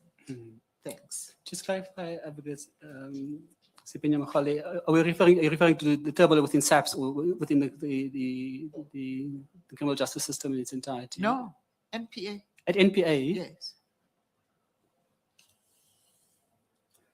So I'm intrigued by your characterization of it as turmoil, and I interpret you to be referring to the question of IDAC having effected the arrest and arrest of a senior police officer. No, it's everything including that. Let me remind you that the current incumbent, when he went to the Madlanga Commission, actually, was it Madlanga or ad hoc? Ad hoc committee. Ad hoc committee actually said she underestimated the I don't know what to say, but the challenges internally. And why I'm raising it with you, you've been there for close to 30 years or something like that. And I'm not hearing you mention them. And I'm wondering, is it not because of this glossing over the cracks that makes the cracks to deepen, the water to seep further, and then it becomes a culture of the organization. That's why the limited impact. So tell us what those cracks are, if any, and how, if you were to be appointed, you are going to deal with them. NPA cracks. Thank you for the clarification. So, Advocate Batoe has said a number of things. She spoke about underestimating the challenge, and she hasn't always articulated what she means by that. You'll recall when she started off, she was very negative about the state of the organization. And in the recent past, she's tried to walk back some of those comments. When Advocate Batoe was appointed, and I'll mention two things which I'm on record as saying within the organization. When she was appointed, we were convened as the senior management, and the panel can confirm this with her and with others who were there. When the senior management convened, she called us all in to speak about her leadership. I raised with her the issue of the perceptions of the NPA being captured in a public forum. Got up in the plenary and I raised that with her. I said, there's this perception of what has transpired in the organization. Some of us have observed things, but we don't know the context, and so we cannot make definitive findings ourselves. Chair, can I intervene? I would like you to go to your views about the current situation. Oh, okay, all right. Yeah. Thank you, Minister. And I said it's critically important that when you build a team, because she's coming from outside, she's had a view of us, those in the organization. If you want to build a team, then we must know who did what. So that people are afforded an opportunity to explain their conduct, and maybe they are able to give us rational explanations for what they have done. But at the perception level, we may be thinking there are a few individuals. In my own view, I always thought there's 6 or 8 people who did things wrong in the organization at a distance, not the entire organization. And if people spoke about the NPA being captured, in my view, I thought there were 6, 7, or 8 people who had to account for what they did. I raised that at the very first meeting with Advocate Batoe, and I said it's important for us to go through that process because we need to have that process so that we can build a team once that is done. So let us know who did what, let them explain themselves, then we can build a team and we can move together as a collective. At the SMS conference I spoke about earlier, the one that we concluded, I think it was October, I again got up in the plenary and I said, the one thing we haven't done as an organization is we haven't amongst ourselves spoken about what state capture was and how it manifested in the organization. And I lamented that fact. And I said it's a critical step that we have missed as an organization because there's a very strong perception that the entire NPA was corrupt. There are many of us who feel, like I do, there were a few individuals, and I'm not saying definitively they were part of state capture, I'm saying that they needed to explain their conduct so that we could all understand what happened. And so that didn't happen. And I think that was a missed opportunity. Because now, as you say, ma'am, we are still being characterized as being in turmoil. And this is how many years after the fact. And so if I become the NDPP, that is something that I would want us to do as an organization, to have an honest discussion amongst ourselves and say, what exactly is this, the turmoil that we speak about? Advocate Batoe spoke about, initially she spoke in the media about, she's concerned about the elements who do not respect the rule of law in the organization. I was alarmed by that statement. It bothered me. When she was asked to explain that, she referenced one instance. And there again, it is critical for us to have a proper understanding to diagnose the problem properly. Are we talking about 1 or 2 individuals who are anti-constitutionalists, who are anti-rule of law? Or are we talking about an organization where this beset by this? My view is that we are not an organization beset by people who are opposed to the rule of law. We are not beset by people who are anti-constitutionalists. That is my view. And so I would want to interrogate the assertions and the evidence that people who make that statement. Because once again, good people are being tarnished by by referencing the entire organization when we may actually only be talking about individuals. Because if it is an individual or at an individual level, it is easier to deal with. If it is beset the organization, of course, then it is much more fundamental. And that is not my view, that we are an organization beset by those kinds of elements.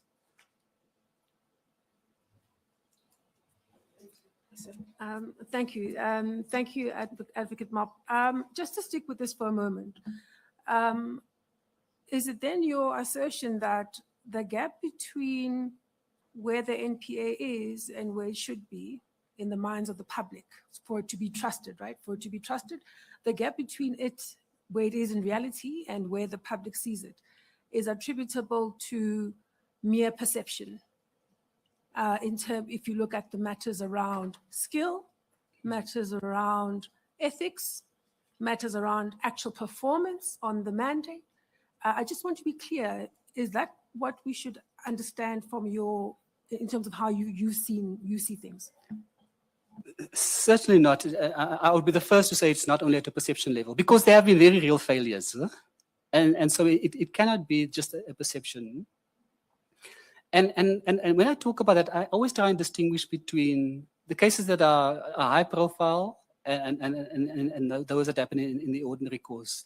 And so in this context, we're talking about the high profile failures of the organization. And so there have been demonstrable failures. And in some of those, we, once again, from a distance, you have a sense that something has gone wrong. We've asked questions. We know that there are investigations that are happening. We have not been favored with the outcome of those investigations. And because that would be a critical element of firstly, the diagnosis, and also then what needs to be done. Because once again, it is critically important, to be fair to all concerned, that the individuals in those instances are able to explain, account for their conduct, and then on the basis of definitive findings, we are able to act. So to crisply answer, no, it is not just perception. There have been real instances, but we need to understand what happened there so that we're able to remedy that and so that it doesn't repeat itself.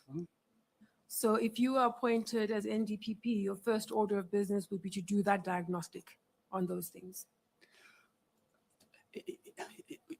Well, some of it is underway already. There are processes that are unfolding, and maybe I haven't been privy to what the outcomes are, but certainly I would want to know for myself to get a sense of what exactly transpired in these instances. Because I think we've all acknowledged that some of it has done real harm to us as an organization, and we need to understand what happened there. Maybe also linked to that, earlier on, you talked about independence and you referred to it in the context of independence on decision-making. Mm-hmm. Maybe if you could just take us through your own thinking about what would make for optimal independence by the NPA and what would that look like? And perhaps how would you get there given where you are now? So I know it's a very topical point, the question of independence, civil society, NGOs, the range of actors who've spoken about an independent NPA, one that is not a program of the DOJ. So my understanding is, and the NDPP has communicated this to us, that the minister supports that particular initiative. The president supports it. And so my understanding is that the minister is seized with that process at the moment. If the minister were to request me to share some views for us to look at developing models, to assist the minister arrive at a decision, I would certainly be welcome to do that. But the one critical area, if I can just touch on in terms of what in my view, how it manifests as the independence in terms of the NPA having its own accounting officer, I'm very clear in my mind that person is not the NDPP. I would not support a position that dictates or that suggests that the NDPP is the accounting officer. I'm opposed to that model. I do not think the design of the NPA is of such a nature that the NDPP must have that responsibility. I'll be more amenable to exploring the option like the OCJ has, where we have the SG who manages the administration, and the Chief Justice who provides leadership to the entire country. That is a model that I favor. But of course, once again, at the request of the minister, because it's the minister who drives that process. I think the NDPP is on record to saying that it's something that it's an aspirational goal, but it is located with the minister, and the minister is, as I understand, driving that process.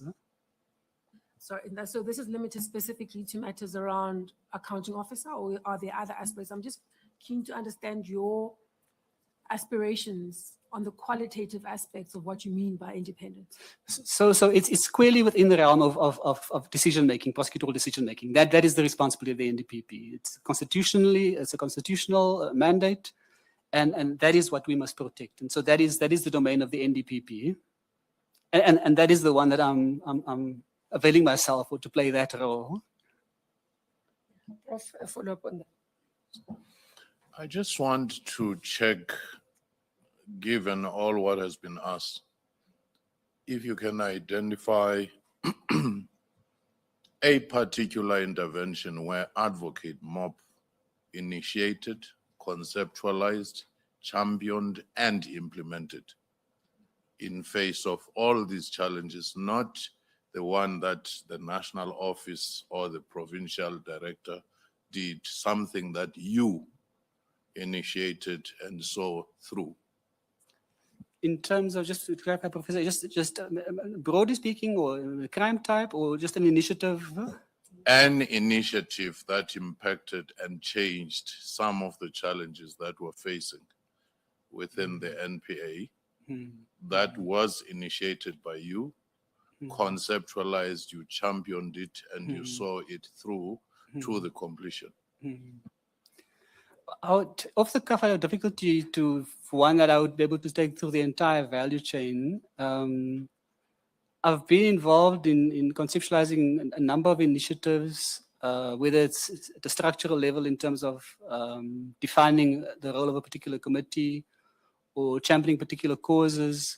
But where I'm located, it is one where I can conceptualize and delivery happens elsewhere. So there's no one that I can say I've taken from point A to point B, just off the cuff, Professor Fikeni. I wouldn't want to take credit for other people's work. But certainly that is the role. So my role is not one that takes it from A to Z. It is playing a role at a conceptual level and then at an oversight level. So that's why I'm constrained to try and give you something specific. Yeah, they were doing follow-up. I'm concluding my section of performance. And this part, I want to conclude it about the cases that you dealt with. You were the lead investigator in the Shirin Duan case, where state was criticized for basing its case on one person and not being able to pull sufficient evidence. The second area where you were a lead person, it was when you were in the DSO, and as well here, you are said to have met and communicated with the complainant in the 32 million tender rigging scandal. In terms of that, it was also one of those. And the last one, in terms of being part of the review panel, that relates to the SARS ROC unit, that eventually the cases were withdrawn. And the state took public beating of it because it was felt that prosecutorial team was timid and was scared to go for powerful people. Are you able to reflect on that performance as an individual? I'll do that, Minister. Just to clarify, the 32 million tender, I'm not familiar. This is where you are saying it's the tender review in terms of the parliament scandal. Here there was a report that we have communicated with the complaint, with one of the complainants. It was in publicly reported. Okay, let's deal with the other two. I'll do the other two. I'm trying to reflect on that, Minister. So on Diwani,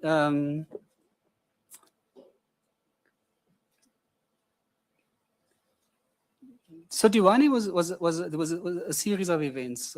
You're correct, Minister. I was involved with the police, putting the case together. Not the lead prosecutor. I was the lead prosecutor, yes, Minister. So, but there were several prosecutions. Huh? I was the lead prosecutor. That's correct. I was the lead prosecutor. I was, yeah. My colleague, I was the senior prosecutor, and we didn't base our case on one witness, Minister. So, just for context, so we had the first individual that was convicted who pleaded guilty, Zola Tonga. He was the taxi driver who picked the couple up from the airport, and he was the one who was the interface with Mr. Diwani. So to that extent, he was a single witness insofar as the interaction between himself and Mr. Diwani was concerned. But then we also had other witnesses, Minister. We had one of the individuals who was in the vehicle, Mziwa Madol Kawabe. He eventually, when confronted with the evidence, pleaded guilty.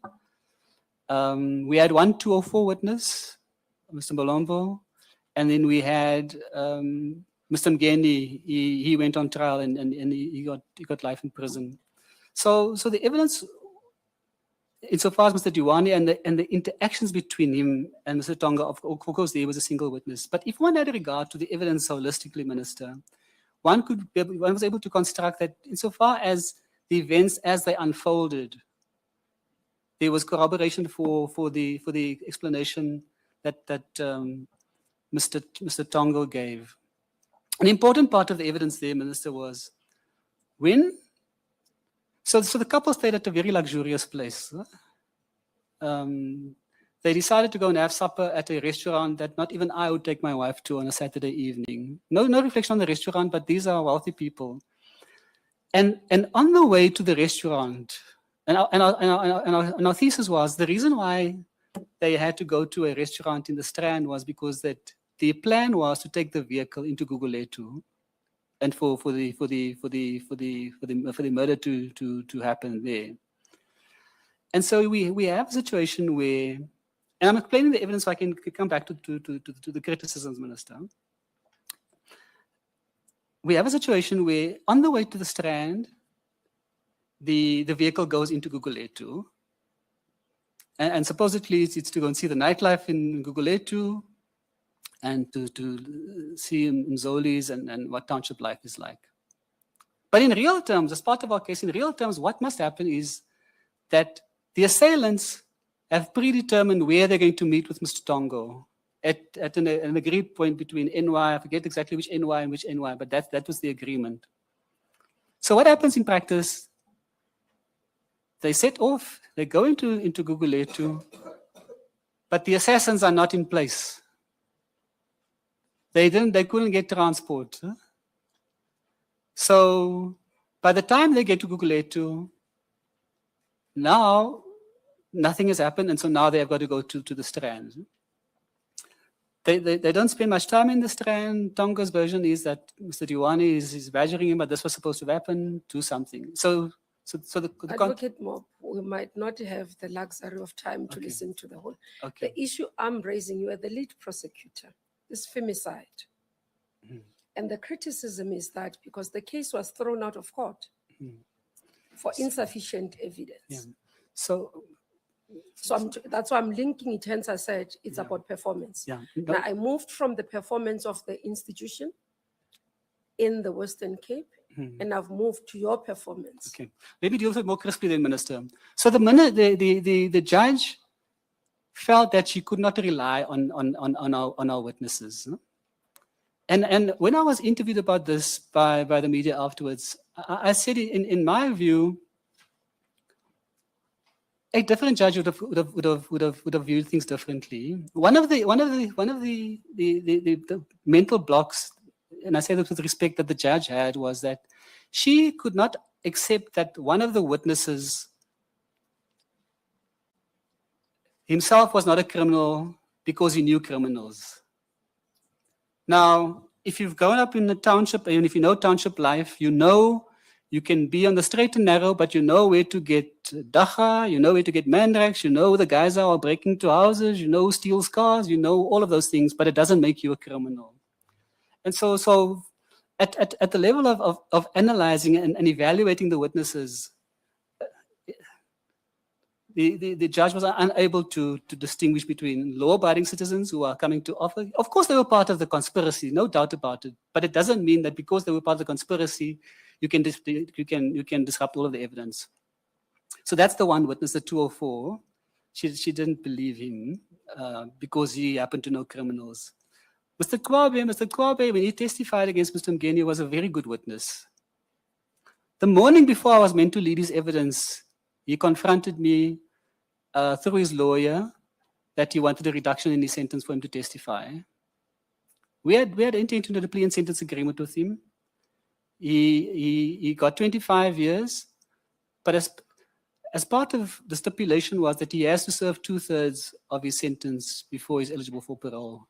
He wanted that to be removed from the 105. And so the quality of his evidence, Mr. Kwabe, compared to the person that I led against Mr. Mgeni, he was a very different person because he wanted to extract something from me. And of course, we cannot compromise, Minister. Firstly, it's not permissible for me to do that. And I disclosed that to the defense. I had to disclose to the defense that this witness has now tried, on the morning of me leading his evidence, tried to engineer a deal with me for his evidence. So that was another important witness. Even the family of the deceased were shocked at his evidence. So it's not necessarily that the judge didn't believe him. Because when you started, you almost gave that it was the fault of the judge. That didn't, you say the judge seemed to have had a mental block. But as you explain, I don't know what word you use, almost like mental blackout.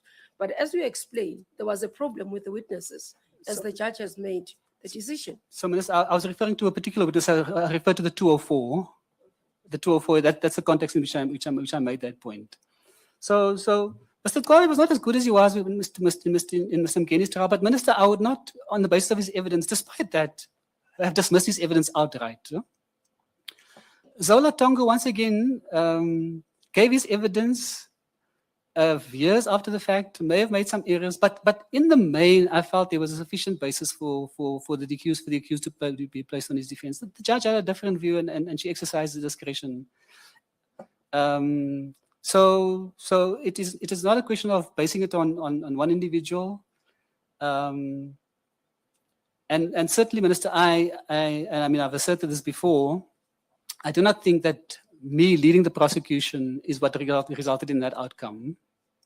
Not my capability, not my ability, not the way we presented the evidence. If I can go to... Yeah, I'm getting a bit confused, Advocate Mopp, because a 204 witness is an insider. It cannot be someone who is in the community who knows criminals. The 204 is an insider who now is going to give the prosecution critical information so that they secure conviction in return for them being exonerated or getting a lighter sentence. I just wanted to clarify that because the way you put it, it was almost like it's this community member who, as a result of being a community member, may have come across the information and wanted to help. No, a 204 is usually one off. I just wanted to clarify that. No, thank you very much for that. I mean, I try to restrain myself with giving too much of the facts, but I mean, thank you for the opportunity. So the context of this particular individual was that he worked he was a receptionist at the hotel. Mr. Tongo used to ferry passengers there. So how he became involved, Mr. Tongo asked him if he knew of anyone in the township who could do something. People who had access to firearms, and because he had met Mr. Kwabe at Mmamoloko Beach on one occasion, and Mr. Kwabe had bragged about what he's involved in, he thought of him immediately. So that was the context. Then, of course, he became involved in the. So his role was he was the intermediary communicating. Mr. Tongo would communicate with him. He would communicate with the assailants, and as much as I said to him that he was the project manager, in his own mind, of course, you know, the individuals sometimes try and downplay their role, but that was his role. So he was an upright citizen, but knew people, and that is how he became the 204, because he was the intermediary between Mr. Tongo and the two eventual hitmen. Mr. Mutlu? Thank you, Minister. Mr. Mopp, what I want to establish from you is when this 174, Section 174 discharge was granted, the judge made a remark with regards to lack of corroboration between the three witnesses. And that talked to the issue of credibility. And me and you understand that there is case law with regards to how credibility will impact an application of that nature. It will be in cases where the evidence is so dilapidated that the credibility of evidence presented is so poor that it cannot be relied on. Now, for the court to arrive at that, the prosecution ought to have foreseen at a very minimum in terms of evaluating prospects of success, looking into the merit of the matter. You should have been in a position at that stage to make that call and determination and make a decision whether or not to still pursue prosecution.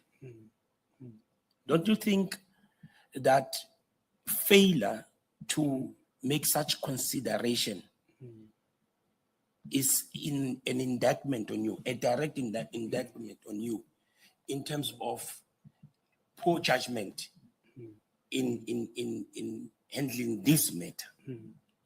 No, thank you for the opportunity. And no, I do not think it reflects on me, sir. We did exactly that. We knew it was a high profile matter. We had spent years trying to get the gentleman here with the assistance of the British authorities. So it was certainly not a question of us not having done a proper evaluation of the case. We did exactly that. And that is why I say the judge exercised her discretion to say she was of the view that the evidence was of such poor nature that he shouldn't be placed on his defense. And we had a different view, but she exercised the discretion. So it's certainly not a question of us having done that. The person who prosecuted the case with me is herself a very accomplished and seasoned prosecutor. She heads up the organized crime division in the Western Cape. So certainly, so we were not wrong to prosecute. Just a follow up on it, Minister. Surely there were other avenues at your disposal. There was a legal remedy or recourse at your disposal in the event that you were of the view that the court erred in its findings. There could have been an avenue that you should have explored, which you failed to do, which would be to appeal that decision. So you're right when you say we didn't explore it. It doesn't mean we didn't consider it, sir. We did consider it, and whether we should get to the point of filing the appeal. And after our analysis, we concluded no, we shouldn't do that. Thank you. Move to the next one. Sorry, Minister. The SARS unit officials. SARS, yes.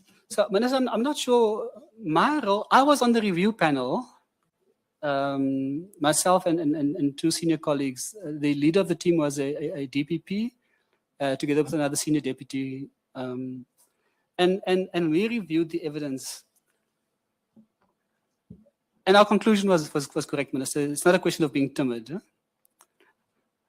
In the main, I drafted that report based on the work that we did, and of course, my colleagues contributed, and eventually the leader of the team settled the document. But that is one of those instances where I also thought the people involved here should explain themselves. Because, Minister, that docket was several lever arch files. And it was clear, you read the affidavits, you read the investigating diary, and the investigation is going towards Polokwane. Then all of a sudden, you see, no write-up in the investigating diary, but the investigation pivots. All of a sudden, these three individuals become the focus, and that is pursued eventually. And the memorandum which was prepared to get the concurrence of the DPP in North Gauteng was not an accurate reflection of the quality of the evidence. So I take exception to anyone who says that I am timid to prosecute. I reviewed the documentation. We wrote up a detailed report for the NDPP to consider, and it was clear there was no basis for that prosecution. And I lament the fact that the colleagues who took the decision have not explained themselves so that we can engage and understand how could you arrive at the decision, because from what we read as that review team, there was no case. Does that mean, I'm going to take you back as I conclude and give over to my team, to the panel. Is that having any, because this I picked up from the media. So this has been an analysis by the media. Is it one of the areas that has influenced? Because earlier on when you spoke about the media, it was quite interesting. I think Prof followed up on your views about how the media reports. Is this one of the areas that has led you to have that perception? Certainly, Minister. I mean, if the accusation is that we are timid to prosecute based on a recommendation not to prosecute particular individuals, then yes, because those individuals do not know what the substance of the docket is. It is the docket, the facts in the docket, and the law that governs decision making. If you don't look at I always say, when you go through your process, it's the law and the facts, and that decision may have consequences. Your manager manages those consequences. You don't look at the consequences and take a step back then and reconsider. So yes, I mean, if it's different if it's informed criticism. That's why I said if one could engage with the colleagues who made the decision, then you would have a better understanding of what led them to that position.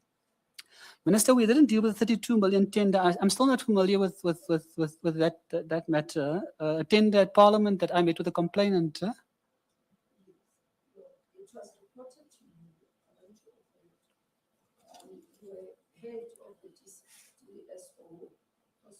you. You were head of the DSO. And then one of the issues that led to, it's a parliament, and I want to get the full name of the company that was involved in the 32 million tender.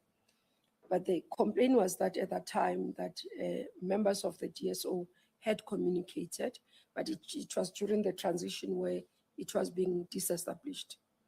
I don't know if you remember that. So the concerns was about not being able to deal with the matter, referring it because the DSO was being disestablished and therefore didn't have to. I have some very great recollection of that, Minister. But if I say that it would have been in the context that we had no legal authority anymore to do anything, and that because once the DSO was being dissolved, because part of that process I spoke about earlier was not only about personnel, but it was also about case transition, taking cases from the DSO, moving it across to the police. So if I say that it would have been in the context that I no longer have legal authority to do anything, and that it now has to go to the police. Huh? Okay. No, the context I was coming to was your analysis around the media perception, how you've been reflected even in the media, whether it informs feeling that it has been negative towards you. Well, not to me, Minister. I mean, I take criticism, and where criticism is warranted, I'm the first to put up my hand and say, I've heard you. But when it is unfounded, then I have to at least try and set the record straight. And so, to the extent that the allegation is, or the assertion is, that I couldn't assist the complainant, it could only have been in the context that I no longer had legal authority to do anything, and that the authority now vested in the police, and that the police would have been the appropriate vehicle to deal with that matter. Because just to emphasize that point, so prosecutions remain in the prosecution. So if a matter had matured to the level of a prosecution, obviously that was retained. Like J. Arthur Brown is one of those where the prosecutor dealing with that matter transitioned into the DPP office and continued dealing with the case. But investigations, of course, the NPA no longer had investigative power. And that was in the police then. Let me ask Mfundisi. We'll start with you now. Okay. Mfundisi. Thanks, Commissioner. To the extent that you may have been in the prosecution space for this longest time, Advocate Mopp, I just want to get your sense. If anybody or society is having all this outcry about possible political interferences in your space, and I call it just your space because you have been there for this 33 years, what would be your immediate answer? Would you agree or to disagree? I would disagree. And speaking for myself, I've always said I'll be happy to go to a court of law to testify that no one has ever tried to influence any decision that I've had to make. I'd be comfortable doing that. And I would like to believe that all of my colleagues would be able to do that. Of course, there have been contexts where the allegations have been made, and those are, once again, it's a handful of cases. But because they are prominent cases, the narrative then becomes that you are captured. I went to the deputy minister at an event somewhere at Alliance Française. I don't forget what the topic was about,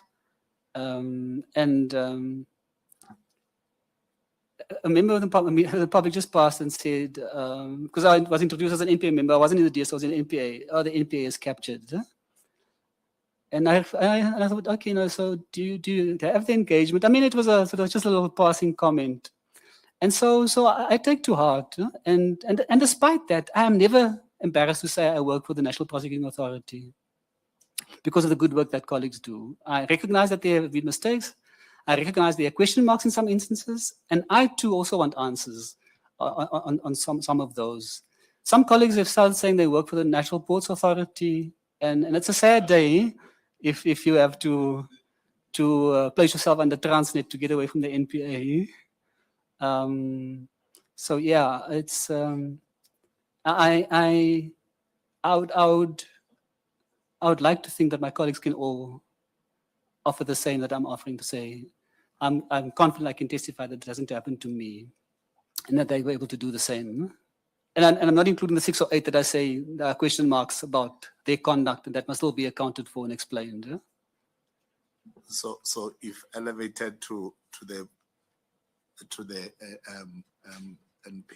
NDPP, that would be your approach to things. You'd be able to say, in all these peculiar cases in which we may be perceived to be politically influenced in taking these decisions, your approach would first be, let's then clean our house. Certainly, review these matters and see if perhaps there is logic, any credence to the criticism. Certainly, and not necessarily on the basis just of speculation in the media. But where even within the organization, people have said, okay, we don't know the facts here, but we would like to understand what transpired here. It's important, and that's part of that process. And the process I was talking about is not a cathartic process to say, let us know who did what in the organization. It's not that. It's for that very reason, so that we know who did what, people can be held accountable, and conversely, people are afforded an opportunity to state their case. And they may very well convince us that their conduct was rational and lawful, because that is required for us to build the team. If you still have doubts about, I'm not so sure about this, it's not healthy. And it feeds into this narrative, that there are problems in the organization. So it may be cathartic, but that's what I'm saying. It's not, the objective is not to have a cathartic experience. It's fact finding, making determinations, and remedying where remedy is required.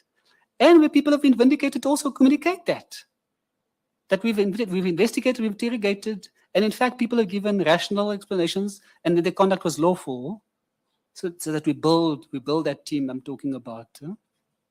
Thanks, Minister. Prof. Can I write on that question, because I think we've been skirting around it? What's your threshold to say an organization is either captured or has internal problems? Should it be a majority of cases, given the sensitivity of the sector? Imagine if 1 or 2 judges were found to have been compromised, the perception out there. It doesn't have to be a majority.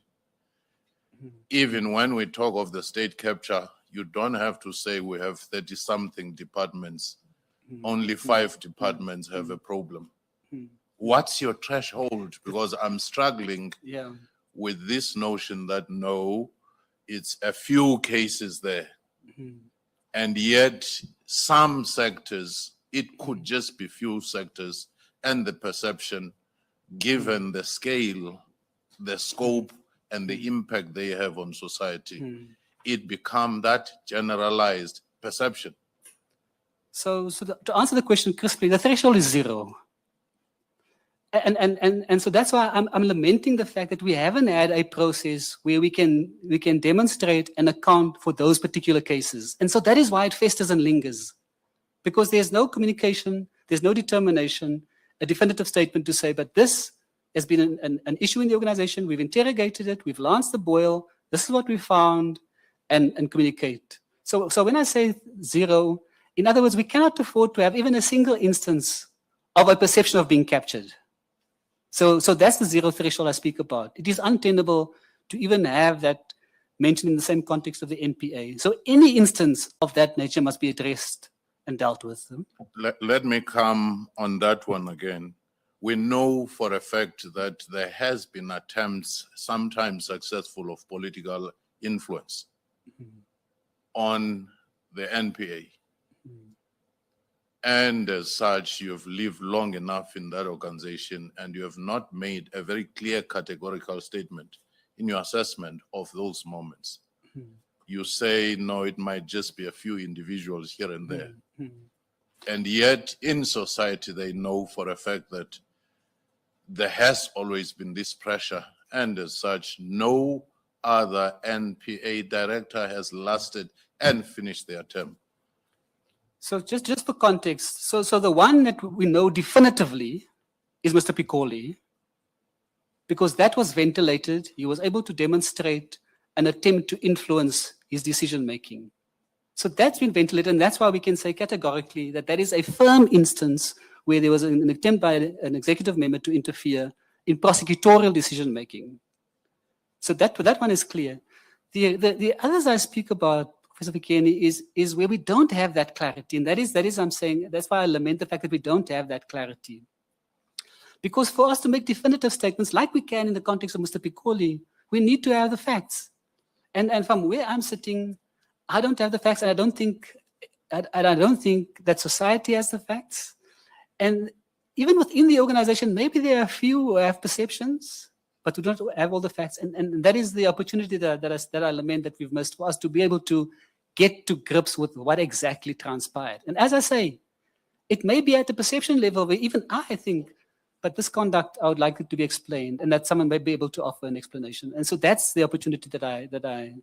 So to you, only Piccoli case out of the many successive cases, you would say definitively, this is the case of political influence, whether successful or not. So I'm very clear to draw a distinction between that one where it was definitive and where there are allegations of interference. And that one, the point I'm making is that one, the interference was demonstrated.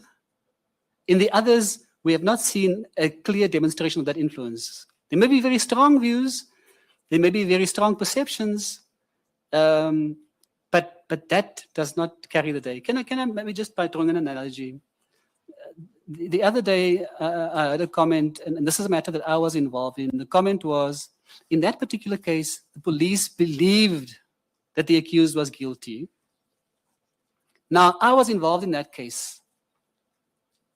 And it may very well that the police believed that the accused was guilty, but there was no evidence to suggest the accused was guilty. And so that's the distinction I draw between having the perception and having a factual basis to make a statement like that.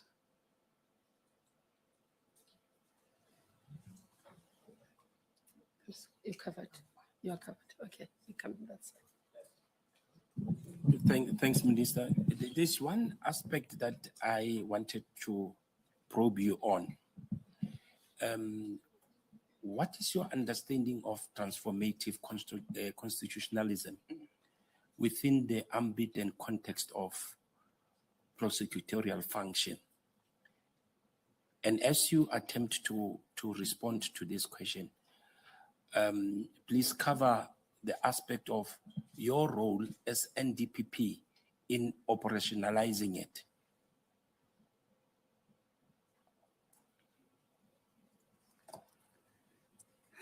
It's an interesting question. I mean, I must say I haven't really reflected on that in that context, because normally I would look at the transformative agenda within the Constitution is to try and look at society broadly and how we seek and how we achieve redress more broadly. So the NPA is unique in the sense that it is not a typical government department, and I say that not in a pejorative sense, but with respect, because it's a unique function that the NPA plays. And so without having given it too much thought, off the cuff, I would say to you, sir, that there is limited scope for the NDPP to play a transformative role in terms of the broad context of society, because you are charged with the responsibility of making decisions without fear, favor, and prejudice within the context and the confines of the criminal law. So in terms of playing that role as a decision maker, I say it is a limited role.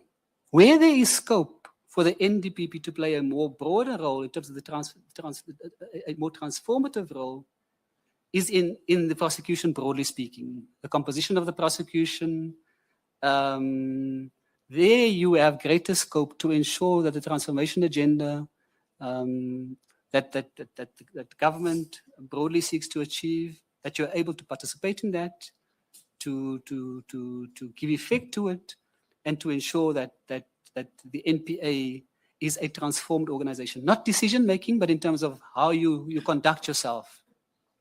In other words, are we really able to, as an organization, to say that Batupile means Batupile? Are we living that expression as an ideal, as an organization? Are we treating our people with respect and with dignity? So that is where I see in that broad rubric of a broader responsibility of the NDPP and the role that the individual must play. That is where I see that transformative role manifesting. I would be reluctant at this stage to say that it is within the context of decision making, because unlike the judiciary has a role to play there in terms of how they interpret the particular statutes to give effect to the transformative aspirations of legislation. We are not in that position. We're dealing with criminal law. I always like to say it's right and it's wrong, it's black and it's white. My wife is a psychologist and she says there's a massive gray area that I overlook, but it's the law and the facts and decision making. There's no role for a transformative agenda in terms of decision making on a case basis. But taking a step back and looking at your role more broadly speaking in the organization, certainly there's scope for you to play a role and to execute a transformative agenda in the organization. Thank you very much. I think we'll go to Mr. Mavundlela on the public comments. It's your part as we conclude the. Thanks very much, Minister. Advocate Mopp, it's interesting to me, and I believe to everybody who would have then realized that members of the public who commented on your their perceived suitability were only 5. I'm not sure whether it's because you're not very well known, or because you do a lot of good things. I'd like to think it's the latter, sir. or whether you you are those kind of people who does their work and just walk away and never look for accolades. But whichever way that it comes about, be pleased to know that none of them is actually objecting to your possible elevation should the president feel that you are a capable candidate to be put in that position. So I just thought I should let you know of that, because I know that the panel would not pick up anything on public comments that are either negative on your name. So you can rest assured that as you try to do your work harder every day, the public is watching you differently. Thank you, sir. Thank you, Actually, Minister. maybe you missed this one. There was somebody who actually commented that you were too junior. Yes. Oh. Did you notice that? I noticed that, Minister, and I hope you read my response, Minister. Because I think, and I say this with respect to the individual who made that comment, the person focused only on my rank. The person didn't look at my experience in the organization, the different roles that I've played, that although I've been based in the Western Cape, I've played leadership roles at a national level, and that my experience broadly, and my submission to the panel was reflect my experience broadly in the organization, what I've done, and then measure me on my interview here today as well, and not focus on title or the position. As I said, I've always seen myself as a national leader, and I engage as a national leader. In as much as I don't let the title restrain me in terms of my engagement, I don't let the title dictate or assert authority. It's more about influence. And I think I offer that within the organization. The other one, I think went through. The other one is on the lifestyle audit, which I think you did. But the person says you are since compromised, and I think you responded. Yeah. Can you call that? Minister, that individual, I mean, I hope you read it, and I must apologize, but some of these things you've got to put in context. Yeah? The allegations that were made against me that I was trying to favor a friend who in fact had no real authority, and that is why I took the trouble to demonstrate to the panel the process that one follows, my interventions, how my interventions came about. Oh, this is in relation to Mr. Dana. To Mr. Dana, yes, because that's the same individual that says I'm compromised. It's in that context. And hopefully the panel will appreciate the detailed response I gave to demonstrate that it's not true at all. Please explain publicly, because this process, as others say, it's a public process. Certainly, Minister. We don't want to make evaluations secretly. Certainly. So a member of the public wrote to the panel indicating that I'm a compromised individual, that some time ago I protected an individual that is a friend of mine that I used to work with, and that I withdrew a Section 252 authorization, and goes on to list a number of allegations about impropriety on my part insofar as the Section 252 is concerned. So for the benefit of the public, Section 252 is a provision in the Criminal Procedure Act that authorizes a Director of Public Prosecutions to authorize conduct by the police, not be called traps and undercover operations. So there's certain thresholds that the police require the authority of a Director of Public Prosecutions to conduct those activities. And in the Western Cape, that is one of my responsibilities. And so there's a process where the police in writing submit the application. I consider the application. If I have concerns, I write back to the coordinator, who is the interface in the police with the applicant. We try and resolve it on paper. If not, I meet in person with them to explain my concerns or seek greater clarity. So in this particular instance, this was what they call an intelligence operation. In other words, the outcome of the investigation would not be a prosecution. It would allow the police to broaden the information with a view to then subsequently conducting what we call court-driven operations, where the objective of the operation is to secure an arrest and a prosecution. So this was what we call an intelligence operation. So members of the South African Police Service who were based in the crime intelligence wrote, and they wanted to conduct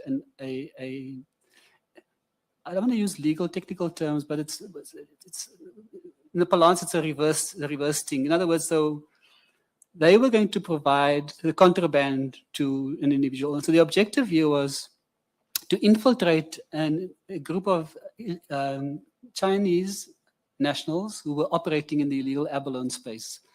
And the idea was just to obtain abalone and transfer this to China, to these individuals. And normally, Minister, when this happens, the resource is normally held by the Department of Agriculture, Fisheries and Forestry, DAF, as the custodian of the state resource. And so they play a critical role in empowering the police to do that. And so normally when there's an operation of that nature, DAF are the ones who make the abalone available. So I had a number of difficulties. I won't go into all the details on the first iteration of the document. And I sent it back with comment. I received the second one. I still wasn't happy. And I then called for a meeting with the operatives. And the proposal had moved to the point where they wanted to now use a legal company to export illegal abalone, on the face of it, illegal abalone. And my fear was that a legitimate company is now going to put illegal abalone through its books. They have to declare the revenue, and there will be tax implications. And so I invited my colleague from the tax unit. We had a discussion with the team, gave them some feedback. They knew I wasn't happy with the application. I reduced my concerns to writing again to the police coordinator. And then I went on leave, my annual leave, and the application came back, and a colleague of mine approved the application. Of course, I was on vacation. So when I returned in January, at some point I received an application from the police, an amendment application. They wanted to change the operatives who were working on the operation. And I authorized that. It was a change in personnel, who was the coordinator, etc. The same day I got a phone call from Mr. Dana. And it's okay if I mention his name, Minister, huh? But he's a former colleague. He worked with me in the DSO. He was a senior state advocate, and he reported to one of my deputies. He called me, asked for an urgent meeting. There were some concerns. So I granted the audience, and an entire team arrived. A brigadier from crime intelligence, together with the colonel. The colonel was the direct commander of the applicants. The brigadier obviously is in charge of the entire component. A brigadier from the DPCI, and then Mr. Dana. And the brigadier and Mr. Dana were the ones who actually led the discussion. And they were explaining to me that there were a number of concerns that they had with the operation, that DAF had asked the police to comply with a number of conditions, which the police didn't comply with. And so the brigadier's appeal to me was to withdraw the authorization. So even though I didn't issue the authorization, because it's my portfolio, I'm entitled to withdraw the authorization. But I wasn't happy with the verbal briefing, because that's not how you do things. So I said to them, reduce your concerns to writing, and I'll consider your concerns. Of course, on the face of it, the concerns were valid on the face of it, but these were verbal explanations to me. A few days later, I received a request in writing from the head of crime intelligence, a major general. In other words, the operatives are within that component. The brigadier, the colonel was with the brigadier spoken to me, and now the general, who's the most senior person in that entire division, writes to me, explains the non-compliance with DAF's requirements, and requests me to withdraw the authorization. So based on the written request, I issued a directive to withdraw the directive. In other words, the directive becomes null and void, and I asked them to reinstate the situation before the authorization was issued. So what that means in practice is now the abalone that the police have, that the operatives have, must be returned to DAF as the custodian. The abalone that's returned to DAF is not the same abalone that went out. It's poor quality, it's more slime than anything I'm told after the fact, and of course there are many concerns. So Mr. Dana, who had spoken to me in the meeting, had also mentioned that he's preparing a report for his Director General on this very issue. And of course, I don't know what transpires between him and his Director General, but the next thing that happens is I receive a letter via the DPP requesting me to assist the DAF investigation into what transpired in this particular instance. So I did that. I prepared an affidavit, much along the lines of my explanation to the panel of the sequence of event and what transpired. And I subsequently testified in 2 disciplinary hearings of DAF members. So the public comment was that, firstly, I tried to protect Mr. Dana. Mr. Dana was one of the targets of the operation. It's just the furthest from the truth. Mr. Dana was, in fact, the person who alerted me to the wrongdoings, ensured that the police were able to write to me to withdraw the authorization, and tried to remedy the wrong. But unfortunately, the damage was done. And you would have seen, Minister, from the documents I presented, that there was disciplinary hearings. There was also a public protector investigation. And so the allegations against me that I favored Mr. Dana is the furthest from the truth. In fact, Mr. Dana should be commended for the role he played here in trying to assist the state. Thank you. I thought it's important because it's a public comment, so that it's not seen as if we didn't deal with it. The Thank you, other Ms. area I want you to deal with as the last one, because the others, it's more around whether you'll prosecute white people, whether you'll prosecute friends, and I see I don't think there's a basis, but there's this one, which you are saying you don't know anything about, and I want you to go on record on it. The Walker Bay Kenners, part of IJ, exported lobsters illegally. Yes, Minister, I saw that and I was intrigued. Walker Bay Cannery, part of I&J, as they say, and Glomax was the second company that I mentioned. I actually Googled that to see which companies these were. And it seems these are companies that are based in the Western Cape, in the Hermanus area in particular. And where I saw their names was actually in an official government document that they were two companies were amongst the companies that were getting quotas to harvest legal abalone. But the comment also makes no allegation against me, Minister. It just says it makes those statements in the context of the 252 operation, but it's not relevant to the 252. And so therefore, all I could say is I noted, but I don't, no allegation is made against me. Okay. Yeah, I just wanted you to reflect it because no, it's linked to the 205. So I saw the lobsters as well. Yeah. A link to that. I thought, let's clear it. You've never had interaction with this company so that we close. Maybe as context, Minister, the company that would have been exporting it, I don't recall it being any of those 2 names, Okay. just for the record. Okay. No, thank you very much, Advocate Mopp. I'm happy to announce that we've come to the end. I can see the smile as well. Come to the end of our interaction with you. I want to say thank you very much for availing yourself and coming through and having this conversation with us. And wish you all of the best. Travel misses. I know you delayed your travel. Hope you don't miss that flight. You are able to get onto it. Minister, I was quite emotional early. So can I take the time now to thank you, firstly, for the indulgence. I know it's an indulgence. I mean, I had no right to request, and on behalf of my family as well. No, I can't miss that flight. I'll be in trouble. So thank you for that indulgence, and also thank you for the engagement today. I appreciate it. I appreciate the tough questions. That's what it's about. Huh? It's not meant to be a walk in the past, and I hope that I've been able to demonstrate, firstly, my ability to engage with critical questions, my ability to offer solutions, because I do believe that I have the ability to lead the organization, to inspire confidence, and to be the next NDPP. Thank you very much. Thank you, Advocate Mopp. We'll take lunch break for 30 minutes and resume.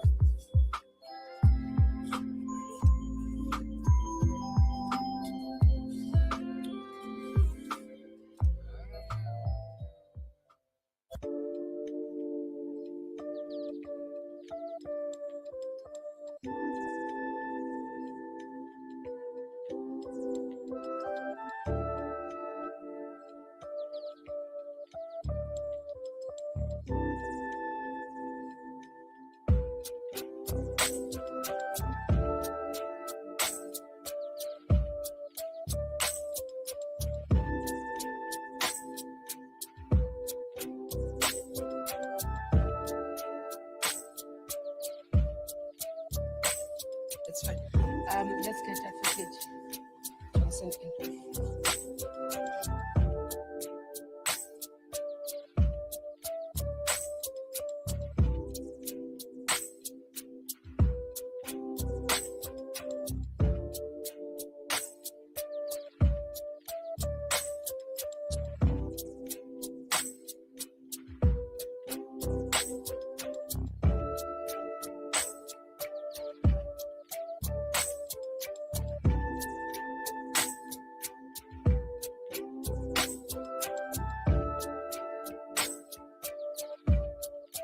Good afternoon, Advocate Johnson.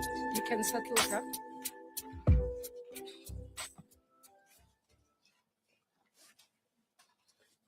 Hope you're well, and apologies for keeping you waiting. We delayed a bit. We're running late with our schedule. Yes. Do you have a copy of your questionnaire with you? Not yet. Please just make sure that she's got it in front of her. I'll give you a copy. While the team, I'll explain the process while they get you the copy, so that you can have it in front of you.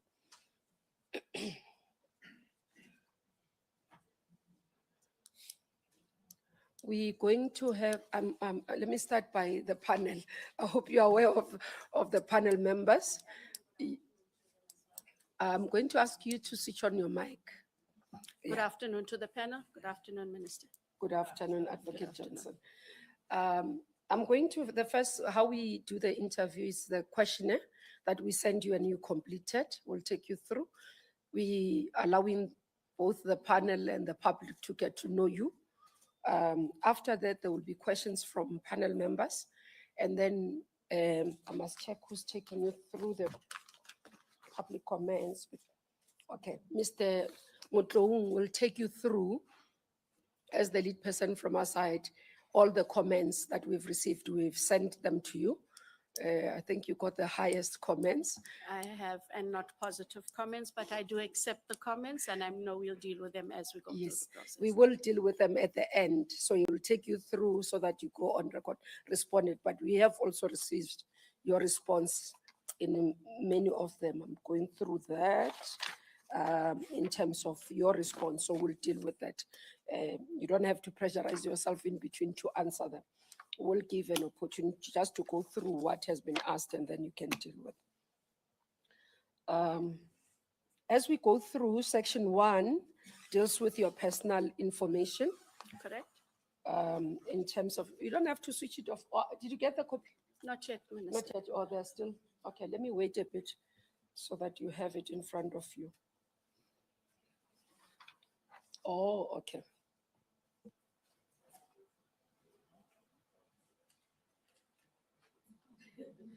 Prof says there are no commercial breaks, unfortunately for me.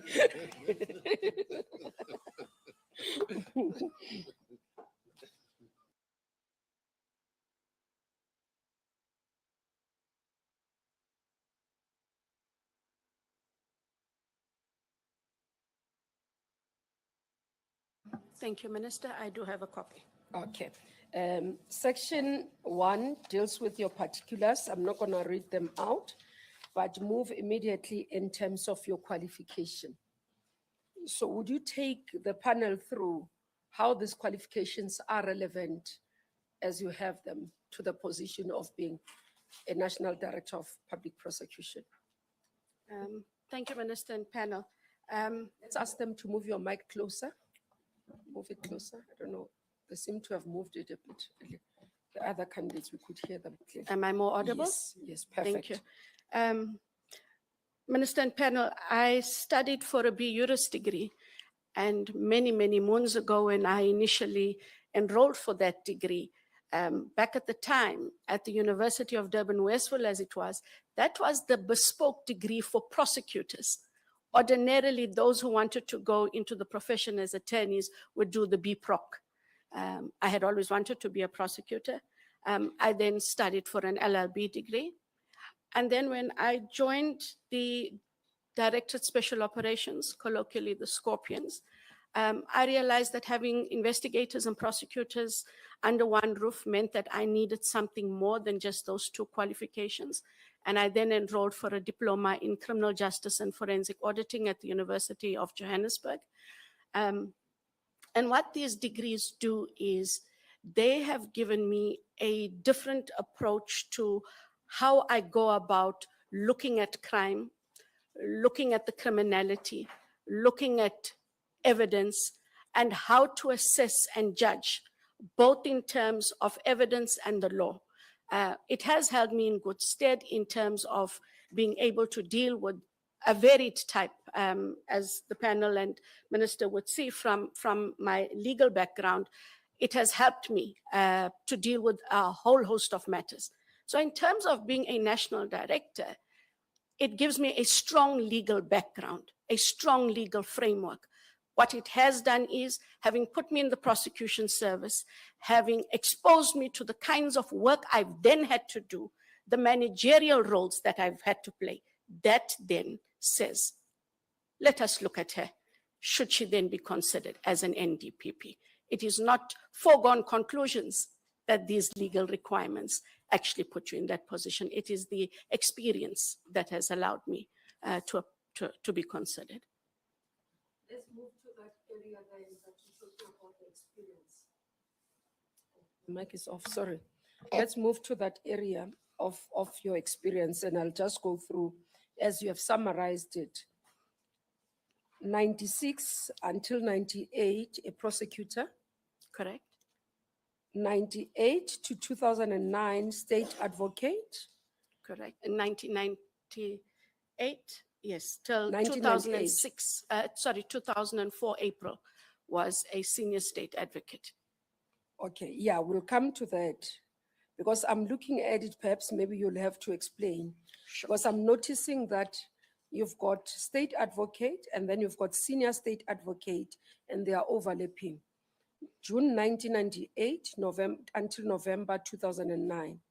And then you've got senior state advocate, December 1999 to March 2004. Would you explain that one? Because there's an overlap there. Unless that, Just under 6. my apologies, Minister, that would be a typo. Okay. The state advocate is from 1 June 1998 Mhm. to 30 November Mhm. of Which is- 1999. Of 1999, okay. 1999. No, it's correct. Then, That's- then the senior state advocate from 1 December 1999 till 31 March 2004. Okay, so that has been corrected. So we want to go through properly so that we have the Understood. record. And then you've got under the DSO, senior DDPP, 2006 to 2009. That's correct. That is correct. And then again, until 2019, just explain that one.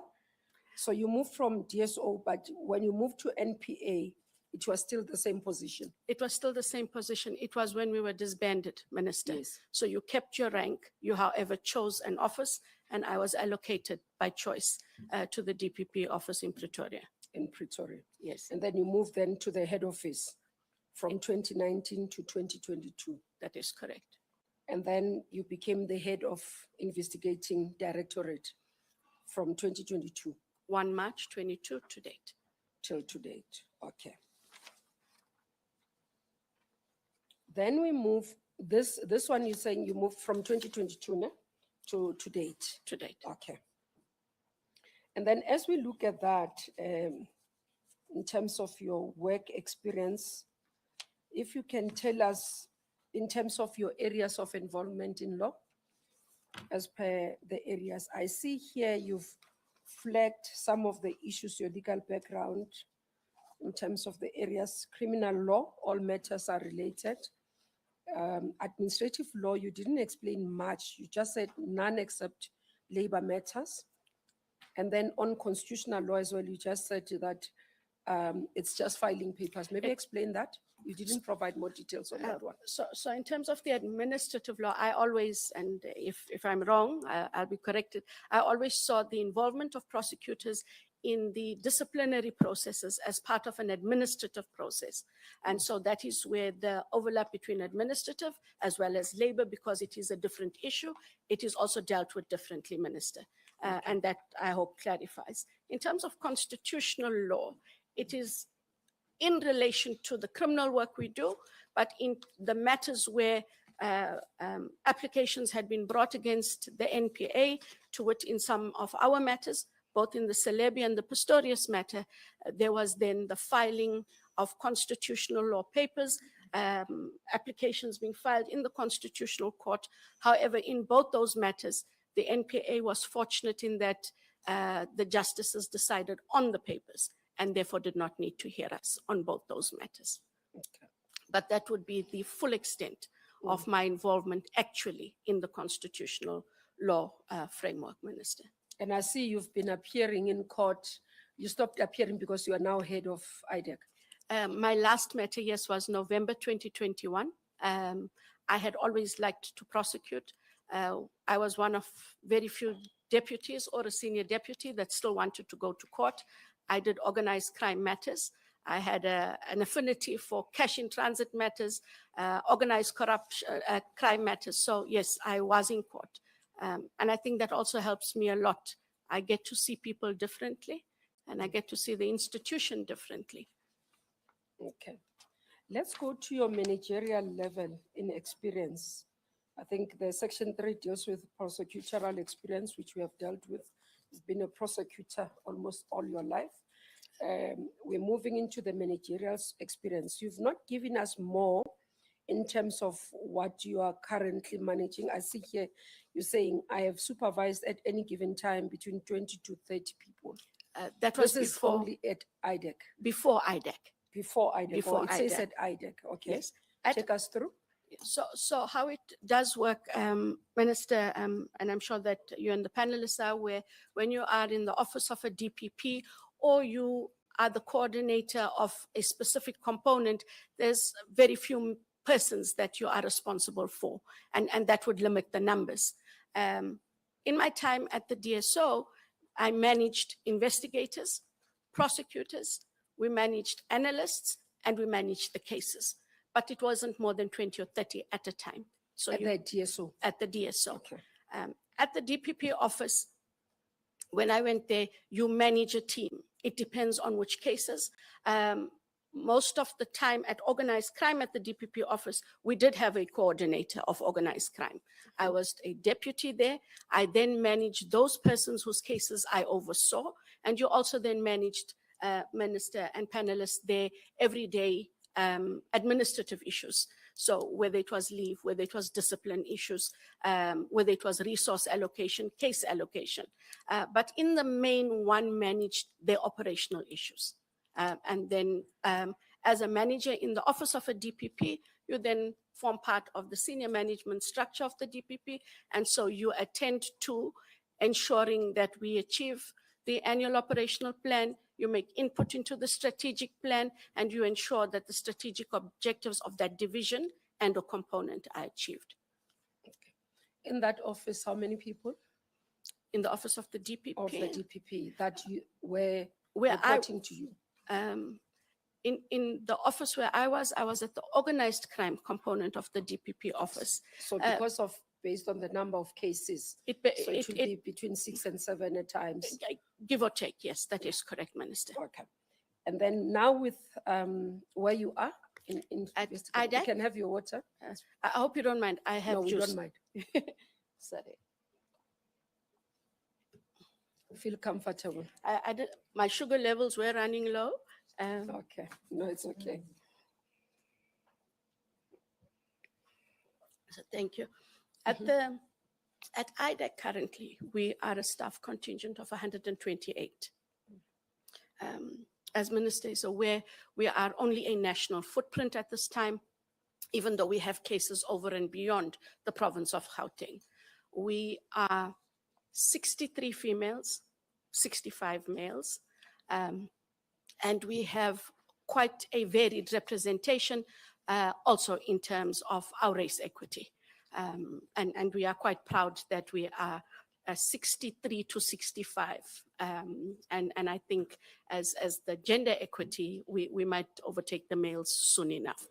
We are still busy, Minister, with recruitment. In fact, last week, financial investigators were being interviewed. There were 33 positions, and interviews happened over a span of 3 days, 11 per day, and that process continues. So the staff contingent will grow, but the management currently is of 128, which includes myself. And that's besides managing the Section 38s are managed by you directly or by various The advocates? Section 38s, I have engagements with them. It is preferred, however, Minister, that the Section 38s are managed by the Deputy Director who oversees that matter, given that it is a prosecution-led model.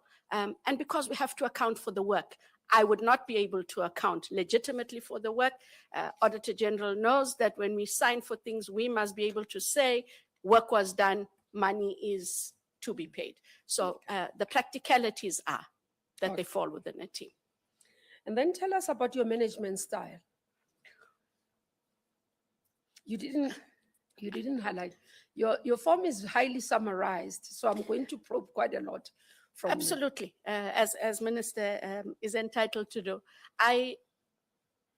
Sometimes I think that I'm too much of a people's person, but I think that has held me in good stead. What do you mean by that? I am consultative. We must talk to one another, top down, bottom up. It's not slogans. You know, Minister, when you come into a new unit, one that must still stamp its footprint, you have to know yourself. What that meant for me was, what would I want from the people who come to IDEC? And you cannot have them guessing. So it was lots of meetings. It was lots of operational meetings, getting to understand the landscape and what had come before me. My management style is to know my people. I pride myself. I'm perhaps one of the few who knows, if not 90% of the staff by name. I may not know everyone by first name. I will know them by their surname. I take the time to get to know them, because if you do not know your people's strengths and weaknesses, it becomes an impediment to how we operate. It becomes an operational issue. And I think the one last thing there for me, in an environment such as ours, it's not just gender and race and cultural diversity. We are bringing together people from different capabilities, different qualifications. Everyone knows better. Investigators want to be better than prosecutors. Financial investigators are better than criminal investigators, and vice versa. You have to be measured. You have to be tolerant, and you have to be understanding. And I think that has been how I have conducted myself. Some people say that those who are consultative, they tend to be indecisive. Consultation does not mean indecisiveness. In an environment such as ours, the first 2 years were consultative. Okay. Since IDEC became permanent in 19 August 2024, trust me, Minister, we have to be decisive. We are permanent. What do we need to do? We were given an opportunity 2 years prior to map the landscape. We are decisive in the things we do. Okay, let's move to the next segment, which is segment 5, section 5. You have indicated here you have not been suspended for any position. You've never been subjected to any disciplinary process. Correct. Can I confirm that? In terms of your office, in NPA, we've got the Office of Ethics and Accountability. Have you been reported there? I did receive a letter yesterday that as a result of the complaints, one of those was escalated to the Office of Ethics and Accountability. I'm not sure what was sent to them. I just received a letter, Minister, that said, we have received a complaint. We will not be looking at it. It has been escalated to the Office of the Minister. But that was yesterday. I cannot give you details. I do apologize. That is what I got. The ethics office didn't look at it. The ethics office looked at it and said they will not be conducting a pre-investigation. The matter is referred to the Office of the Minister. Okay, I have not received it. We'll look into it. But as far as we know, there's nothing that currently has been lodged. Okay. And in terms of a complaint brought to you against anybody, you are saying none. Are you a member of anybody? No, Minister. Legal, Except you're for, not, I think as prosecutors, we are automatically members of the Legal Practice Council. But I should say, way back when prosecutors were asked to be members of a union, I am a member of a labor union. I have been since 2000, as are all prosecutors. I think whether you're at the PSA or wherever it is you're affiliated, but that is a membership. I don't know if, I as don't head want of to miss IDEC anything. is allowed for you to be a member of a labor, you know. Not Is it a- not it's- senior management that is not supposed to be members of I labor? know that we all, I know many of us way back, I think this happened in 2000. I'll have to check my membership. I've Please never check. used it, Minister, to be clear. I've never Because- had cause yeah. to use it. My understanding is that the minute you become a head, you shouldn't be, because you are now part of the employer. Yes, I've not used it. And I don't know if something has to be rectified, of course I'll rectify it. Not having used it, Prof, I'm not sure what the rules would have been. I just want to check, when you say you've been a member since 2000, surely there are interactions if you're a member. Either you pay or you get correspondence, or are you saying it's a dormant membership? I have only back in 2000 when I became a member, I know that it goes off my salary, but there haven't been communications because I've not needed to communicate and they haven't communicated with me. And it's still deducted up until now? I'm sure that it still is. Okay. I don't want to say no. Then someone looks in my salary advice and it is. I will look, and Minister, I take your point. And I think it falls away in the sense of I've never used it. It's there. I do understand my responsibilities, forming part of a management where I'm an employer, and I will make sure that if that is an issue, that must be rectified. I'm trying to check. We tend to be more vigilant for our own bank statements, so that even that 99 cents that is deducted for Yes. apps, you mean you haven't checked? No, I'm saying I'm sure it is still being deducted, but I have no communication over and beyond the deduction from my salary. Okay. Thanks, Minister. Advocate Johnson, we have to get this one clear. You not having that engagement with the union Yes. does not impact on the validity of membership.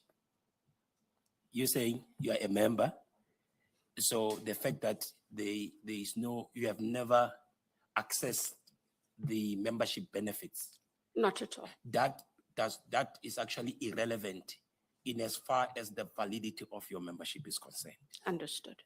And now I just wanted to understand, is it your position that you were not aware that as a manager, senior manager, you are actually not supposed to be part of a union? Absolutely. Okay, thank you.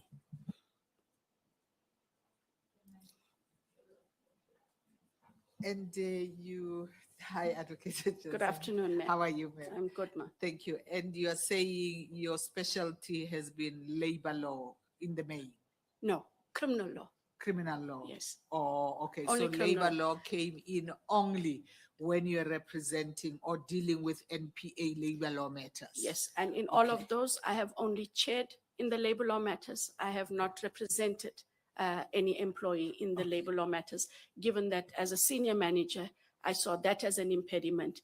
And we had long debates about those back in the day, but I had only chaired in labor matters of the NPA.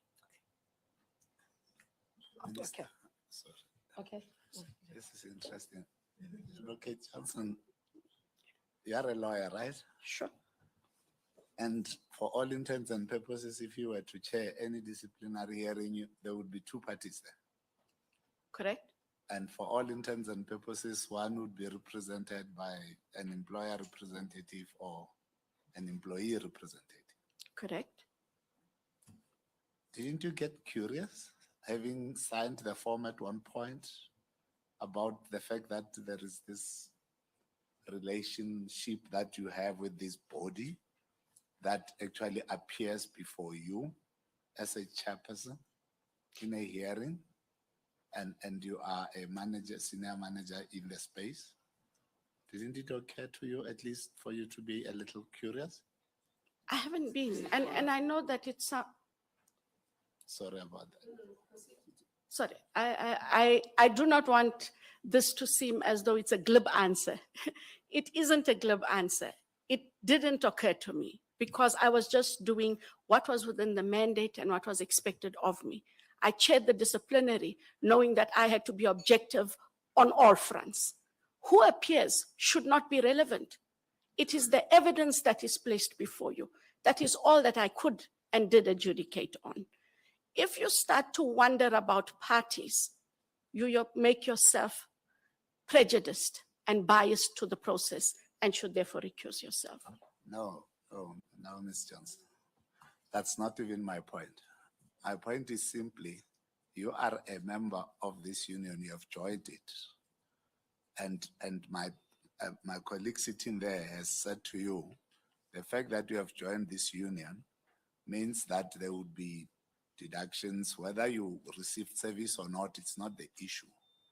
All that I was at least interested in from you in this context is, having been a senior manager for that long, didn't it occur to you that for all intents and purposes, I've been a member of one of these unions, not on the basis of whether you like or you dislike any of the parties, or you have to believe or not believe them, because that was not the part you had to adjudicate.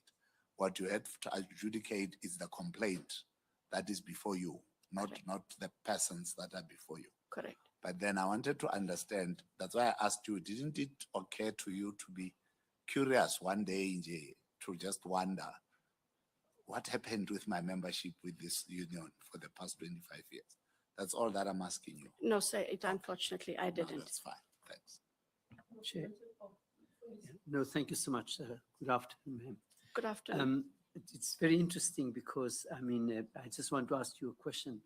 Is it the same if you're in a disciplinary hearing and the person is in front of you, the union rep is there? Is it the same union or is it a different union? Are all the staff members in that unit of where you are, how many unions? Perhaps I should ask, how many unions are there? Because there will be a majority union, and which will be recognized.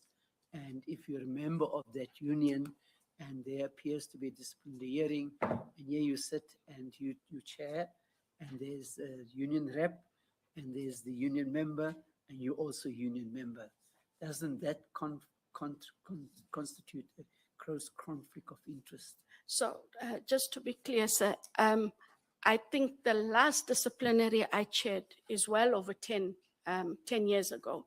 And I cannot remember which union would have appeared. But what I can say is in the past 10 years, I haven't chaired any disciplinary matters. And I am not aware of the memberships of the staff at IDEC. I think the only one that I am aware of, only because staff would indicate the PSA is having a meeting, and they would usually go to the head office at the VGM, but I'm not aware of their affiliations, to be clear. Thank you very much. In these disciplinary hearings, there usually would be a declaration of interest up front. And I'm sure you might have gone through that exercise. And at that point, even if it's 10 years ago, did it occur to you that you'd also say, I'm a member of a union, even if my membership I'm no longer actively aware of? That's one. And also, as senior managers, when you are negotiating salary, unions are negotiating this or that percent, didn't you take interest that my union is bargaining for this salary? Yes, I'm a senior manager, and so forth. What will be the outcomes and so on? Or even unions coming to say, as a member, would like you to advise us on A, B, C, D, E. So on the second point about the salaries, you will find, Prof, if you speak to people at the NPA and colleagues who'd come with me a long way, that was one of the lesser things I did worry about. And I hadn't ever been approached by any union, let alone the one for which I have a membership. I left salary issues. As a senior manager, that had always been my take. If there is a salary progression to be given, we will be told by the NPA. I didn't engage. I never asked anyone to engage on my behalf either, not in all of my career, because that isn't why I was at the NPA. I am aware of colleagues who would have, but I didn't. And quite a few of us, by the way, I'm not a saint, quite a few of us did not, because the work came first. In terms of the first question, Prof, I honestly cannot recall. I know that we had to sign forms. I just cannot tell you which ones I would have signed at the time. But if it is an issue of contention, I would rather go back and look at it than give an answer that I'm not confident of. Let's move on to this one. Let's move on. I'd like to go through the form section 6 on the financial and proprietor. Can I confirm that you hold no directorship? Correct. Nor any business interest? None. Okay. And you have declared that there's no health issues that would impede you from doing any of your work? None. I don't know if it's me who's mistaken, but I noticed on number 4, you didn't tick. Have you ever had civil judgments, maintenance order, debt review order? Not. I think You that's don't just have? yes. Yeah, because I see there on 9, I didn't have that, so I wanted to check that one. None. Okay. I think that's the questionnaire we had with you. Then I'll move to the next segment of our questions that will come also link even to performance, which other members will follow. Now, you've just taken us through what you are doing at IDEC and having to lay the foundation for 2 years, and therefore since 2024, formally starting to even fill the vacancies and closing. If you can take us through the vision, should you be appointed as an NDPP? What are the issues that we'll have to deal with, and how will you respond in looking at where NPA is today and what you have as a vision of it for tomorrow?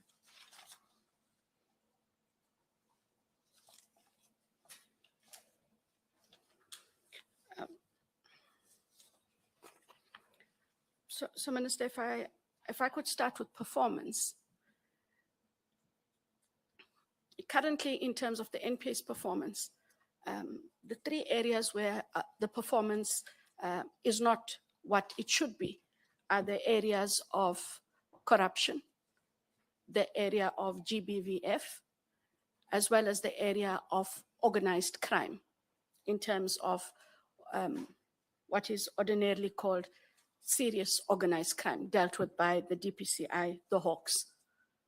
Coming in, what a national director would have to do is to understand what is it that we do not have, that we need to have as prosecutors and as an institution. What is glaringly clear is that in terms of the capacity, all of those specialized units need more capacity, but numbers doesn't of necessity equate to performance. We therefore need capacity that has the relevant capabilities. And to that end, Minister. Explain that. To that end, we need to ensure that the prosecutors are trained in those relevant fields. When you look at the aspirant prosecutor program, from what my limited knowledge, it tends to be quite generic. The prosecutor program has got to aim to attract and retain a higher graduate than what it currently does. It must also ensure that the prosecutors coming into the aspirant prosecutor program are not just trained on general crime trends that they have to prosecute in the lower courts. They must know what the NPA comprises of, what their career path will be. And we have to ensure that those in those specialist units also make input into the curriculum and the training of the aspirant prosecutor. We need individuals who will also be able to understand what the performance output of the NPA must be. See, Minister, where we are, we often make the mistake and say to staff in a very generalized way, for performance, we need to prioritize. What does that mean to prosecutors on the ground? How does that equate to performance? And I say that is where our ability to communicate with our staff becomes important. A national director must ensure that the entire institution understands, one, the strategic objectives and what we need to do to achieve those. One may say, but as a national director, there are special directors, there are directors of public prosecutions. That's their job. I beg to differ. A leader must ensure that his or her people understand what the institution is about, what their role and function is, and what they will bring through their performance to the indicators and to the achievement of the NPA. So performance together with training becomes a critical exercise. I am aware also, Minister, that we have programs with School of Prosecution at Justice College, so that it's over and beyond the aspirant prosecutor program. Existing prosecutors are also going back for touch-up courses, an important course that they're going to go for, which had already started. And what I like is I think we use a retired judge, and we also use outside counsels on leading expert evidence. It has been a shortcoming. It therefore limits our performance in specialized areas. It also means then we are unable to achieve our indicators. We also then have, through the School of Prosecution at Justice College, money laundering training. But then we have to say, how does an NDPP and an NPA change the game in terms of the specialist units? What we are doing is through the German-funded training, which Minister is aware of, that there is specialized training on organized crime as well as complex corruption. But the training then, which is quite different, is not just for the NPA. In those training programs, Minister, we have investigators from the DPCI as well as the South African Police Services. I know we have spoken to colleagues as well from the revenue services that where applicable, they are able to join those. So what it's saying is we are looking at managing the NPA's output differently by ensuring that we have a better, more capable staff. And then I think the last one for me would be, in terms of the main categories, is the morale of staff. We should never take people for granted, because disgruntled people can become quite an impediment to your operational activities and your output and your performance. You need to understand what brings their morale down. Is it just people who are disgruntled and grumpy? Is there legitimacy to the complaints and or the unhappiness they feel? And it becomes important that you don't take it for granted. But if you have the staff understanding that our work is to serve the people of the Republic, and we do that by ensuring we put out quality prosecutions based on evidence and the law, and that they are valued because that contributes to the output of the NPA, I think that is one way that we'd be able to just change that morale. And also, don't let people think that you favor one above the other. That would be the biggest mistake. Not all of us are equal. You do tend to build relationships better with some than with others, but you should never isolate staff and never let any category feel as though they do not bring something to the table. And where they don't, you've got to engage.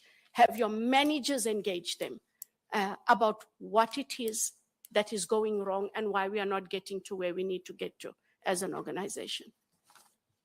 Looking and listening to what you are raising now,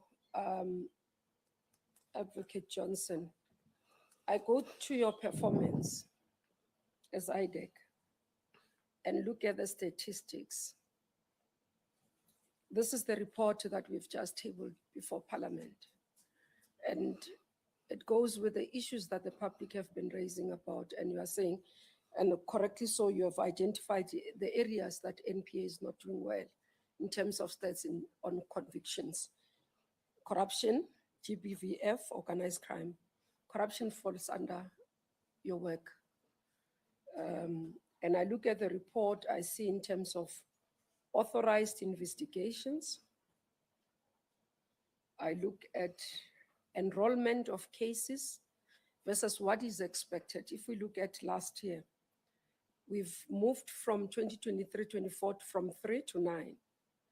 But if you are to look at the report of what would be expected as investigations, where, for example, you would have accused persons of 177, someone's entities about 22, but I must read it properly. Yeah, I'm reading it. If you look at that stats that we've provided in the report that we provided versus what we have as enrolled to court, that stats doesn't look good. And I appreciate that. And if Are I you may able to explain. talk? Because we need to understand, and I said to even this is consistent. I don't want to be told by the public that you've moved from one problem, you've made it a national problem. If it's a problem of performance is sitting at IDEC, maybe we have an opportunity to fix it there. But if we take you and bring it to NDPP, then we're expanding the problem of non-performance. Maybe share with us what is happening, why this performance? So and I can speak for IDEC then, Minister. If you take IDEC, you would appreciate that when IDEC was formed by proclamation in April of 2019, it didn't have permanency. It didn't have a permanent structure. It worked on seconded individuals or duty reassigned from the DPCI and some from SEPS. When I took office in March of 2022, there were only 22 criminal investigators. There were a few more prosecutors than criminal investigators. And we had the majority of the staff that were there, financial investigators and other prosecutors, were all on contract. We then moved into dealing with the matters and enrolling the matters that we could. When IDEC then became permanent, Minister, you do see that there is a difference in the performance because we do have a bigger capacity. We don't have all the capacity, but that is not an excuse. We do have a bigger capacity. The cases themselves are voluminous. And Minister would appreciate that what we have to do is to be sure of the matters that we have to enroll when we enroll. We have been challenged and criticized, and legitimately so. If you take the matter of Matsela Koko, we received criticism that that matter had been enrolled and then the matter was struck off the roll. And to explain, because these matters are so large, if you are not careful and carefully consider where you are with the evidence, what else is left, what specialized services are required, we enrolled that matter earlier than we should have. That was a lesson we took. And in taking that lesson, we seek then to make sure that our matters are better prepared. The investigations are finalized to date of enrollment. We have ring-fenced matters so that we don't have open-ended investigations. You will appreciate that the matters that are on the roll, if you take the Transnet transaction advisory, if you take the Transnet locomotives matter, you take Alexco, etc. These are really big matters, Minister. And so we wanted to ensure that the matters are as ready as they can be when we enroll these matters. We had to take that lesson learned. When you make that kind of error in judgment, the public has every right, as they did, to criticize us. We have to show that we learned a lesson from there. So in terms of the enrollments, it takes longer because of the volume of the matters. But you will see that there are more investigations authorized than previous. It's because we now have a bigger capacity in terms of criminal and financial investigators, so that investigations are now churned out much faster than they used to be previously. Is it a satisfactory scenario in terms of the numbers? No, it isn't.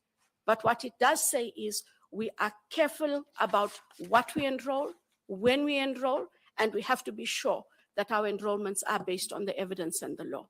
These are cases that affect people's lives. And so when we are accused of prematurely enrolling, it does not bode well. So those enrollments are key enrollments based on the year-to-year target. And although we've met the year-to-year target, and we will as well this year, both in terms of money laundering, investigations authorized, and prosecutions enrolled, we have met the targets each year.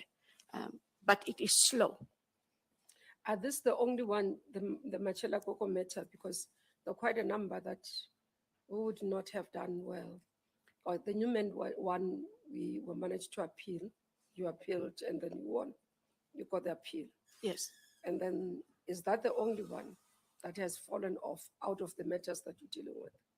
There was a withdrawal representation of matters as well? No, there was one. The other matter, Minister, the court struck the Estina matter off the roll in August last year. Yes. And what had happened there is we had made disclosure to the defense a year before, and we were in court in August of last year. In April, I believe, we made electronic disclosure of the hard copy disclosure we had made. And when the accused appeared in court in August, they said to the court they didn't have enough time to go through the electronic disclosure. However, that which was electronic had already been made available in a different format a year prior. And that matter was removed from the roll for those reasons, because the court correctly felt that if you look at it, they should be given an opportunity to go through every medium of evidence that they are given. And for that reason, that matter was removed. And this change of strategy, where you say you've learned, you're saying as IDEC, we have learned that enrolling prematurely and therefore we have changed. When was that change of strategy? That change of strategy happened, Minister, shortly after the Cocoa matter was struck off the roll. We had to sit down and we had to understand why that matter got struck off the roll. When it got struck off the roll, two key areas of work were still to be done. We estimated it would take between 6 to 8 months. It was for the digital forensics and the financial forensic report. Unfortunately, it was not finished in that time. So these were a specialist field of work on both areas. So we had to sit down and say, given what sets us back, we have to deal differently with how we work out the timeframes for completion of that work. It's also become easier, Minister, because procuring the services is now easier. We also have Section 38s on board, together with the prosecutors, and the ability to assess the matters are done quite differently. Then going back into the role of becoming an NDPP, as you have reflected on the GBVF stats, that is not satisfactory together with organized crime, and would agree these are the two areas that the public would not understand why we are not doing well. Should you be appointed, what would you do differently in these areas? So, Minister, I really became keenly aware that the NPA was not doing well in the GBVF in September last year. And you would appreciate it's not my field of work. And we were in Parliament. And I remember it very clearly. I think it was the 11th of September. The previous minister, Mr. Malani, went with us to the Justice Portfolio Committee on a different issue. But Mem Kwebane raised with the National Director, if she could explain why in a quarter in the Western Cape, 245 GBVF cases were withdrawn. I heard about that for the first time. And that became a reality. I remember that when we went back, I do attend the EXCO meeting, which is the NDPP and her deputy nationals. And I raised at the meeting that what did we do wrong? It might not be my field of work, but what has the NPA done wrong? And one of the suggestions I remember making, only because you cannot come up with a solution when you don't understand. I asked if we could ask the special director and or the DPP to please provide the reasons for why those matters were withdrawn. What were the lessons to be learned? Because You cannot have in one quarter, 245 is a number way too many and unfathomable. I am aware then, given those engagements, documentation went out from the head of the NPS at the time that this exercise is to be done. But what also then brought this matter more keenly to the fore was the Omotoso matter. And so this is what we had to grapple with. And I sat in some of the engagements because I was also unable to understand what we do, Minister, if I may. In the corruption matters in IDEC, we have a whole host of people that sit together. They are a team. But before matters are taken to court, we have an advisory panel. The advisory panel must be presented with the evidence, the challenges, the charges. And this is a panel that has nothing to do with the cases. That panel is also not an IDEC panel. It is from members in the Specialized Commercial Crimes Unit within the broader NPA. They also invite investigators to that body. It gives us a different method of assessing our matters. And I couldn't understand why we didn't have that in sexual offenses. And so for me, what a national director is supposed to do is to understand, one, what is the NPA's GBVF plan? Is it sufficient? I understand that there is a plan. I understand that with the GBVF now being declared a pandemic, that there has to be a different methodology. I think the methodology talks to our specialization and are our prosecutors on par with what is required. What has become clear is if these matters were withdrawn, and I would assume invariably in the lower courts, which would be the regional and the district courts, it means that we have to get in there. What is the training that is required? What is the relationship between prosecutors, not just victims, but those who can provide a service to those victims? Are we using the TCCs? Where there's no TCCs in an area, Minister, who does a prosecutor activate to ensure that victims are prepared for court, not just through consultation with the prosecutor?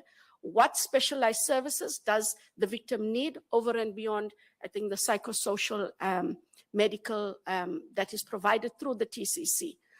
But there has to be a different engagement between the special director of SOCA and the DPPs and those prosecutors. Who's keeping track of these high-profile matters? When do they keep track of the high-profile matters?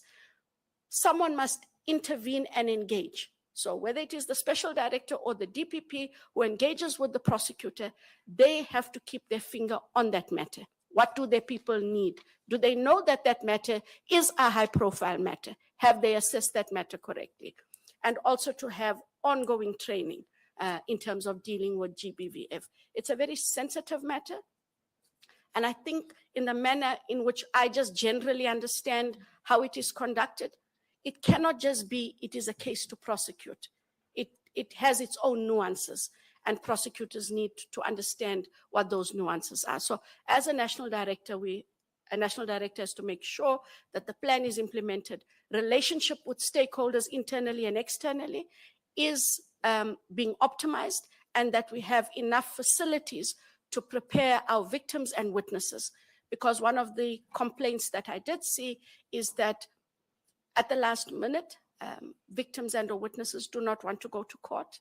When they do go to court, they're not as prepared as they should be. They falter and or fail in cross-examination, and that talks to us as prosecutors and whether or not we prepared them properly. And on the organized crime? On the organized crime, our relationship with the DPCI as well as the detectives organized crime is critical to how the NPA operates. And given that the NPA works on the prosecution guided investigations, I've always had a challenge if prosecutors write long notes to investigators. Do this, do this, do this, do this. It has to be prosecution guided, as in sitting down with the investigator, understanding what that matter needs. Now with organized crime, Minister, there is organized crime strategy that was formulated by the NPA in consultation with the stakeholders. It was signed late in 2024. And what that seeks to do is to engage with different stakeholders, with SARS, with the FIC, as well as the DPCI. And what it seeks to do also is to have a better engagement with crime intelligence. The organized crime cannot be dealt with if we do not have credible intelligence, and crime threat analysis point us to modus, it points us to groupings, it points us to commodities, and it points us to what it is they are doing. If you take that, you take the investigations by the Hawks, guided by the prosecutors, organized crime can be dealt with differently. For me, the strategy though, cannot be an NPA-driven strategy. Organized crime is a country problem, and I do appreciate that there would have to be more engagements, and there has been buy-in by the police and the DPCI, but we need them to be signatories to the document so that implementation is a proper buy-in and everyone understands their role and responsibilities. Okay, before members do follow up on my issues and take over the question, just one thing that I observed, which was quite an interesting thing I saw. You've got on your reference Mr. K. Behari. Correct. What's your relationship? Friends, colleagues? I had known him for over 35 years. Is it a week ago?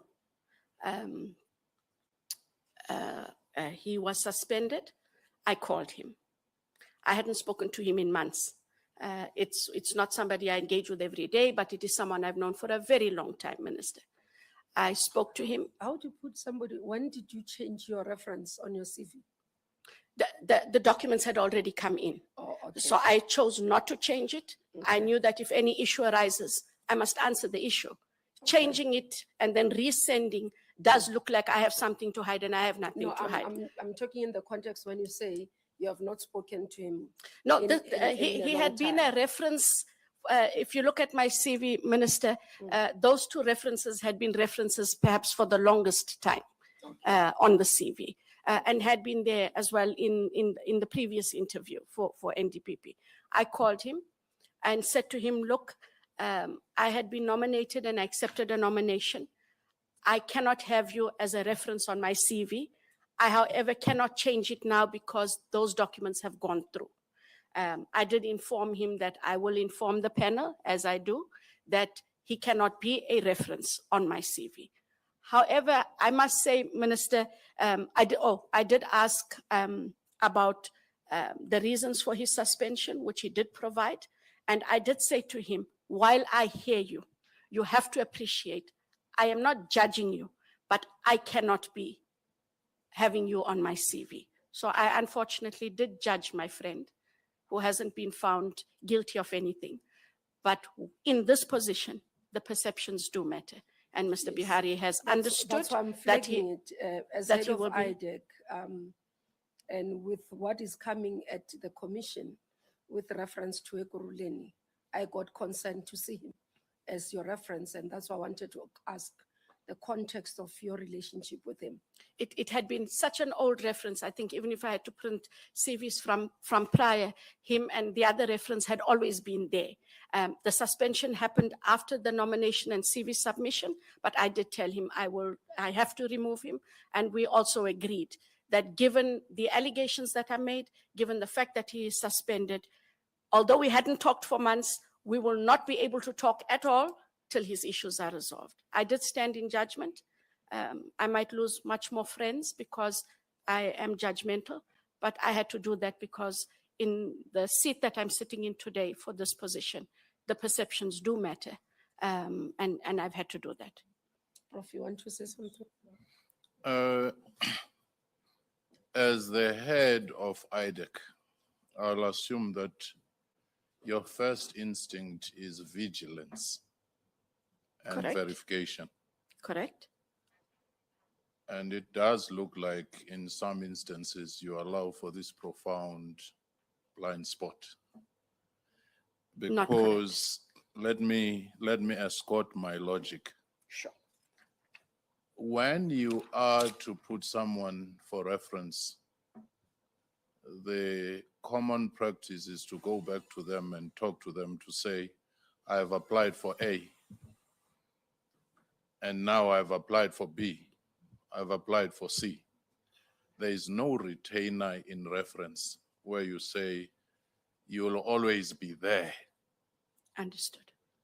So it would look like you have not spoken with the person for months, but you were able to utilize their reference as such. You verify if the number is still the same, the address. Are you in agreement? Because at times some people will say, I cannot be referenced for this particular one. That's one. The second one from your previous answer is the one of most of the time you talk about the reforms that ought to be made based on precedents and what you have encountered as the NPA or IDEC. What I've not seen or heard coming out clearly, it's the strategic foresight to say this is the emerging trend of organized crime or corruption, which will define the future. Because you may resolve things that have happened from the past and have to go back to the drawing board for those things which are coming very fast into the future of crime and so forth. Would you comment on those two? I would have added the third one, but I know that my chair will say, don't overload or front load. Yes. Prof, I take your point, and I'm being as forthright as I can be. I'm saying to you, those two references had been there. When I was nominated, I sent the person my CV that nominated me, and I sent it as is. I did make a few amendments in terms of things that I had done since then. I didn't think I needed to call them because I know his number didn't change. I hadn't spoken to him in months, but he's always had that same number. And I am aware he's lived at his address for quite some time, and I was not aware that he had changed. And I think given So that one, when was the last time? When you say months, when was the last time? that I spoke to him, Minister, it could have been February or March, other than now last week when I did call him. February, March this year. This year. Okay. Yes. And I hadn't been to visit him in more than a year and a half, if not more. And with the other reference as well, there's nothing wrong with the other reference, but I also didn't call that reference because it is someone that I know her number has not changed. And I didn't think about the address. It's the reference and that they are contactable. But with Mr. Bihari, I known him most of my adult life for over 35 years. And when there was cause, Minister, to contact him, then I did. In terms of reforms to be made and the strategic foresight, sorry. You just mentioned the second reference. I was going to come to it. Also, it's problematic for me.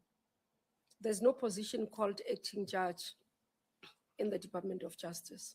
I appreciate that, and that is my error. She is a magistrate, a regional court magistrate at the moment. That is, I'm saying I didn't change those things at the time, and that it's carelessness on my behalf. Advocate Johnson, there's never been a position called acting judge. You are either a senior advocate, because acting judges come a week or two sessionals, but it's not a position. At the time, she was acting as a judge in the High Court for a term. Yeah, a term is 6 weeks. Yes, because I signed the appointments of acting judges. So this was a cycle, it's 6 weeks maximum. I take Others, it. for example, now the acting judges will be now in December when the normal judges are on recess so that they can hear urgent matters. So it can be a position. I'm trying to flag that. Because I'm looking at this, it says Name of referee, Ms. Mngube. Company, DOJ. Position, acting judge, Pretoria High Court. That was at the time. That is my error. And that is what I made the point. I sent my CV. I didn't change my references. She is a magistrate, and I apologize. I So didn't she would change have it been a magistrate under DOJ. under DOJ and still is minister. Okay. Answer the other one. So in terms of the reforms to be made and the strategic foresight, Prof, the reforms are made within the various business units. And they are made where we do sit together for the NPA strategic plan. And it is in part of that planning where the strategy was that in order to deal with organized crime, there hadn't been, for example, a country organized crime strategy. Not even the police have one, Prof. They have standard operating procedures and they have how they work, but there wasn't a national organized crime strategy. That is part of the strategic foresight of the NPA team, that we need to formalize a strategy that is able to deal with the crime threat, which is organized crime. In doing so, I am aware that there were lots of consultations with people who are in the field, experts in the field who helped guide the strategy, as well as then with law enforcement. With the corruption, the strategy in IDEC has been to deal as holistically as we can with the various corruption matters that we have, and to ensure that they get enrolled. But I can see Prof's hand. I may not have answered it in the way the Prof anticipated. No, he still had other questions as Oh, well. my apologies. I asked them not to go too much. They just ask questions, you answer, and then they can do a follow-up. Proceed, Prof. The reason I invoke the issue of strategic foresight is that for the most part, either you talk of IDEC where you are, but we wanted you to lift your gaze to the horizon of a vision For the NPA. for the NPA. And that is where I was trying to say, can't we lift that gaze? Because you'll not be appointed back to IDEC should you be a successful candidate. Understood. But having said that, you mentioned twice the meeting of targets. Correct. Would meeting of target generated by your institution or your unit be the same as having an impact? Because there's one compliance matter where people say these are the targets. There's another one where you say, no matter the targets, the needle is not shifting. Can you reflect on that? And correctly so, Prof. I know that there has been much debate. Even when we go to Parliament, Parliament has asked, well done, you've achieved your target. But what does that equate in terms of impact on the people whom you serve, which would be our South Africans, regardless of the crime type? And that is an issue that I know that we have been discussing in the NPA overall. How do we measure impact? Targets are numbers, but do those targets deal with the right cases, the cases that can elevate what we are doing? So if you take, for example, I remember there's a matter, it's a corruption matter, not in IDEC. It deals with the Lepelle Water Board, I think in Polokwane. And because of the fraud and corruption there, it was identified that the corruption in that matter must be dealt with. What it did is, if you deal with that matter, and if asset forfeiture is able to bring back the money, one might be able to put it back into the criminal asset recovery account and therefore give government the impetus to then put in a water supply for the community that was robbed of its water supply because of the corruption. That is how I consider as defining impact. Targets are numbers. And so what we have to do differently is understand which matters affect the South African population. So impact can be measured differently. It is What kind of recourse do you give to a community when you address the crime in that community? It's the same with drugs, Prof, is dealing with drugs and dealing with drug syndicates may bring relief when you arrest those persons. But in other matters, you need to be able to recoup the money so that services and service delivery goes back to a community. That for me is the impact of matters. Targets are part of performance achievement. They are part of the indicators, but not all targets talk to impact, because you have to identify those matters that will make impact across the board.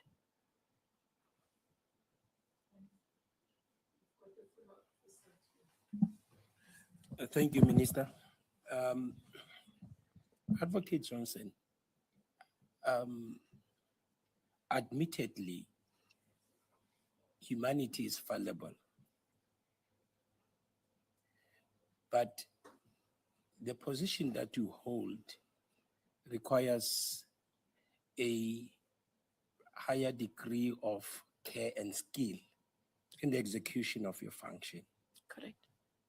Now, I'm raising this issue at the backdrop of the two cases that were mentioned earlier, which you readily admitted to have not handled properly. The Estina matter, as well as the Coco matter, that they were placed on the roll prematurely, and that you've drawn lessons from such mishaps.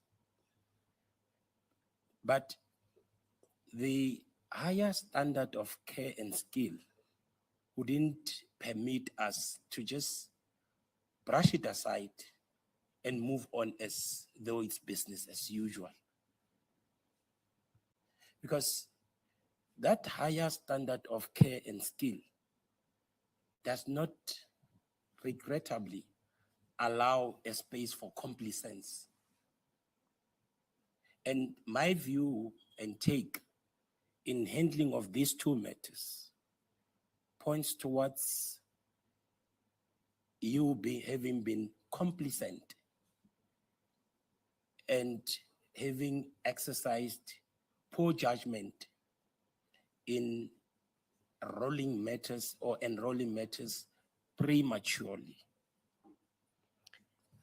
Now, now, let me finish, sir. Sorry. Now, this talks to consequence management. Reverting to my earlier sentiments, it cannot be, and these matters cannot be treated as business as usual. Surely there should have been consequence management, looking into the calamitous effect of having such high-profile matters withdrawn due to lack of readiness on behalf of the state. Was there such consequence management applied to you specifically, other than just having drawn lessons from such mishaps?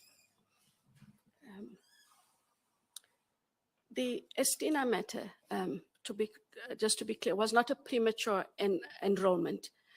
However, the court there felt that the evidence that we gave, albeit that we provided it to the defense a year before, because we provided it in a different medium later on, they should have been allowed an opportunity to go through that. So, but in the Coco matter, yes, we took the lessons, but I take the point.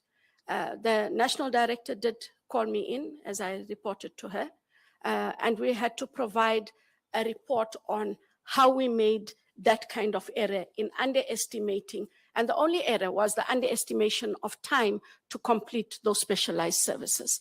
The national director did indicate to the team and I, as we were all called in collectively, that the matters need to be adjudicated differently. She did talk about what you mentioned. and that we should have more care in how we enroll these matters. So I'm not sure how far the consequence management should have gone, but we were addressed.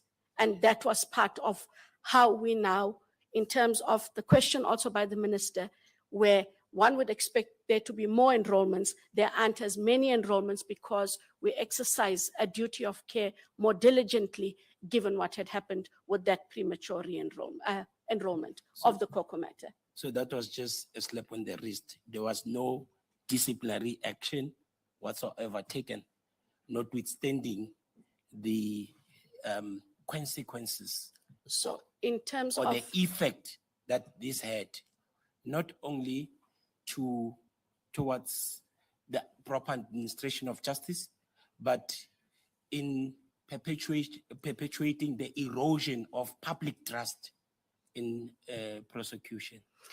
I know that for myself personally, when it came to my performance assessment, I received a score I had not received in my 28 years at the time of being a prosecutor.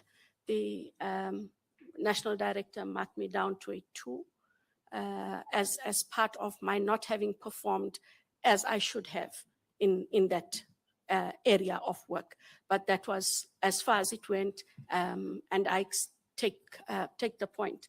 I can't take it any further. Okay. That is what was done. Just one last point.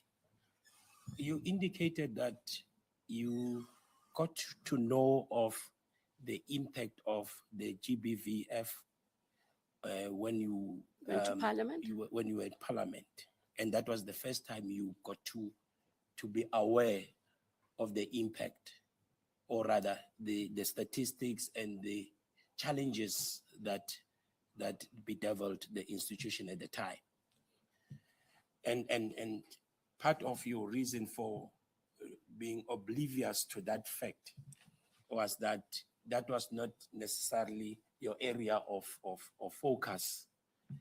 But you're sitting here today as a candidate for appointment to the highest echelons within the NDPP. I would take it that you did not develop interest in this position overnight. And I take it, if I'm correct, then you should have had interest in broader areas of performance within the institution. And by your own admission, you didn't really have demonstrated that interest, because you had proximity to management, you had proximity to access reports that will inform you of the direction the institution was taking, and you missed that opportunity. May I expand? Yes. So I wasn't oblivious to GBVF. You cannot be a woman in this country. And I am the mother of a girl child.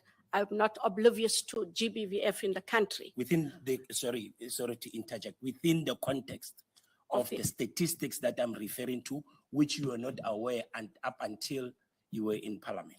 I was aware that there are high numbers of GBVF cases across the board because it is publicly published and talked about. I became keenly aware of our failure as the NPA in dealing with GBVF in a specific area for a specific time because it was raised where I was. That it doesn't take away that I was aware that GBVF is an issue. I was also aware that there are high-profile matters within the NPA. I do follow in terms of the serial rapist matters, matters that affect children, child rape matters. Those I'm aware of as a citizen, but also as a prosecutor. But the numbers, I was not aware, sir, of the Maybe numbers. just to assist them, Mr. Mutlu, maybe I put it differently, Advocate Johnson. You're part of the management of NPA as Correct. a senior manager. So has NPA in its executive meetings ever considered the performance on sexual offenses, conviction, and what has been? Because listening here, it doesn't look like it has ever So- been. And it's one of the areas that NPA has not been doing. well. So they do provide those figures. At the majority of the time, it is presented at the NOM meeting, which is the one that is chaired by the head of the NPS. I don't attend those all the time. But when we are at EXCO, yes, there is a breakdown at every meeting of the performance of the NPA. So I was aware of the global performance and on non-performance. What I was trying to point out is the specific and how bad it was at the time that it was raised. What it didn't do, and I'm subject to correction, I cannot recall what the breakdowns would be, but I did know that we were not performing well as the NPA in sexual offences matters, but became more keenly aware when this was raised in the very specific way in that Matlong as it was in Parliament. Thanks. Just last part of that is the Omotoso case as well, Yes, sir. that you were also not aware of the nub of the case itself, because that also fell outside the purview of your area of work. No, correction. It's not that I was not aware of the NAB. That was such a widely publicized case in the country. So I was aware of the charges. I was aware that there were many charges that were facing the accused at the time. And I do know that the case took long, where I then drew an acute interest was how we lost the case. I then drew interest therein, but I was not oblivious to the case. Yes, there are but- some matters that you become aware of, sir, because as I said in the meeting that is chaired by the head of NPS, some of the high profile matters are in fact mentioned. And this was a matter that took 7 or 8 years. And during the course of that time, this matter was mentioned, but not that there were challenges in the matter, at least not in a meeting where I was. Remember, sir, that those meetings that they would have about GBVF would also not be in the management meetings. There would be separate meetings with those people who deal with GBVF and or the respective DPP office. Thank you. Ms. Maluleka. Thank you, Chair, and good afternoon, Advocate Johnson. Good afternoon, ma'am. So earlier on, you talked about an observation around morale of staff. I think your words were, one's got to be clear about to what extent low morale's got to do with disgruntlement and whether or not it's legitimate matters. What is the conversation that's being held at the executive committee or at MENCO, which I believe you're also part of, that around the morale of staff? Could you maybe give us a sense about the conversation that's being had on this very topic? So the main part of the conversation is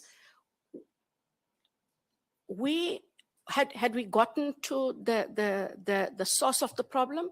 We hadn't, but we had been having conversations about how is it that we've had a changed management, that we have more resources, that we have more capacity, and that we have more training, that staff are still disgruntled. And what we sought to do in those meetings is to look at, I know they did cohesion sessions for the staff with outside parties. That feedback was brought into the fore to understand what the unhappiness was about. A lot of the unhappiness, from my own understanding and interpretation of those, has been that prosecutors feel that especially communication of management issues are not conveyed timeously when you have changes of management. People want to know, why is Andrea Johnson in that job? Were we given an opportunity? No, we were not given an opportunity. People may see that in terms of certain appointments, people are favored, and they make their own deductions about why people might be favored. And so those are long-standing issues. And I think one of the most important things is something Minister has done, and if Minister will allow me to allude to it, it's become very important in how we do our appointments, especially of senior management, because the appointment of senior management talks to transparency and it talks to credibility.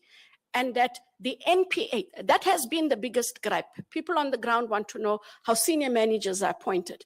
As the panel would know, most, if not all, from the DPPs to the SDPPs, DNDPPs, are appointed, Minister, you'll forgive my wording, at the behest of a national director. These people do not attend interviews, etc. That is the core gripe, Mmamoloko, of the staff. And the one thing Minister has made very clear is that must change. Also how we recruit internally. The panel cannot only consist of internal people. We must have someone from outside. It brings an independent mind to bear. It also brings a sense of comfort and confidence to those NPA officials that are applying for the post. The majority of it is within the recruitment. Secondly, it is the morale talks to the training. Unfortunately, when training initiatives are presented, not everyone is available. You end up finding that the same person goes to 2 or 3 training ventures for that year, and then that in itself causes a lot of dissatisfaction. But the majority of it has been how appointments have been made and the transparency with appointments, because people want to know and they have every right to know. So earlier on, you talked about the organized crime strategy, right? That had been the outcome of a consultative process with other institutions. And it was approved, I think you said late 2024. What's the status of its implementation as things stand, and what is the current conversation about it at EXCO? So the organized crime strategy became actionable from the date of the signature.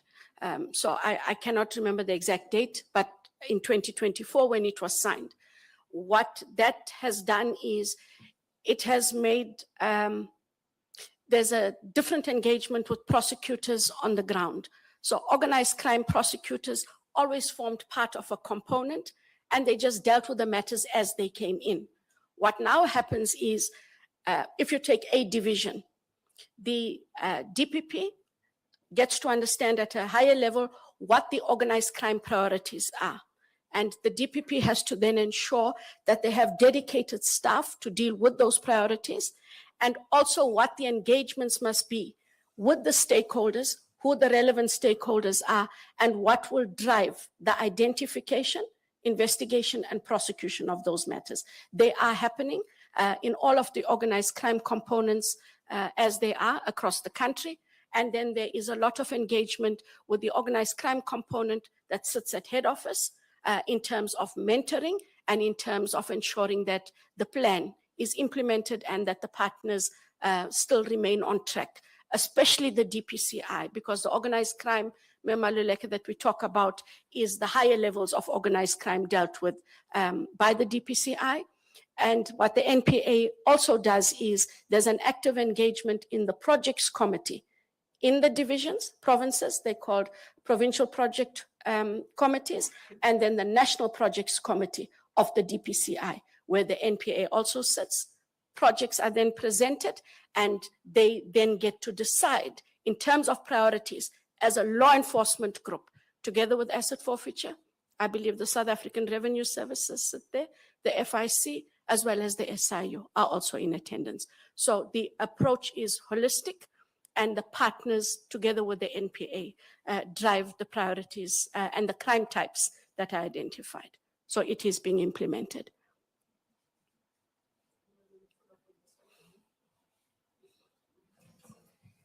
Thank you, Minister. Advocate Johnson, I just wanted to ride on Professor Fikeni's comment. This one is a comment just to say, I'm a bit concerned about your level of vigilance, because one would expect it to be much higher than an ordinary person. Not belaboring the issue of the deductions that started in 2000. they're going for 20, I don't know what years now, 26, 25 years. And that is worrying to me because that has got an impact on who you are in the eyes of certain people inside. That's one of the many reasons. But secondly, I also, why I had to bring it back, the issue of referees, I would expect somebody who has got a friend who is maybe a scientist or something to say they were acting as a judge and write that, not you and me. Correct. We are lawyers. Correct. And it's worrying me that we had to pick it up here. You know how judges act. This person is a magistrate. Correct. You have written a senior judge. It's almost, it's bordering, if not full blown, misleading. Because if some of the panel members or all of us did not know what an acting judge is, it gives it a different turn altogether. One of your referees is an acting judge. Correct. As opposed to a magistrate. Those things worry me. They're small, but they worry me. A third one is the Estina matter was also thrown out of court as a result of unreasonable delays. And you have not mentioned it. So that's why I say maybe it's just comments, but unreasonable delays in the courts is fundamental because it goes to the heart of justice and a fair trial and access to the courts and therefore access to justice. So it's worrying me that there's the way you look at things or the way you couch them, it's a different certain level of a truth as you see it, but not necessarily an absolute truth. I think I'm also trying to be strategic. No, But you hear me. No, I hear you. Already 3 examples. Yes. Wherein, at the end of the day, you have not been entirely truthful. Let me just put it out there. Absolutely, and I want to be very clear. I have not been dishonest. Okay. I honestly overlooked those referees. I honestly did. Because at the time when I received the call, I sent my CV. You have no reason not to say, I have to be even more vigilant. And in Estina, I didn't hide anything. Part of the unreasonable delays was the disclosure. I talked to what the court found about why that matter was struck off the roll. So please do not see the response as being dishonest. I responded as I do because I took the points that I saw. At no stage is it ever my intent. If that is the impression that was created, I can't fault me for making the deduction that you do. It was never the intention. Should we then conclude that, maybe the mic there? Should we then conclude that your ability to pay attention to detail is a bit of an issue? Let me tell you why. Let me give her the CV. Your CV is full of flaws. There's inconsistency between your CV and the form that we've sent you. Sure. And that is worrying for me. I just looked at it. If we go to your CV, and because you work with me, you know me by now, but I do pay attention to details. Look at the position you're saying there, page 4 is fine. It's Investigative Directorate 1 March 2022 to date. You go to the next one. Company section, DPP Pretoria, Senior Deputy Director Public Prosecution, February 2012 to date. You go previous employer, company, Department of Justice, Section Magistrate Court. Next one, prosecutor, 1996, 1998. Yes. At the time, it was the Department of Justice. But the years are not correlating. Oh yeah, that one is fine. Yes. Oh, that one is fine. It's the other one that I picked up. And then you go to 98 to 99. Yes. That's what you had corrected on the form. Go to the next one. And then 1999 to 2004. That one is fine, 2004. I'll show you the other one that has a problem.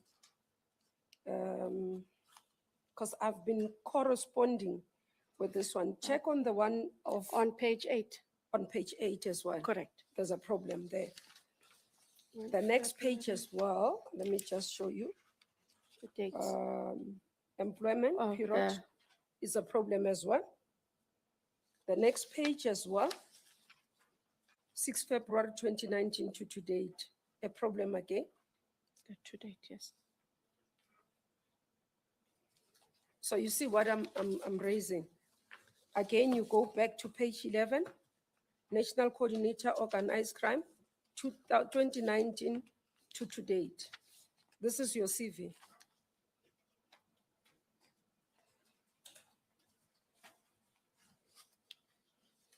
Now, your CV is meant for us to be able to use as a determining process as well. So that's why I would correspond between the CV In the and the question. form. And that's what I'm saying. If you're saying that it was not misleading, then I conclude that you do not pay attention to detail. In this instance, I didn't. I clearly didn't. Unintentionally, I didn't. I really sent my CV. And I want, if you'll allow me, Minister, there can be no excuses, but I'd like you to hear the following. I don't apply for jobs. It's not something I do. But I take the point that I'm supposed to be more vigilant with the CV. I sent my CV and I accept that I was wrong. I should have checked it first and then sent it. That is why when I had to do the questionnaire myself, I was vigilant in the questionnaire and was able to properly set out, because that was then the document I was penning myself. But No, I the can't reason I'm argue from the raising it, point. Advocate, I hear you are taking it, and I think this is just beyond here. Because we published this thing, this CV, before we could get the form. We've never published the form. We took your CV and published it. I accept that. The team emailed you to say, please verify this CV because we are going to publish it. Because I asked them to get permission from all of you before we could publish the CVs, so that you are not found wanting. You're not, anything that you are not comfortable about, please take it out. This is what you sent us. And that's what I'm saying. It's my issue. It's the ability to pay attention to detail. It's the membership of the union. You didn't pay attention to detail. It's the CV. It has, for a prosecutor, senior prosecutor, and a head of an investigating directorate that has the work that you carry a huge weight in your shoulders, not to be able to pay attention to detail. I know that, yes, here you are correct. I really am vigilant. When it comes to my work, I really am. Here, I can't take away that I didn't pay attention to my CV. I really didn't. And I don't have excuses to make. There's none to be made. Even on the item that Prof raised. It's been there. If it's to be corrected, I will correct it. It's been going off my salary. There's nothing to hide, panelists. It is as I answered. Minister, yeah, I was going to say, for a member of the public out there who would say, since 2001, there is a small amount that is being deducted. How do you know that there isn't a 100 rand that is being deposited by some shady person who tomorrow can turn around and say, please, you do know me, check your bank statements?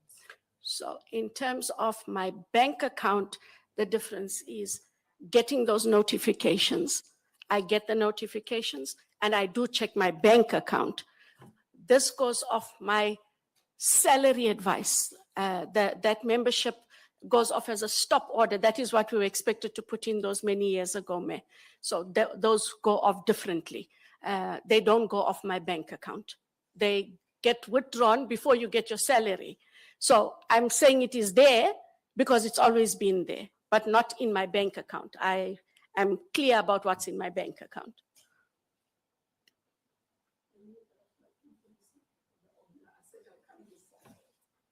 Thank you, Chairperson. Good afternoon again, ma'am. I don't want to flog a dead horse, but if you do send out your CV, you contact the person who's your referee to say, listen, I've sent you my CV. Somebody may call you and to tell you that, that you are my referee. So again, attention to detail and to be vigilant, because this is normally what happens. But I want to follow up on my colleague, the AG's, the issue about the morale. And you have explained in detail, how to work with people in terms of understanding the strength and the weaknesses, and also to be inclusive and have that leadership style and so on. But the fact that you talk about the morale and then explain about people, wanting to know who's getting what and what positions and so on. And two questions. Does it mean that the morale is so low in the organization, as a whole, or all its business units, and that affects the output and the productivity and the output that creates the kind of problems that we see, that you yourself have identified? So people will say, the morale is low, we don't know what's happening. Why must I do all my work and so on? So should you be successful, what is it that you're going to change, apart from the stuff that you say, that how you need to engage, understand, and hear what people are saying? But the point is that if an organization's morale is low, the staff are concerned, it does affect their work and the quality of their work and the work they put out. And does that not then constitute an injustice to the people that you serve and have to defend? Thank you. So so over and beyond the other issues that I raised, Mr. Nissen, about the appointments, etc., and the training, what has also become very important is people want to understand what the strategic vision is of the NPA. And I think that what happens on a higher level, managers know it. And I don't know that they communicate it as widely as they should. So people see themselves as, I've just got to do this work. I hear this is a priority. This is the priority I have to do. So what a national director has to do is ensure that the management, which are the DPPs, the special directors, chief prosecutors, and senior public prosecutors, engage with prosecutors every single month. They must be able to meet with them. They must be able to tell them what the objectives are, what their commitments are for that month, hear what the challenges are in achieving the convictions and ensuring that matters are not withdrawn. What do those prosecutors need? It is engagement and communication. And I think it sounds simplistic, sir, but if you engage and you communicate, people tend to understand and have ownership. And when you have ownership, you are able to perform differently. It will also go back to the question that Prof had raised, targets versus impact. When people understand the true impact of corruption, organized crime, GBVF, that it's not about achieving numbers, this is how we make impact, then people operate and perform differently. It's really the communication of what we want and the why. And it has to be done on a continuous cycle. It's in that, if you'd allow me, that you get to understand what the shortcomings are of your own prosecutors, not just it's a morale issue. People may want to perform. People don't also necessarily tell you, Mr. Nissen, that I need more training. But when you engage more, you get to understand. And I think all of those will talk to how we then perform, because the morale becomes a positive as opposed to a negative. At least that is how I see it.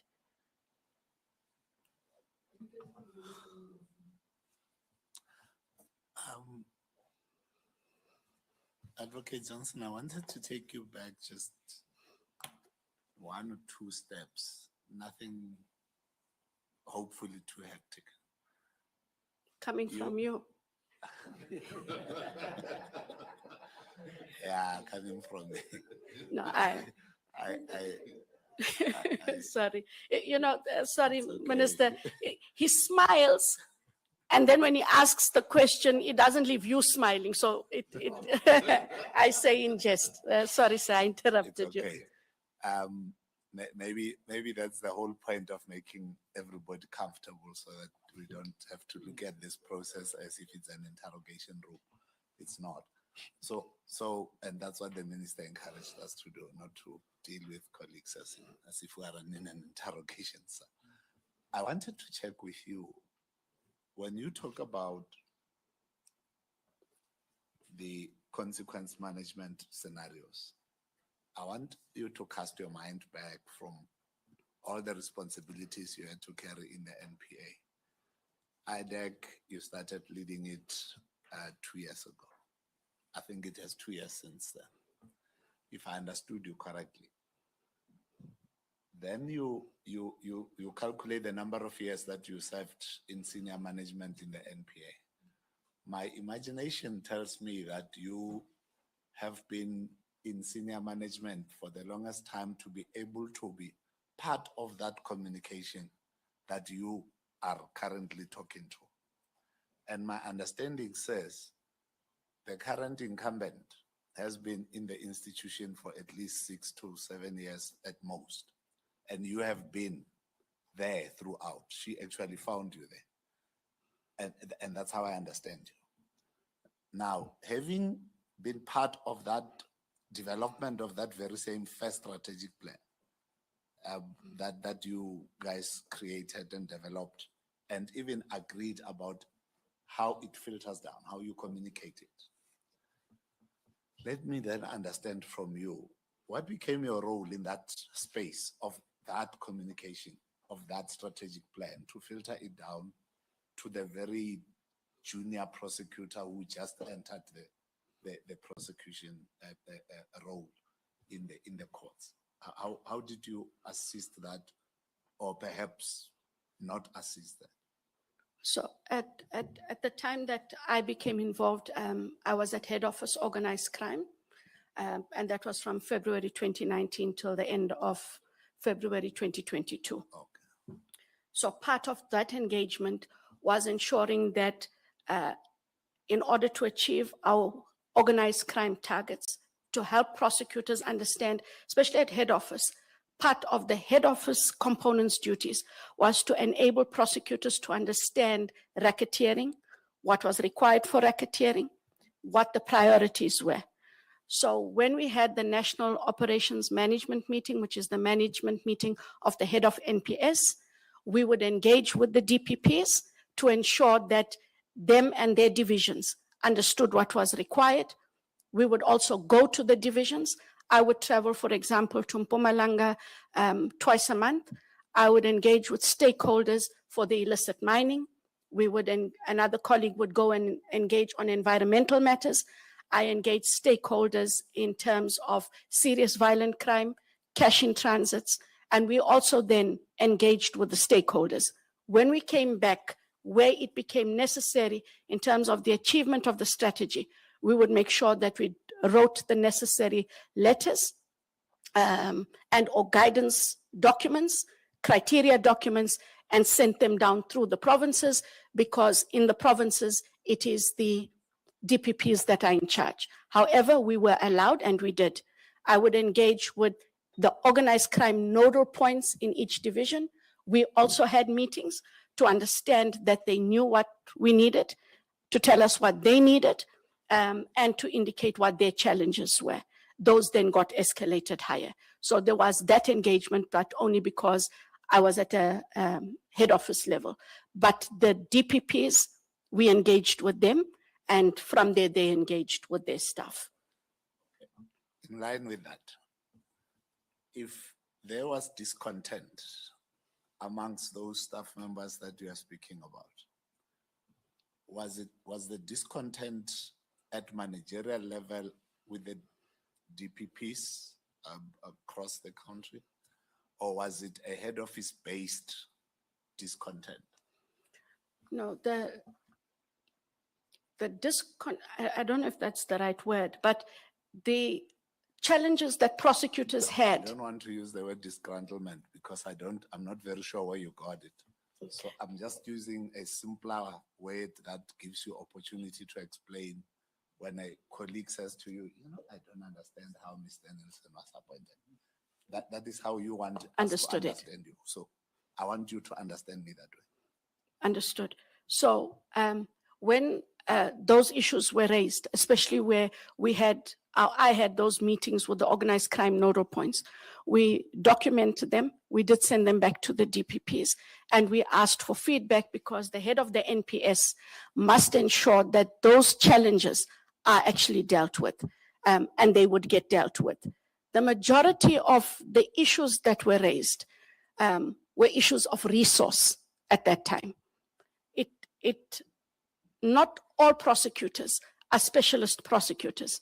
And so you found that those prosecutors who had to deal with organized crime invariably were in the DPP offices. And there were very small numbers of those. The majority of prosecutors were in what is called the general prosecution stream. So those prosecutors, the biggest issue was resources. The other issue that they did have is challenges with investigations, but they dealt with them then in the province. But they would escalate and indicate those. When we had the national meetings with the Hawks, we would make sure that General Labia and his team were informed of the investigative challenges that were encountered in a specific division with the organized crime component. And him and his organized crime head would then ensure that they dealt with it there. But the point I'm trying to get from you is this disgruntlement. Let me use your own word then. Maybe it would be easier. This disgruntlement, did it exist or does it exist in your area within the 2019 up to date or until 2022? Or did it exist in the general public prosecution space as you want us to understand the two? It's across the board because you had resource constraints, whether it was commercial crime or corruption. We had resource constraints in the sexual offenses unit. We had resource constraints as well in organized crime. So it was a generic issue of resources, and there was a generic issue of investigations, capabilities of investigators, training for prosecutors, and that was across the board. It wasn't unique to a specific unit. And that was at the time.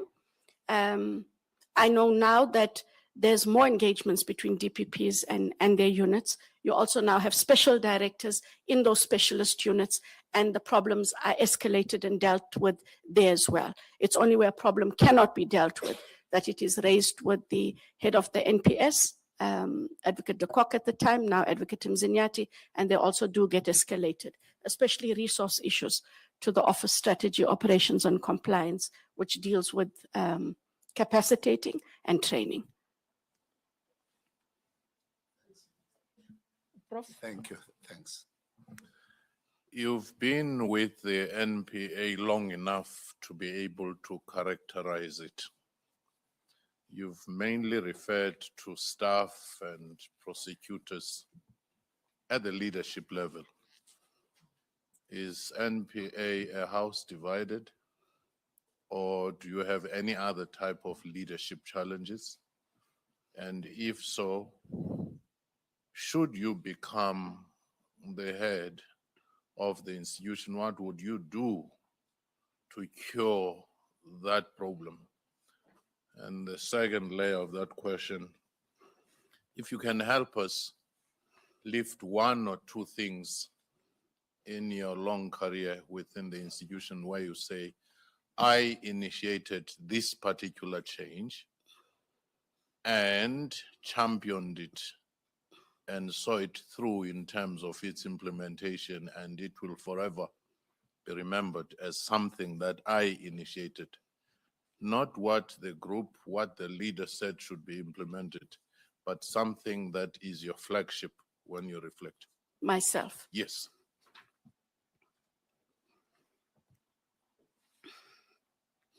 So on the first question, Prof, is the leadership divided? It's not divided, but even within that leadership, I think there are challenges. I think it is also borne out by the Kabinde inquiry and how it has been playing itself out. And that leadership issues are simply, again, back to appointments in the main and communication. I do sit with the DPPs and the special directors, and the biggest issue is when decisions are made in the NPA, we want to be consulted. They all want to be consulted. It shouldn't be a group that is consulted, and they feel that the consultation process isn't as wide as it should be. That is the main disgruntlement, for lack of a better description.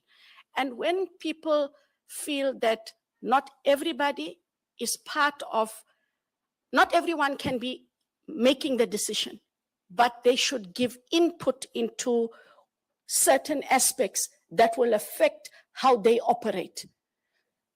They want to be consulted. They do understand that there are certain instances where a person must make it. Can I press you on that one? Do you feel like there are people who are insiders who get consulted and others who do not within the leadership? So I have not personally experienced that, but I speak in terms of when I talk to colleagues that feel there should have been consultation. You take, for example, we had an issue,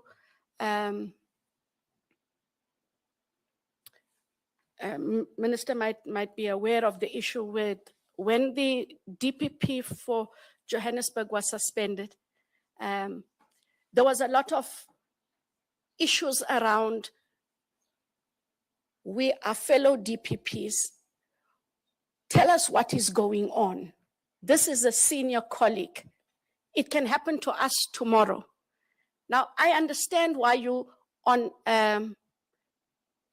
discipline issue, cannot talk to everybody, but my colleagues felt, all of us felt, at least give us a high level. What is happening? The senior colleague is suspended, and there are steps that are now going to be taken. It makes them feel disenfranchised because all that happens is those that remain look at one another suspiciously. Did you know? Did you know? And you can't have second guessing.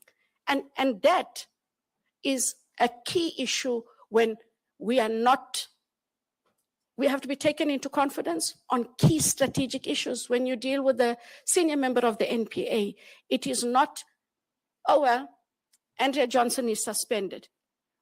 We're not going to tell you why. It cannot be. In terms of change and champion, over the years, we've done things as a collective.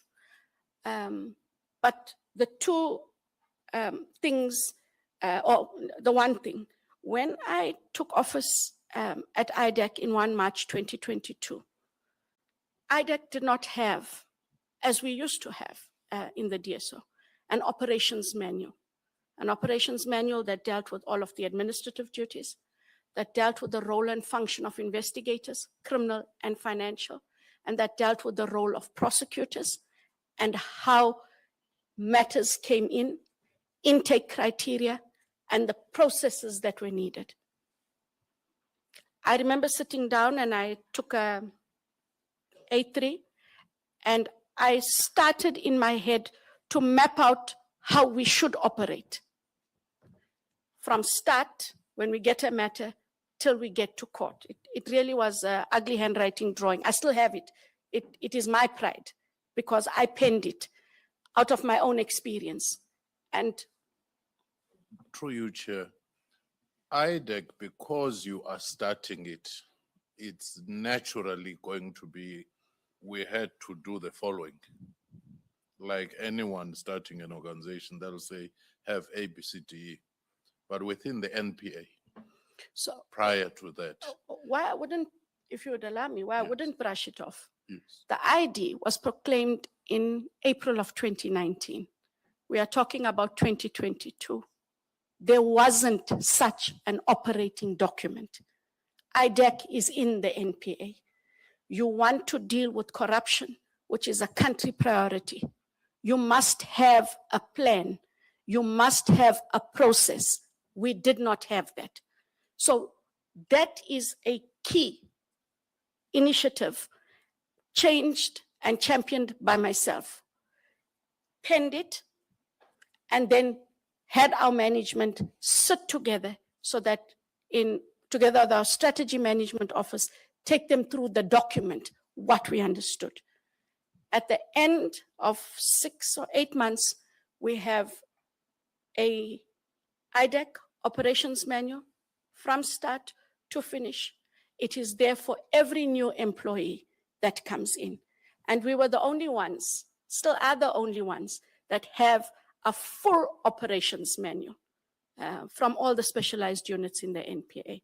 So I do take your point, Dr. Fikeni, Prof. Fikeni, but unfortunately, there wasn't anything from 2019 to 2022 March in that area where you clearly could tell the people what is expected. So as we get new employees that come in, it is part of the induction program, and they then get the training manual, which they are able to use regardless of what rank or capacity they are appointed in. Okay, I've been asked that all of us pull the mics closer. We seem to be fading away for some reason. It's late in the day. Proceed, respond. Thank you, Chair. Advocate Johnson, I'm trying to figure out what would you do differently if you had to be appointed as the NDPP to ensure that you dealt with these matters around communication, as my colleague, Mr. Mvundlela, was exploring with you, morale, cohesion at EXCO. And I say cohesion because that you heard about the GBV matter in Parliament suggests that the critical conversations around key mandates for NPA and key priorities for NPA are not effective at the collective of leadership within the NPA. If I listen to your answer about that, your answer about the implementation of the organized crime strategy, because the question I asked was, what is the conversation about it at EXCO? So what would you do differently to ensure that you build an institution where the collective leadership works in a cohesive way towards achieving the mandate?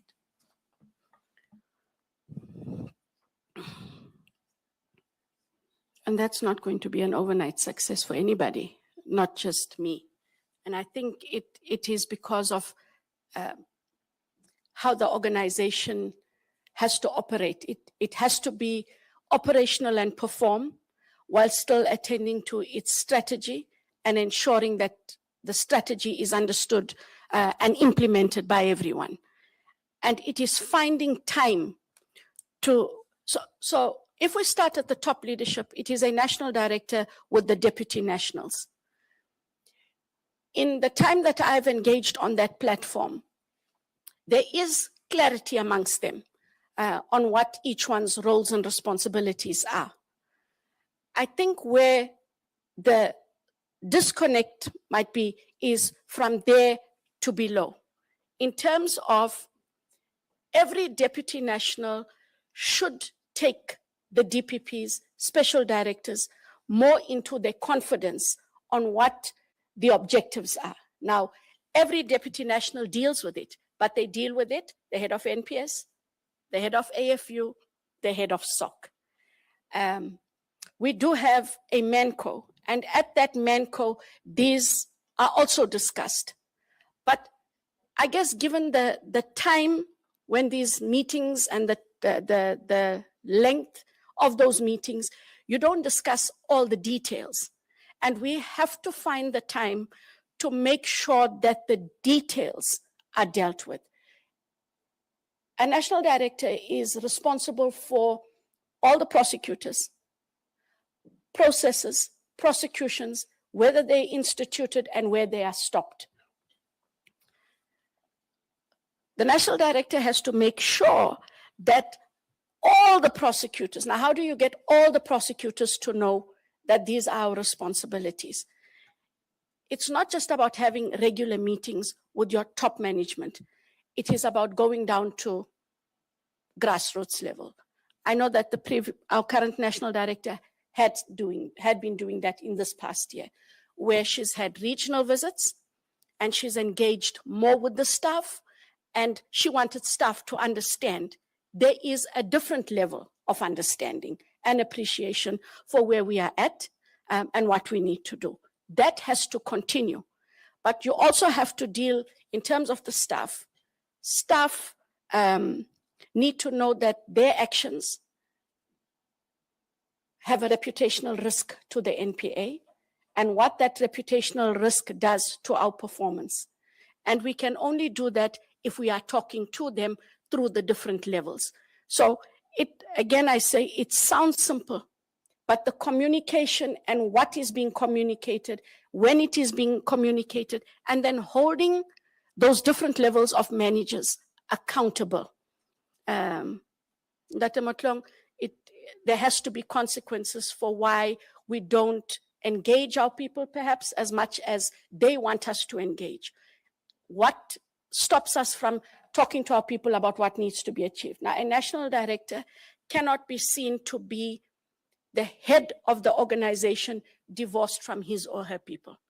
You must be able to communicate the message. So if we had to talk about the GBVF, what must a national director communicate? A national director must be able to communicate to all prosecutors, we are doing really badly.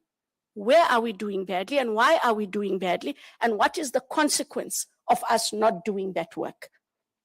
And I think when you have those kinds of communications, it affects positively all of the other levels: morale, performance, impact, and understanding why we are the NPA. It really is the communication is the golden thread through which any leader of an organization is able to reach his or her people.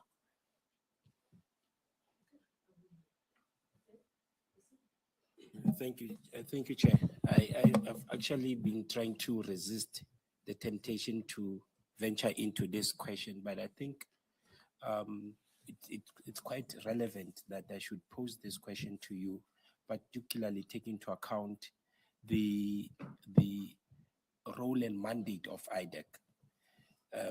What's your view on the landmark decision of 2011, the Glenister versus the President of the Republic of South Africa? That's the preamble to a follow-up question. When the legislation was promulgated for the creation of IDEC as a permanent body, they considered Glenister 1 and 2. We looked at the STIRS requirement to make sure that it forms part of how we're going to operate and engage. And there has been some developments since then, and a case in point is the introduction of Constitution 21st Amendment Bill. What's your take on the proposed bill? Is that If the you are aware. private members bill? No, No, the sorry. Constitution 21st Amendment Bill. That proposes the Anti-Corruption Commission. Okay, maybe let me just help, because they don't deal with the legislation particularly. It will be in the department. So I'm not so sure if you should have seen, because it's a proposal, it's a private members bill, definitely, by DA that we responded to. Okay, so you may not be aware of it. I'm just aware of it as the private members bill, but as Minister says, the legislation is with the department, and where comment is required, they would have asked us. Okay, thank you. Thank you, Minister. Other question? Okay. Thanks. Dr. Jones, Advocate Johnson, He says smilingly. do you share the view?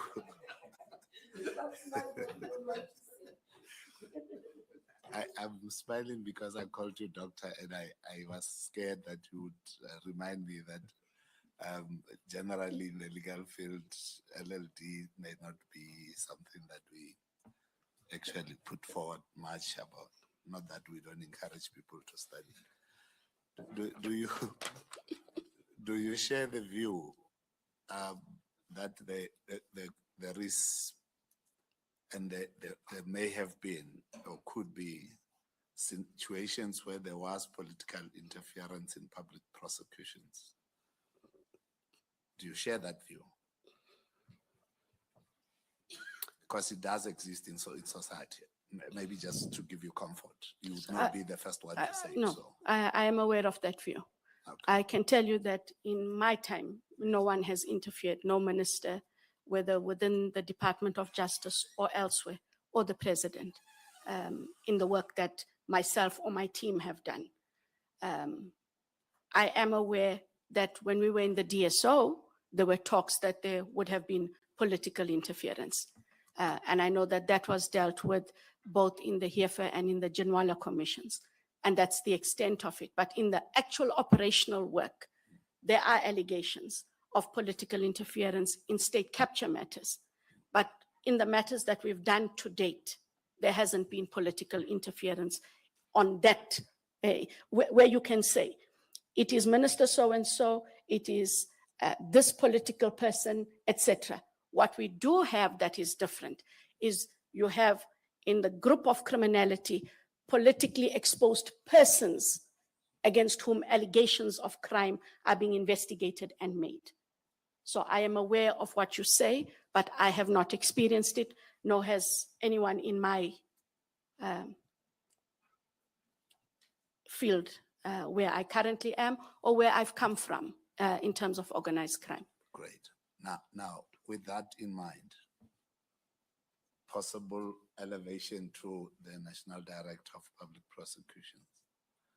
And perception in South Africa has become a norm. You know, anybody can say anything and then everybody believes it, in whatever form that it is said. How do you see yourself managing that possible perception, at least for the benefit of the NPA's reputation? Because that is what this country needs. An NPA with a reputation that is beyond reproach. How do you see yourself playing a role in that space? I think maybe because of the kind of cases we've had to do and the work that I've had to engage in, it's been easy to deal with the work. And when you deal with the work, when you deal with the evidence and the law, there is no room for somebody to come in. You do not allow for somebody to come in. And the very first time that that happens, you've got to escalate it. It doesn't matter what the rank of that person is. And if there's a fear that if you escalate it within your structures to which the NPA reports, then you have to find a way to ensure that that interference is brought to the fore. But you cannot, I have no intention that if somebody says, sorry, Johnson, those cases, why aren't they being dealt with? Unless there's a public interest and a member of public may have raised that through a specific individual, that individual must put in writing what are they asking of the national director so that the national director is able to deal with the public interest issue of whether or not something was done in the NPA. But where there is actual interference, you have to deal with it the very first time, even if it is not overt. And there's someone is suggestive in the way they approach you, and they are of that position. You have to deal with it.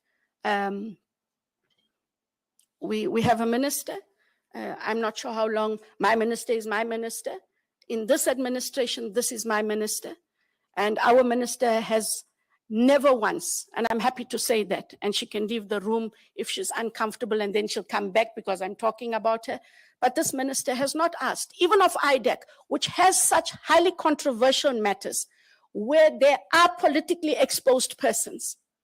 This minister has not asked of the ID and anyone in her staff, why did you enroll that matter and not that matter? The only thing we have had to do, not with this minister, but any other minister in the NPA, in the work that I have done, they are entitled to ask for a Section 33 report, which is a very high level report. But that is as far as the reporting or what are you doing. But the what are you doing talks more to not why you're not charging this person or why have you charged this person. It's can you account for the work. I am the overall counter of your work to Parliament. I'm not happy. Account. And that is the only accounting that we've been asked to do that I am aware of. Thank you, Minister. That's all. I think it would be a rider to this question in a hypothetical, probably projected situation. With the Truth and Reconciliation cases loading, Zondo Commission cases loading, current cases of the Madlanga Commission loading, it stands to reason that political pressure and appetite to interfere may happen.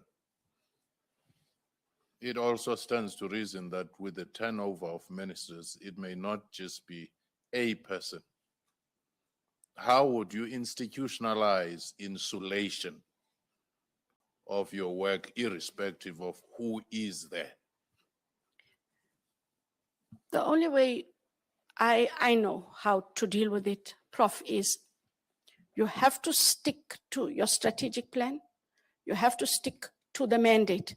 And you have to ensure that the work that we do is in terms, and I've said it before, and I'm sorry if it sounds like a repeat, the work we do must be evidence and law-based. When you do that, it is very difficult for somebody to compromise your work. We must also be open to review of our work. I think that that is the one thing that we don't do as well as we should. We must be able to account to the public. Perhaps every quarter, we should have a state of prosecution report. Tell them where we are as the National Prosecuting Authority. What were we intending to achieve in that quarter? Why haven't we achieved it? When you start talking to the public sentiment changes.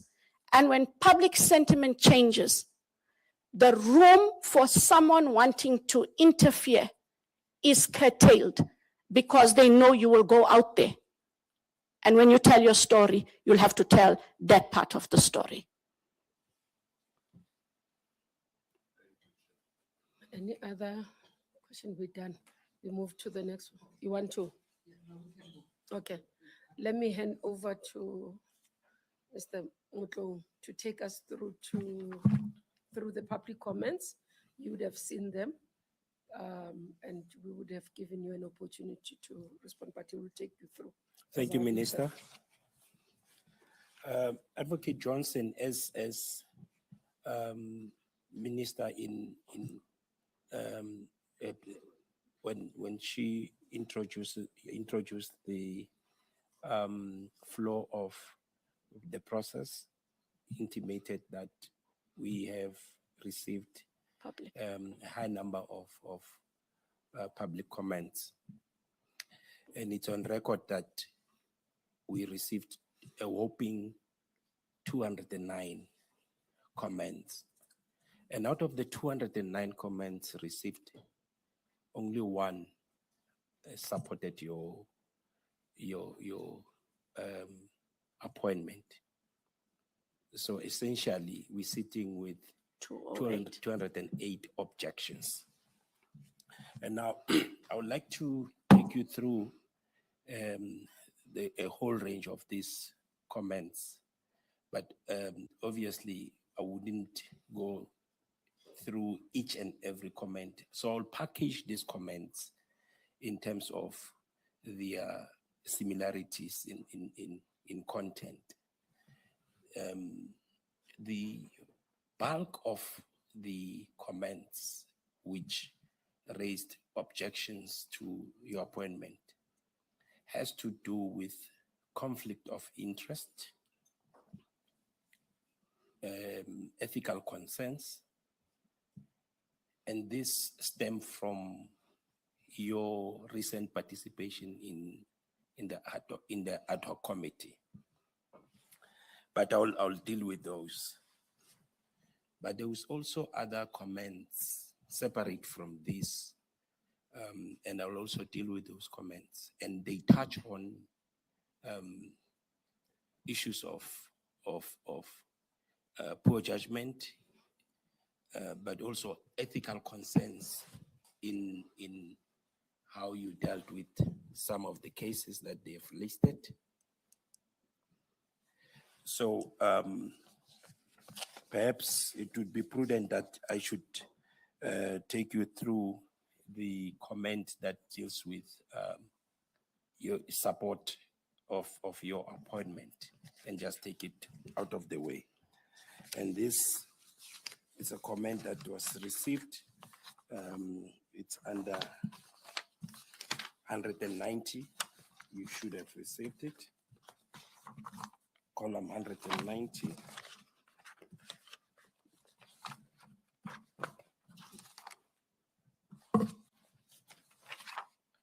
And this comment comes from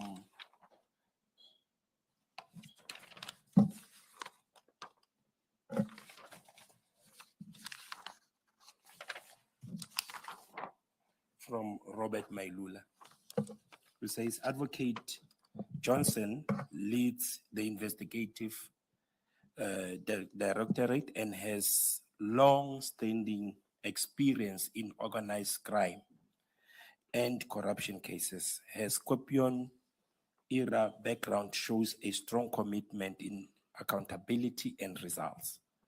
Her strengths are skilled in handling high-level corruption, strong operational knowledge of the NPA, and respected within prosecutorial cycles.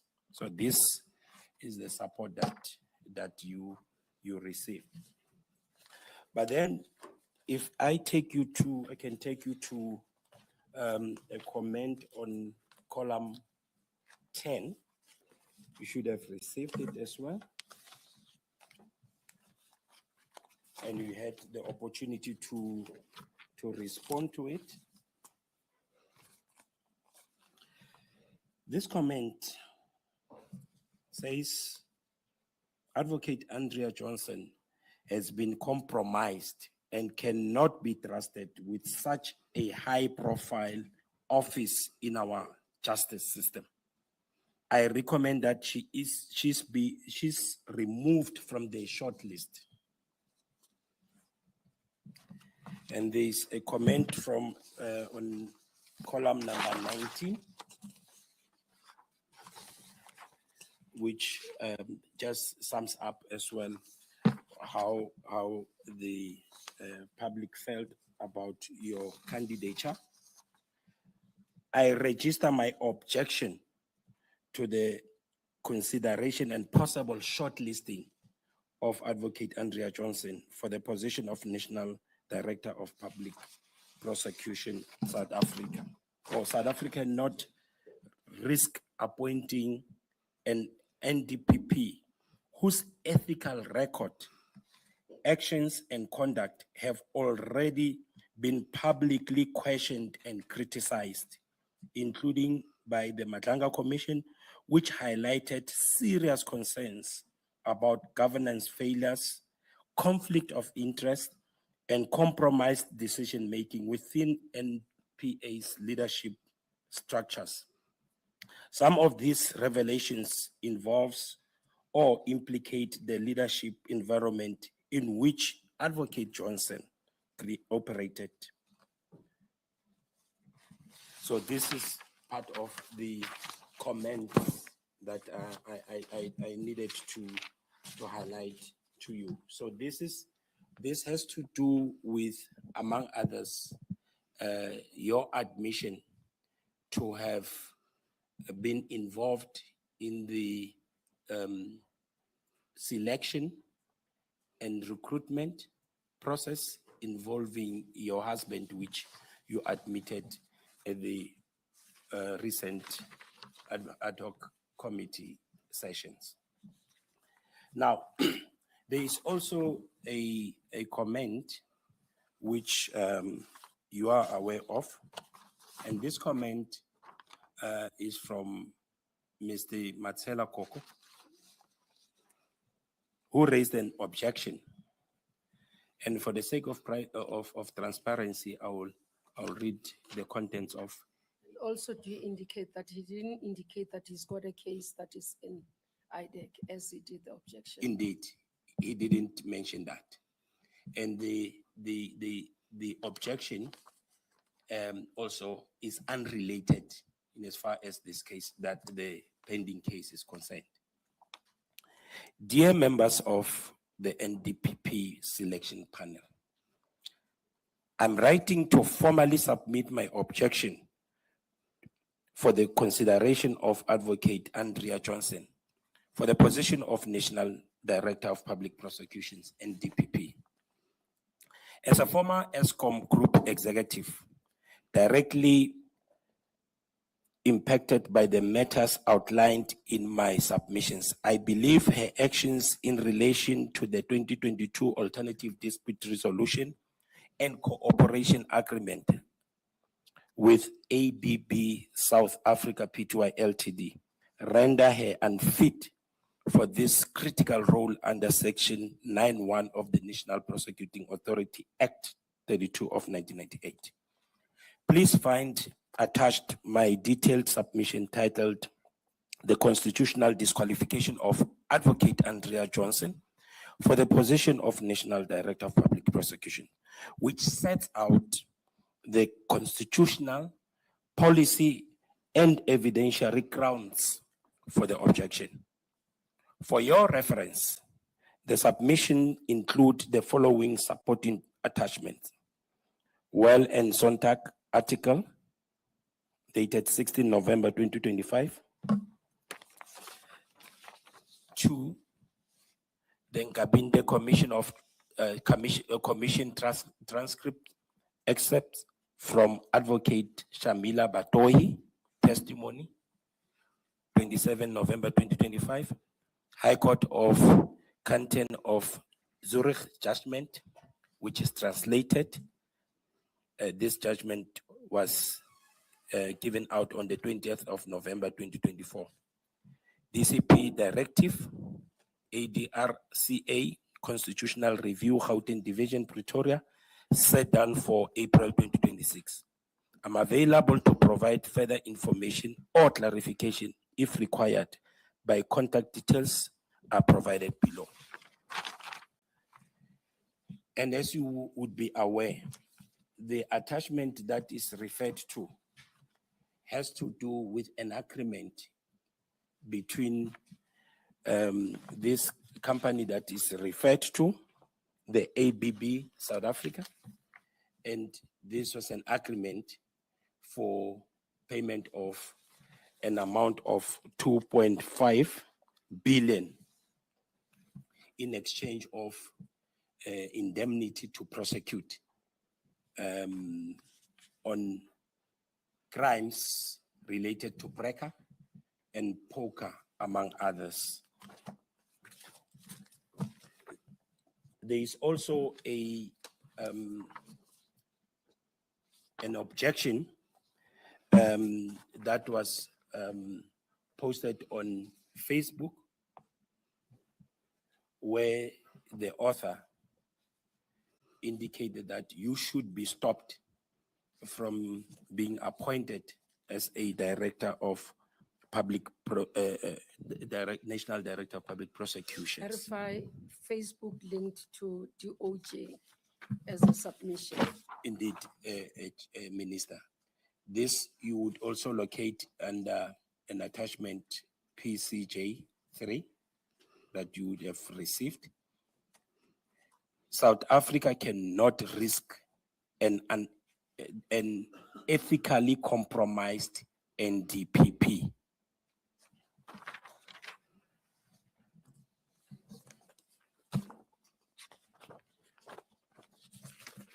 There was also an attachment referred to as PCJ1, which PCJ1. is. Can I request that we do not process that here? Yes. Oh, I've okay. been alerted, that's what will be on my desk. It relates to decision of prosecution and perhaps having to inquire of a fitness to hold office. Advocate, I just became aware, it's the one that relates to a decision on the Mapisa Ngakula Oh, yes. case, and that the team jeopardized Nombasando Zondwa Ndlovu's own prosecution. So the issue is on how the prosecution process has been handled in a court. I hope I'm clear on that one. My voice seems to be going, I don't know what's happening with it. So that PCJ, that's what I'm picking up. It's more on cases that are running. That are live in court, yes. Yeah, that are live in court. So I'm going to request that we do not deal with those. Thank you, Minister. So, Advocate Johnson, these are the objections received from the public, which obviously you were afforded the opportunity to respond to such. So these objections were made, you were made aware of the contents of the objections, and you were given the opportunity to respond. Now, for the sake of brevity and transparency, it would then be prudent of us in this process to allow the opportunity to place on record your response to these objections. And so I can afford you that opportunity to do so. Maybe before you omitted the Daily Maverick one, because I do think as much as the support, there's issues that they're raising. Should I do it? Thank you, Minister. That's the first one actually. Is it? Oh, okay. Yes. Yeah. Yes, But I that's the didn't first hear one. you. You can do it. Yes. Can I do it? Yeah. Yes. Daily Maverick makes a comment here. Johnson has a reputation as an excellent prosecutor. She has set up the investigating directorate against corruption. She's the best chance SA has of fighting organized crime and corruption. She's the most experienced prosecutor in the field. Her appearance before Parliament's ad hoc inquiry into Mkwana's allegation did not go well, and this could be a markdown for her. Johnson has temperament for the role and is fearless, but her management smarts are not great and should need support, says insiders who support her. So I would want you to also reflect. So there is an issue around your management skills from your peers as they reflect.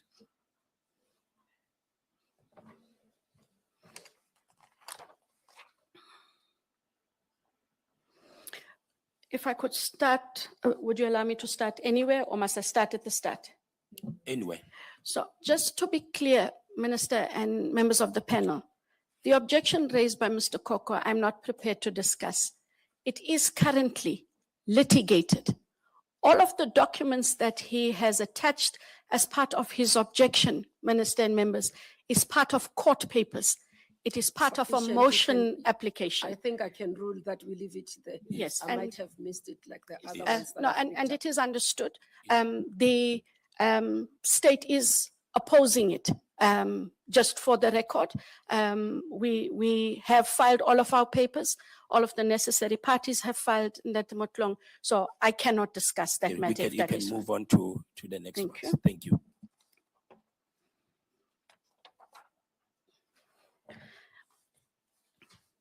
If I could deal with, in the Daily Maverick, we talk of the Mkwanazi allegations and what happened at ad hoc. Minister, I made it clear when I was at ad hoc, I didn't understand the 6th July media briefing. It had taken me by surprise, as I testified. simply because General Mkhwanazi and myself in particular had worked well over the years and had not had any disagreements either about what each was doing or what we did collectively. I had to respect the process. I said at the ad hoc committee that once I'm done testifying, I will in fact call the general because I need to understand we are both still in our spheres of work. The work doesn't stop while ad hoc and Madlanga carry on. I in fact did call General Mkhwanazi, perhaps 2 weeks after my testimony at the ad hoc was done. The gist of the conversation that the Motlong was, General, I told the committee I will call you. I'm calling you to understand where did we go wrong. I didn't understand that we had a challenge. And if there's something I was not aware of, please tell me. And I want to set the record straight. It is telephonic, but we should have a meeting. Said, I want to be very clear, as I was at ad hoc. The only matter, you talk of a big five. I don't know your big five. I also do not know the organized crime the so-called big five are involved in. The only matter we have where there Dr. is... Johnson, I'm going to ask you deal with what we're dealing with. I don't want to get into the Madlanga and ad hoc committee space. it was just I the think what we Mkhwanazi have- allegation let as me per ha- the no, no, Maverick. no, let me help you. What the objection or the comment is about is that the objections are mainly about your role in relation to the appointment of your husband. And I will deal with Yeah, that. and the performance, don't go into detail about Okay. those investigations because we don't want to overreach Yes. our responsibilities. And lastly, because they just made a reference to the committee, how you performed. That committee, I think the comment from Daily Maverick says it was your law. I think they put it in that way, your law. So deal with that. Don't go into the detail of what your statement in Parliament would have been and all that, because I don't want to have a situation whereby we start wanting to correspond what you had said and all that. Understood. Yeah, deal with the interview, not the investigation into the allegations said by General Mkhwanazi. So without the detail, just for the committee to know that work continues and that in terms of a conflict with regards what was raised in the Daily Maverick about the ID and or investigations being compromised, those have been dealt with. But the comment that is made there, Minister, about my performance at ad hoc, I answered to the best of my ability. It will not find favor with everyone. I could only be honest in my submissions, and I accept that. I will take the criticism that comes. And for me, I could only answer as I was asked. There's nothing different that I would say today if I was asked the same questions. When it comes to the main complaint, Dr. Motlong, as I saw it, the majority of it, when it relates to the conflict of interest, ethical leadership, I'll ask the panel and minister to bear with me. I said, and I have to repeat, and I repeat only because I had nothing to hide. When the question was posed to me, I didn't flounder and fluster. I had the question and I was able to respond and say as I did, because I have no different answer. In 2007, I formed part of a panel. I cannot remember the rest of the panelists.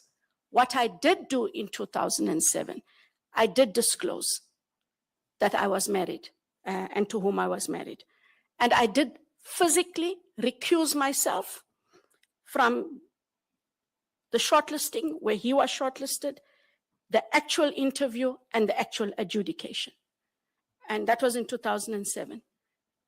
17 or so more years later, when it is raised, that is the only truth I have.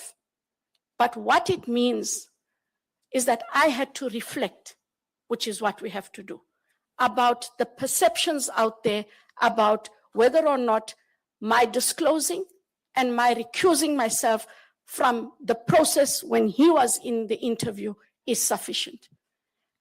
And all I'm saying is, I accept that maybe what I should have done back in 2007 was recuse myself completely. It was a misjudgment. I had no intention to misrepresent anything because I did not misrepresent. I did disclose. I did recuse. It goes back to the question you raise of the standard and duty of care. And I'm saying, in hindsight, Ndatemotlong, I accept. I could have done better and I could have done differently. As a national director, given that at that time, those were the two things I knew I had to do, which was disclose and recuse. I am saying we should have more clarity in terms of a code where we must have express written declarations of ethical conflict of interest. We must all be held to that, and that must be adjudicated by an independent panel, which can also consist of outsiders. So I am saying I accept. How it looks is not good. I cannot change what I did. I have to accept that. I accepted it at the ad hoc. I accept it here. In hindsight, I should have completely removed myself and not just when he went for the interview, the shortlist and the adjudication. If you'll allow me, I just want to check. I think Check on everything. that one. Was DSO under Public Service and Administration? Was We it were- the recruitment, were you under? We were in the NPA, Mhm. and it was NPA Act appointments. Okay, those ones. Those your ones, husband's yes. was under NPA Act, Yes. not under Public Service, No. because it's dual. No. Okay.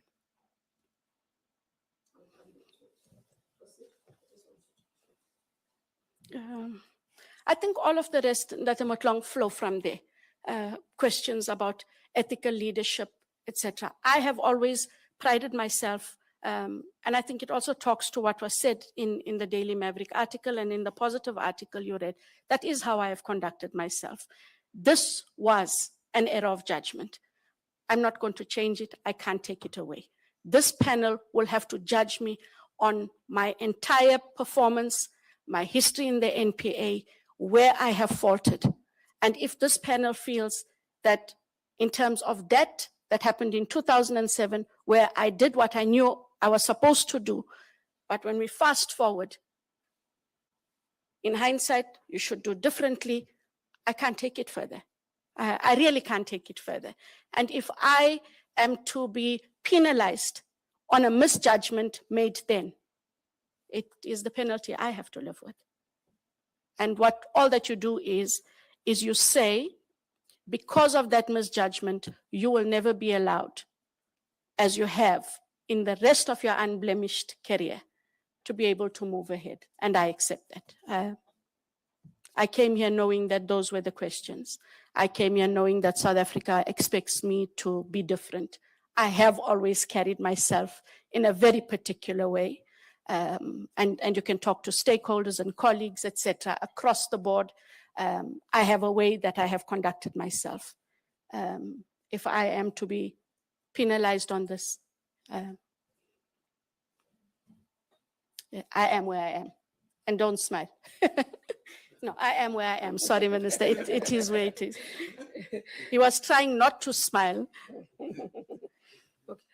What level was he? Which honestly- area? What was he appointed for? What was the position? At the time, it was for a special investigator It was or the a special senior special investigators. investigator. I honestly cannot recall all of the details, and everything I give you is what I have from memory.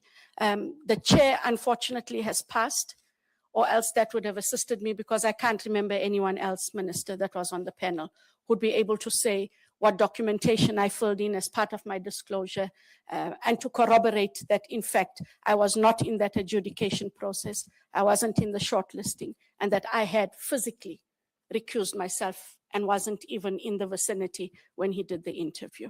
And You did only he- have my word. Did he declare? Yes, he did. He did. Because remember, as the investigators, there's a vetting process. Yes, he So did the declare. vetting didn't pick up that you were sitting in the panel in the process and you had to step out because you sat in the process. So vetting should have been done before his appointment. Because Minister- the act requires vetting process. Sorry. Yes. That's why I was asking Okay.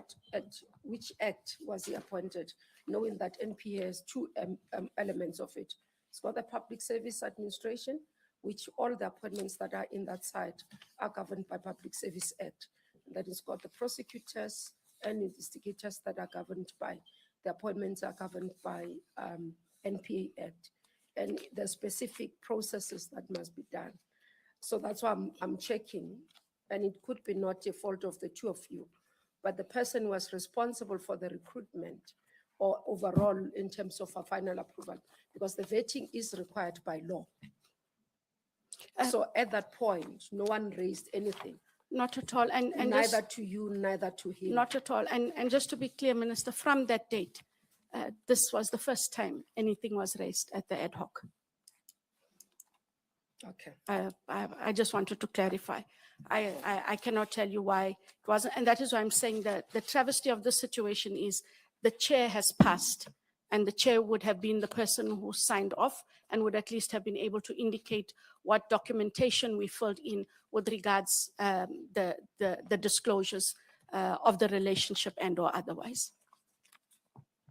Okay, colleagues wanted to do a follow-up. I just wanted to clear that one. I was checking. You were still on the floor. Okay, you are doing your questioning, but I think everybody wants to do a follow-up on this one. Prof, and then we'll come.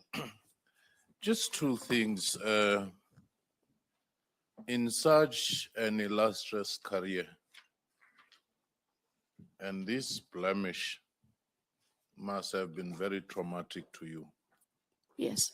And it surely must have helped you to try and retrace your steps back to that moment. I'm struggling with you saying you can't remember the details, because in a career that is unblemished, when something happens, you normally want to go back and reconstruct Yes. that moment. And also your husband is there to say, can you remind me on some of these and so forth? That you can't recall, it's a bit of a challenge for me. The second one, with the help of hindsight maybe, let's assume you are the successful candidate for the NPA. Would you allow, even if there were no specific laws, anyone to sit, help even in the crafting of the specification, shortlisting, adverts of a person who is a close relative of theirs, mother to child or a spouse, a cousin and so forth? How would you approach that? It's an ethical issue. Sometimes it doesn't have to be regulated by law. It's a matter of what you think is right, what you think is wrong in terms of judgment.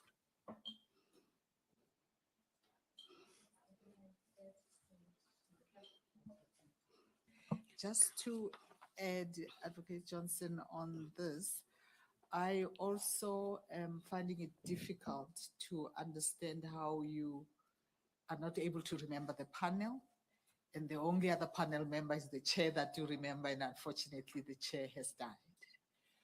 That is worrying, you know. And why it's worrying, it's not that one can prove right or wrong. It's exactly what we were talking about earlier, where as a result of some of the gray areas that were allowed, that you have overlooked, where your judgment seems to have been found wanting, it almost like falls inside that pot. I guess it's a comment, but I just want you to take it with you and reflect. It does bring about doubt, you know, yeah. And then on the issue again, in your response, you said, to be clear, there were many processes that I would have had to follow thereafter before the appointment. At no stage was I questioned or informed that there was anything in which clarity was sought. This response to me also adds to it's almost like still not seeing anything wrong. I know you have said I should have approached it differently. I could have. Your words are I could have, not should have, which in itself is worrying. Could have is a choice. Should have is I had no choice. I had no business doing that. You know, I shouldn't have done it. And this is what is still worrying me, that the hindsight is still, but no, man, it's not that bad after all. Kind of, it gives that feeling, that sense, because of choice of words. But even here, when you say many processes, just on the many processes, if you could tell us what those processes were that followed afterwards, and wherein no one asked who should have asked and did not ask. Thanks. So if I take your comment, Mayor, and the question together with Profs, I cannot recall who everybody was on the panel. It was 2007, and I don't have the documentation. And what I said was, it was the first time from 2007, now in November 2025, when the issue was raised. I go only on the memory that I have and my discussions with my husband, because he does recall that I wasn't there. He does recall, he disclosed. And I said to him, yes, I also disclosed. The point is, it wasn't even a secret, but we both disclosed. It was known that we were married at the time. I don't want Mayor I understand the could have and should have. Please do not make a mistake. I am not by any means minimizing what happened then. What I'm saying is, in hindsight, it should never have happened. I should have removed myself. Sorry if I used the word could have. I'm saying that's what I meant. I should never have done that to myself. Because look at where we are sitting 17 years later. That's what I'm saying to you. I should not have been in that situation. That is what I'm saying. And it is unfortunate. I don't have anything to refresh my memory. I really don't. And there's a reason why I remember the chair. It is because the person passed away not so long ago. And when this issue came up, I remembered, wait, because I know where that position was that he had applied for, that was the chair. He was the chair in most of the positions because it was a specific unit. And that's how I remembered the chair. I know there would have had to be another panelist. And on that, I go on how we operated in terms of panelists, and there would have had to have been an HR representative. And when I talk, Mayor, of those processes, I talk from my general understanding and recollection at the time. You have the interviews, the chair would have signed off, and it would have gone into HR and those processes. And then it would have gone above that for the appointment to be signed. And that is what I mean, is I don't know who in terms of actual individuals it went to. I talk of the process it would have followed as other processes in the DSO followed, where I had been a member of a panel. That is what I'm talking about.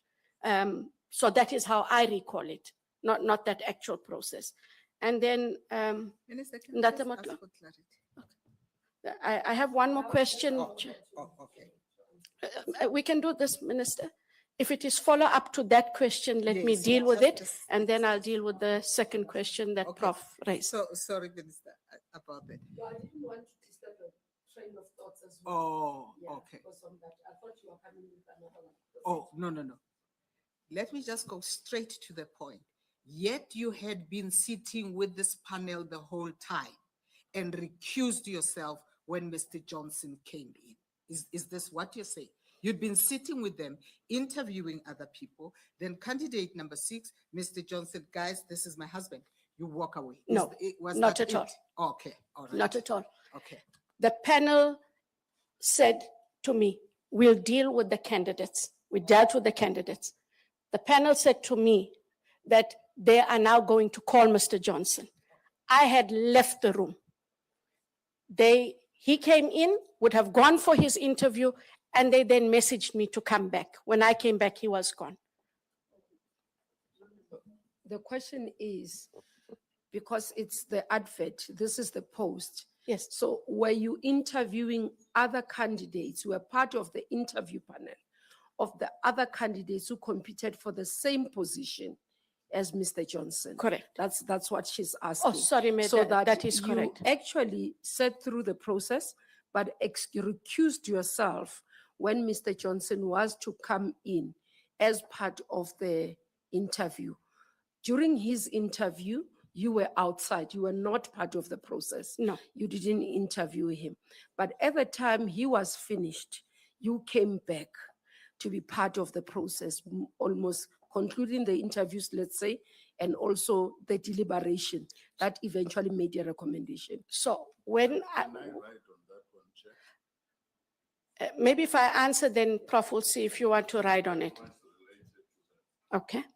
I just want to check, were you part of the process of conceptualizing the position, Not at all. specifications, No, adverts, no. and then sitting in the other interviews? On all of the first mentioned, no.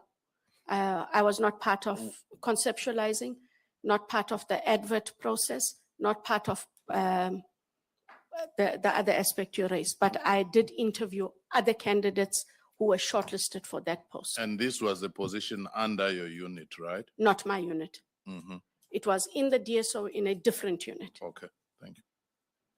To the question, Minister, when I had come back, so how it worked is, I can take it from what happened with the other candidates when I was in the room. As each candidate finished, we scored the candidate. The deliberations would take place once all the scoring was done. When I came back in, he had been scored by the panel that interviewed him minus me. When they did the deliberations, we deliberated on the candidates. I was part of the process. I knew his score, but I was not part of the discussion. At that time, I was now gone. That was the end of the process. So when he was recommended, I did come to know that he was recommended, because what happens, Chair, is what happens, Minister, is the chair must send the recommendations for every panelist to sign. That we all had to sign. And that is where I saw that he was recommended by their deliberations. But I was part of deliberations of other candidates. I was part of scoring of other candidates. And you signed the form. I would have signed the form. What I'm saying is, I look at So other everybody processes. else was scored by all the panels, Yes, including yourself. yes. And then let's say it's 6 panel members. And then at the time, how many were they? You see, Minister, I don't know if there were, Okay, we you were don't 4. remember. I'm just going to assume. And Let's say it's 4 correctly, people. I don't know if I was replaced. I wanted to get there.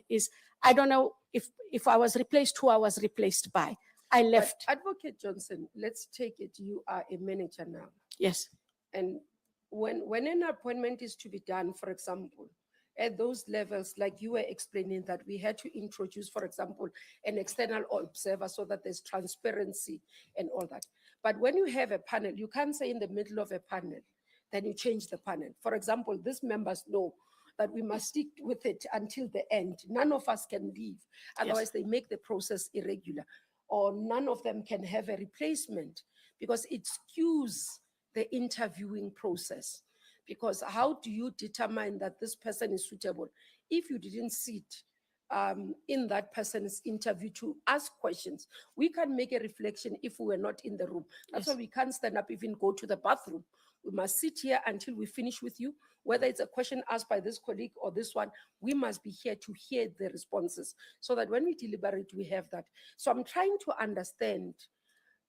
You said it's 2007. yes. It's not very long. And unfortunately, I really cannot remember. I'm not trying to be obtuse about it. I know I inherited the good, the bad, and the ugly as a minister.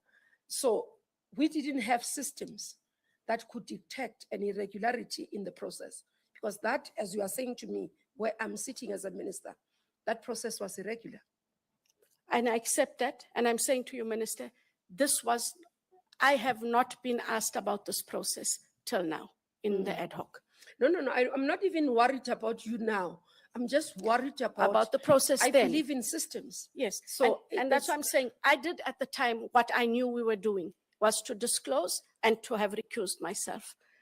And that's all I knew that I had to do. And that is where I am. Okay. No, understand me. I have a part. I know members are looking at a part. Because I'm a minister, I'm looking beyond just what you are saying to understand what could I be dealing with. Yes, Beyond just you as a candidate. But in the NPA, Because you know I'm stringent Yes. on So issues of to- governance and processes. yeah. So in the NPA, and I know also when we were doing interviews, especially for the advocates at the DSO, when we did them in Gauteng, we actually had a questionnaire, and we asked the same question of all candidates so that no one is prejudiced in the interview, and we did keep the same panel. In the NPA, in my years after, No, advocate, maybe let's tell you, those of us who specialize in corporate governance, it's not about the question, it's the entire process, yes, end to end. Every step of it is critical yes, because at the point where a person is being shortlisted, remember, there will be a panel. That panel must decide on the shortlisting. A panel that shortlist can be the different panel from the one that interviews. correct. You are aware of Yes, that. and that is the processes that we do run. So in terms of the processes in the NPA that I am a part of, even in Yes. IDAC, we first, our HR sits with us and they put together the specs for the advert. Yes. The advert goes through. Uh-huh. Once that is advertised and the closing dates, all of the applications are submitted where they are submitted. They have that pre-shortlisting to see that the forms are correct, et cetera, and where there aren't, those fall away. Then those that qualify in terms of the Minimum administrative minimum requirements are then brought through. But before we even get that, simultaneously, we have to apply for a panel approval. Depending on the level of the person, the panel could be approved in the NPA, but it's only on lower levels. The majority of our panels, especially in IDAC, for example, have come to the Office of Minister for approval. When the panel is approved, the shortlisted CVs after the pre are then brought through. First, a date is set for the shortlisting. Panel must sit together. We do deliberate, and then we indicate how many positions, what is best for so many positions. So if you have 4, it might be best to have 12 people as an example. We sit together. Once we are done with the shortlisting, we then inform HR, this is the final shortlist. We put it on a form, and there's a form all of us sign. Yes. Those candidates are then informed because we then, as a panel, agree to a date. That date is communicated to the potential persons that must be interviewed. Good. In that time, the panelists sit together, work out, but we do that so there's no compromise. On that morning, we all have to get in an hour earlier. We all sign declarations of conflict of interest, those forms, and we then work out the questions. The questions are then typed so that every candidate is asked accordingly. If there's a practical, the practical question is also done, and then the candidates come in one by one. And when they do their practical, Minister, there is always someone that is sitting with them from IDAC HR to make sure that none of the candidates talk to one another. And then when we are done, we all do sit and deliberate. The scoring is done. Sometimes we find candidates, sometimes we don't, but there is a stipulated process that we have to follow and that we do follow. Now, explaining what you know now and the processes that you are following versus what you got involved in, what's your view? I should not have gotten involved in it at all. Okay. And if there was any irregularity, I really would have appreciated at the time someone to have just raised it. And that process, Minister, if it was raised that this is irregular, I can bet you, me being me, we would have asked that it be set aside. That opportunity was not there, and I do regret. I really do regret, because here I am sitting and talking to all of you about a 2007 issue when with everything else, But I'm in good to law, go. what does that mean? There is no old case, there's no, it Minister, doesn't get rotten. I leave it to you and to the panel to adjudicate, but bear in mind, No, it's Minister, not for the panel. I'm saying that Yeah. bear in mind, Minister, a complaint has been raised with your office. I have to leave it to you and your discretion. Okay. No, I just wanted so that the panel is clear. Yes. And I'm glad you explained from the point of, because I was worried, you leading quite a number of interview processes. No, I didn't want to have a sense that you are not following the process No, and you are not doing we the are, correct, and especially and the we will have. conflict, So conflict I'm issues glad- we I'm deal glad with. that, Yes. Yeah, you are dealing with it. Thank you, Minister. There is one comment that from received from public interest, but before then, just a rider on this issue. I think to classify or categorize this misnomer as irregular is actually downgrading it. It's actually grossly irregular. And for you to suggest that had someone brought it to your attention, you would have recused yourself, you wouldn't have acted the way you did. I don't think.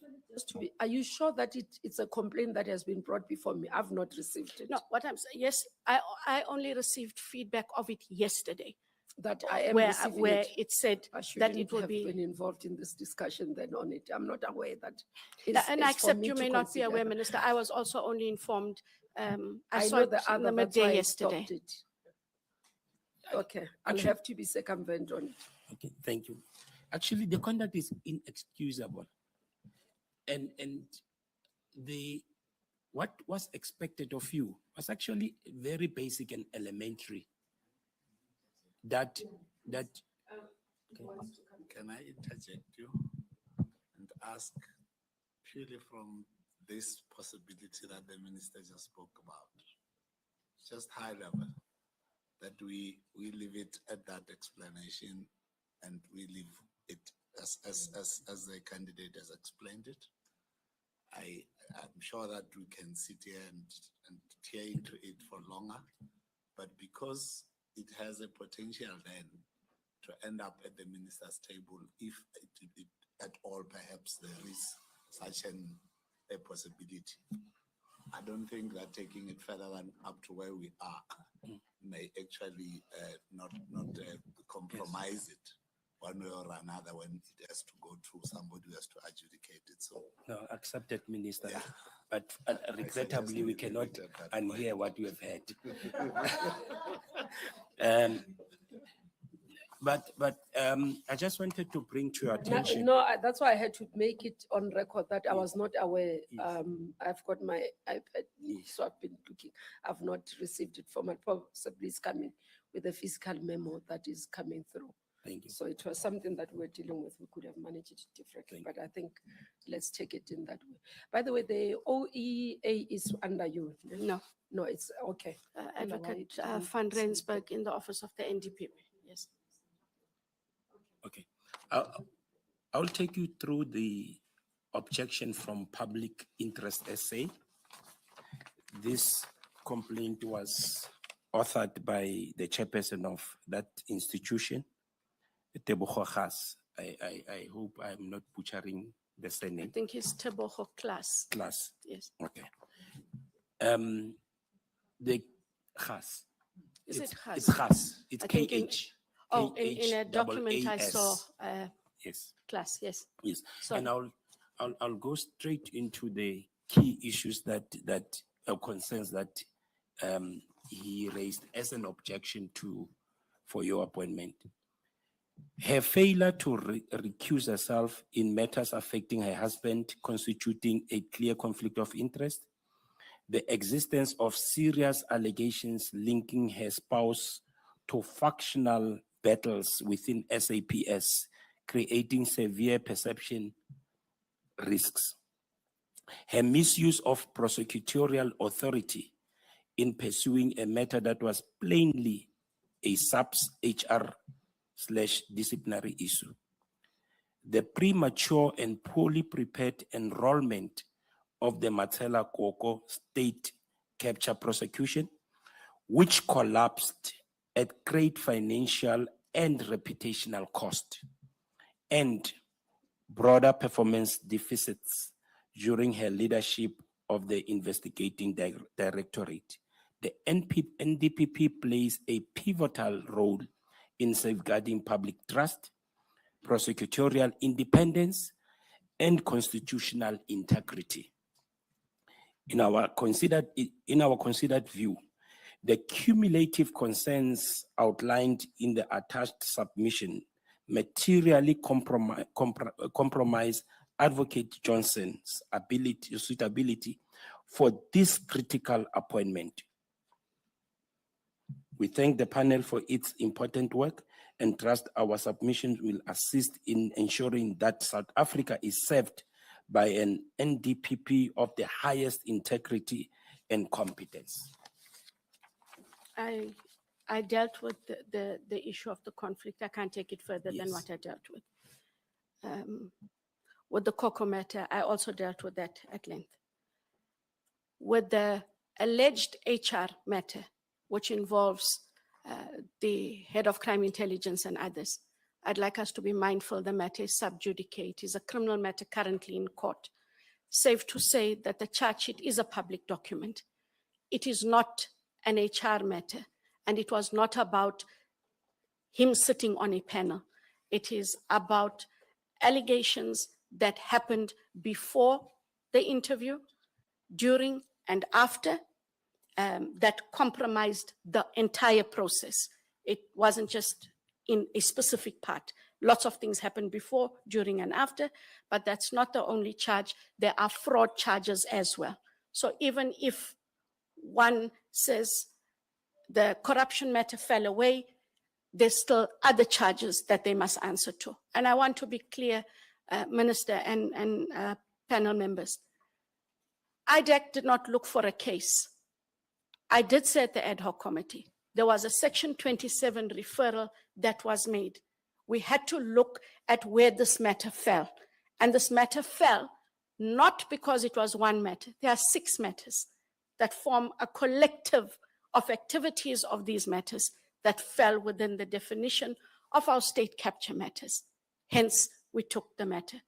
With regards to what whatever challenges my husband has at work, I'm not in his place of work. He must deal with his place of work. They must deal with him. In the same way that if I have challenges with colleagues in my workplace, the national director, as my immediate supervisor, must deal with me. It can never be expected of me to enter that fray. I have never, and I won't. And I would expect that my space of work be respected in the same manner.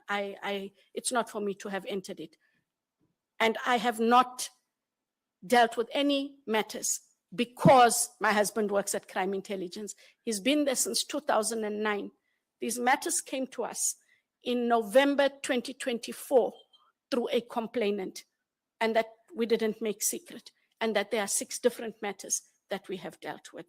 And the head of Crime Intelligence, as he is now, has been there since, I think, 2021 or 2022, Minister. Just to be clear, if what we do is look for vendettas, cases would have been dealt with a long time ago. Cases could have been made up. That's not the job. We got a referral. In fact, if you'll allow me, Minister, I actually commented the other day, I said, if we didn't get this referral, we wouldn't have had any matters in that space, because that is the truth. These are the matters we were dealt, and that is why we're dealing with it. Thank you. Thank you very much, Advocate Johnson. You'll be happy to know that we've come to the end of the interaction. So you take the smiley one away? Because he also infected the prof, because at the stage the prof was smiling. So the smile just went through. And even when May was telling me about my could and should, she still smiled. No, at least the panel is friendly. No, thank you very much, Advocate Johnson, for coming through and for availing yourself to be put through the process. It's a process that we know it's quite interrogative. I hope we didn't come across as interrogating, but having a conversation with you. So thank you very much that you made yourself available, and the process ends here. I wouldn't explain to you, you know the process, you are internal as well, Yes. how it's going to run from I am here. aware. And thank you very much. And may I take the opportunity to thank you and the panelists? I wouldn't have expected any better, smiles or not. This is a rigorous process, and what the NPA needs is exactly as it was explained. Nothing is personal. So I'm glad you gave me the opportunity. I have to let you deliberate as you see fit, and I thank you. Thank you very much, and have a lovely evening. I will. Thank you. Okay, that's it, members. Until tomorrow.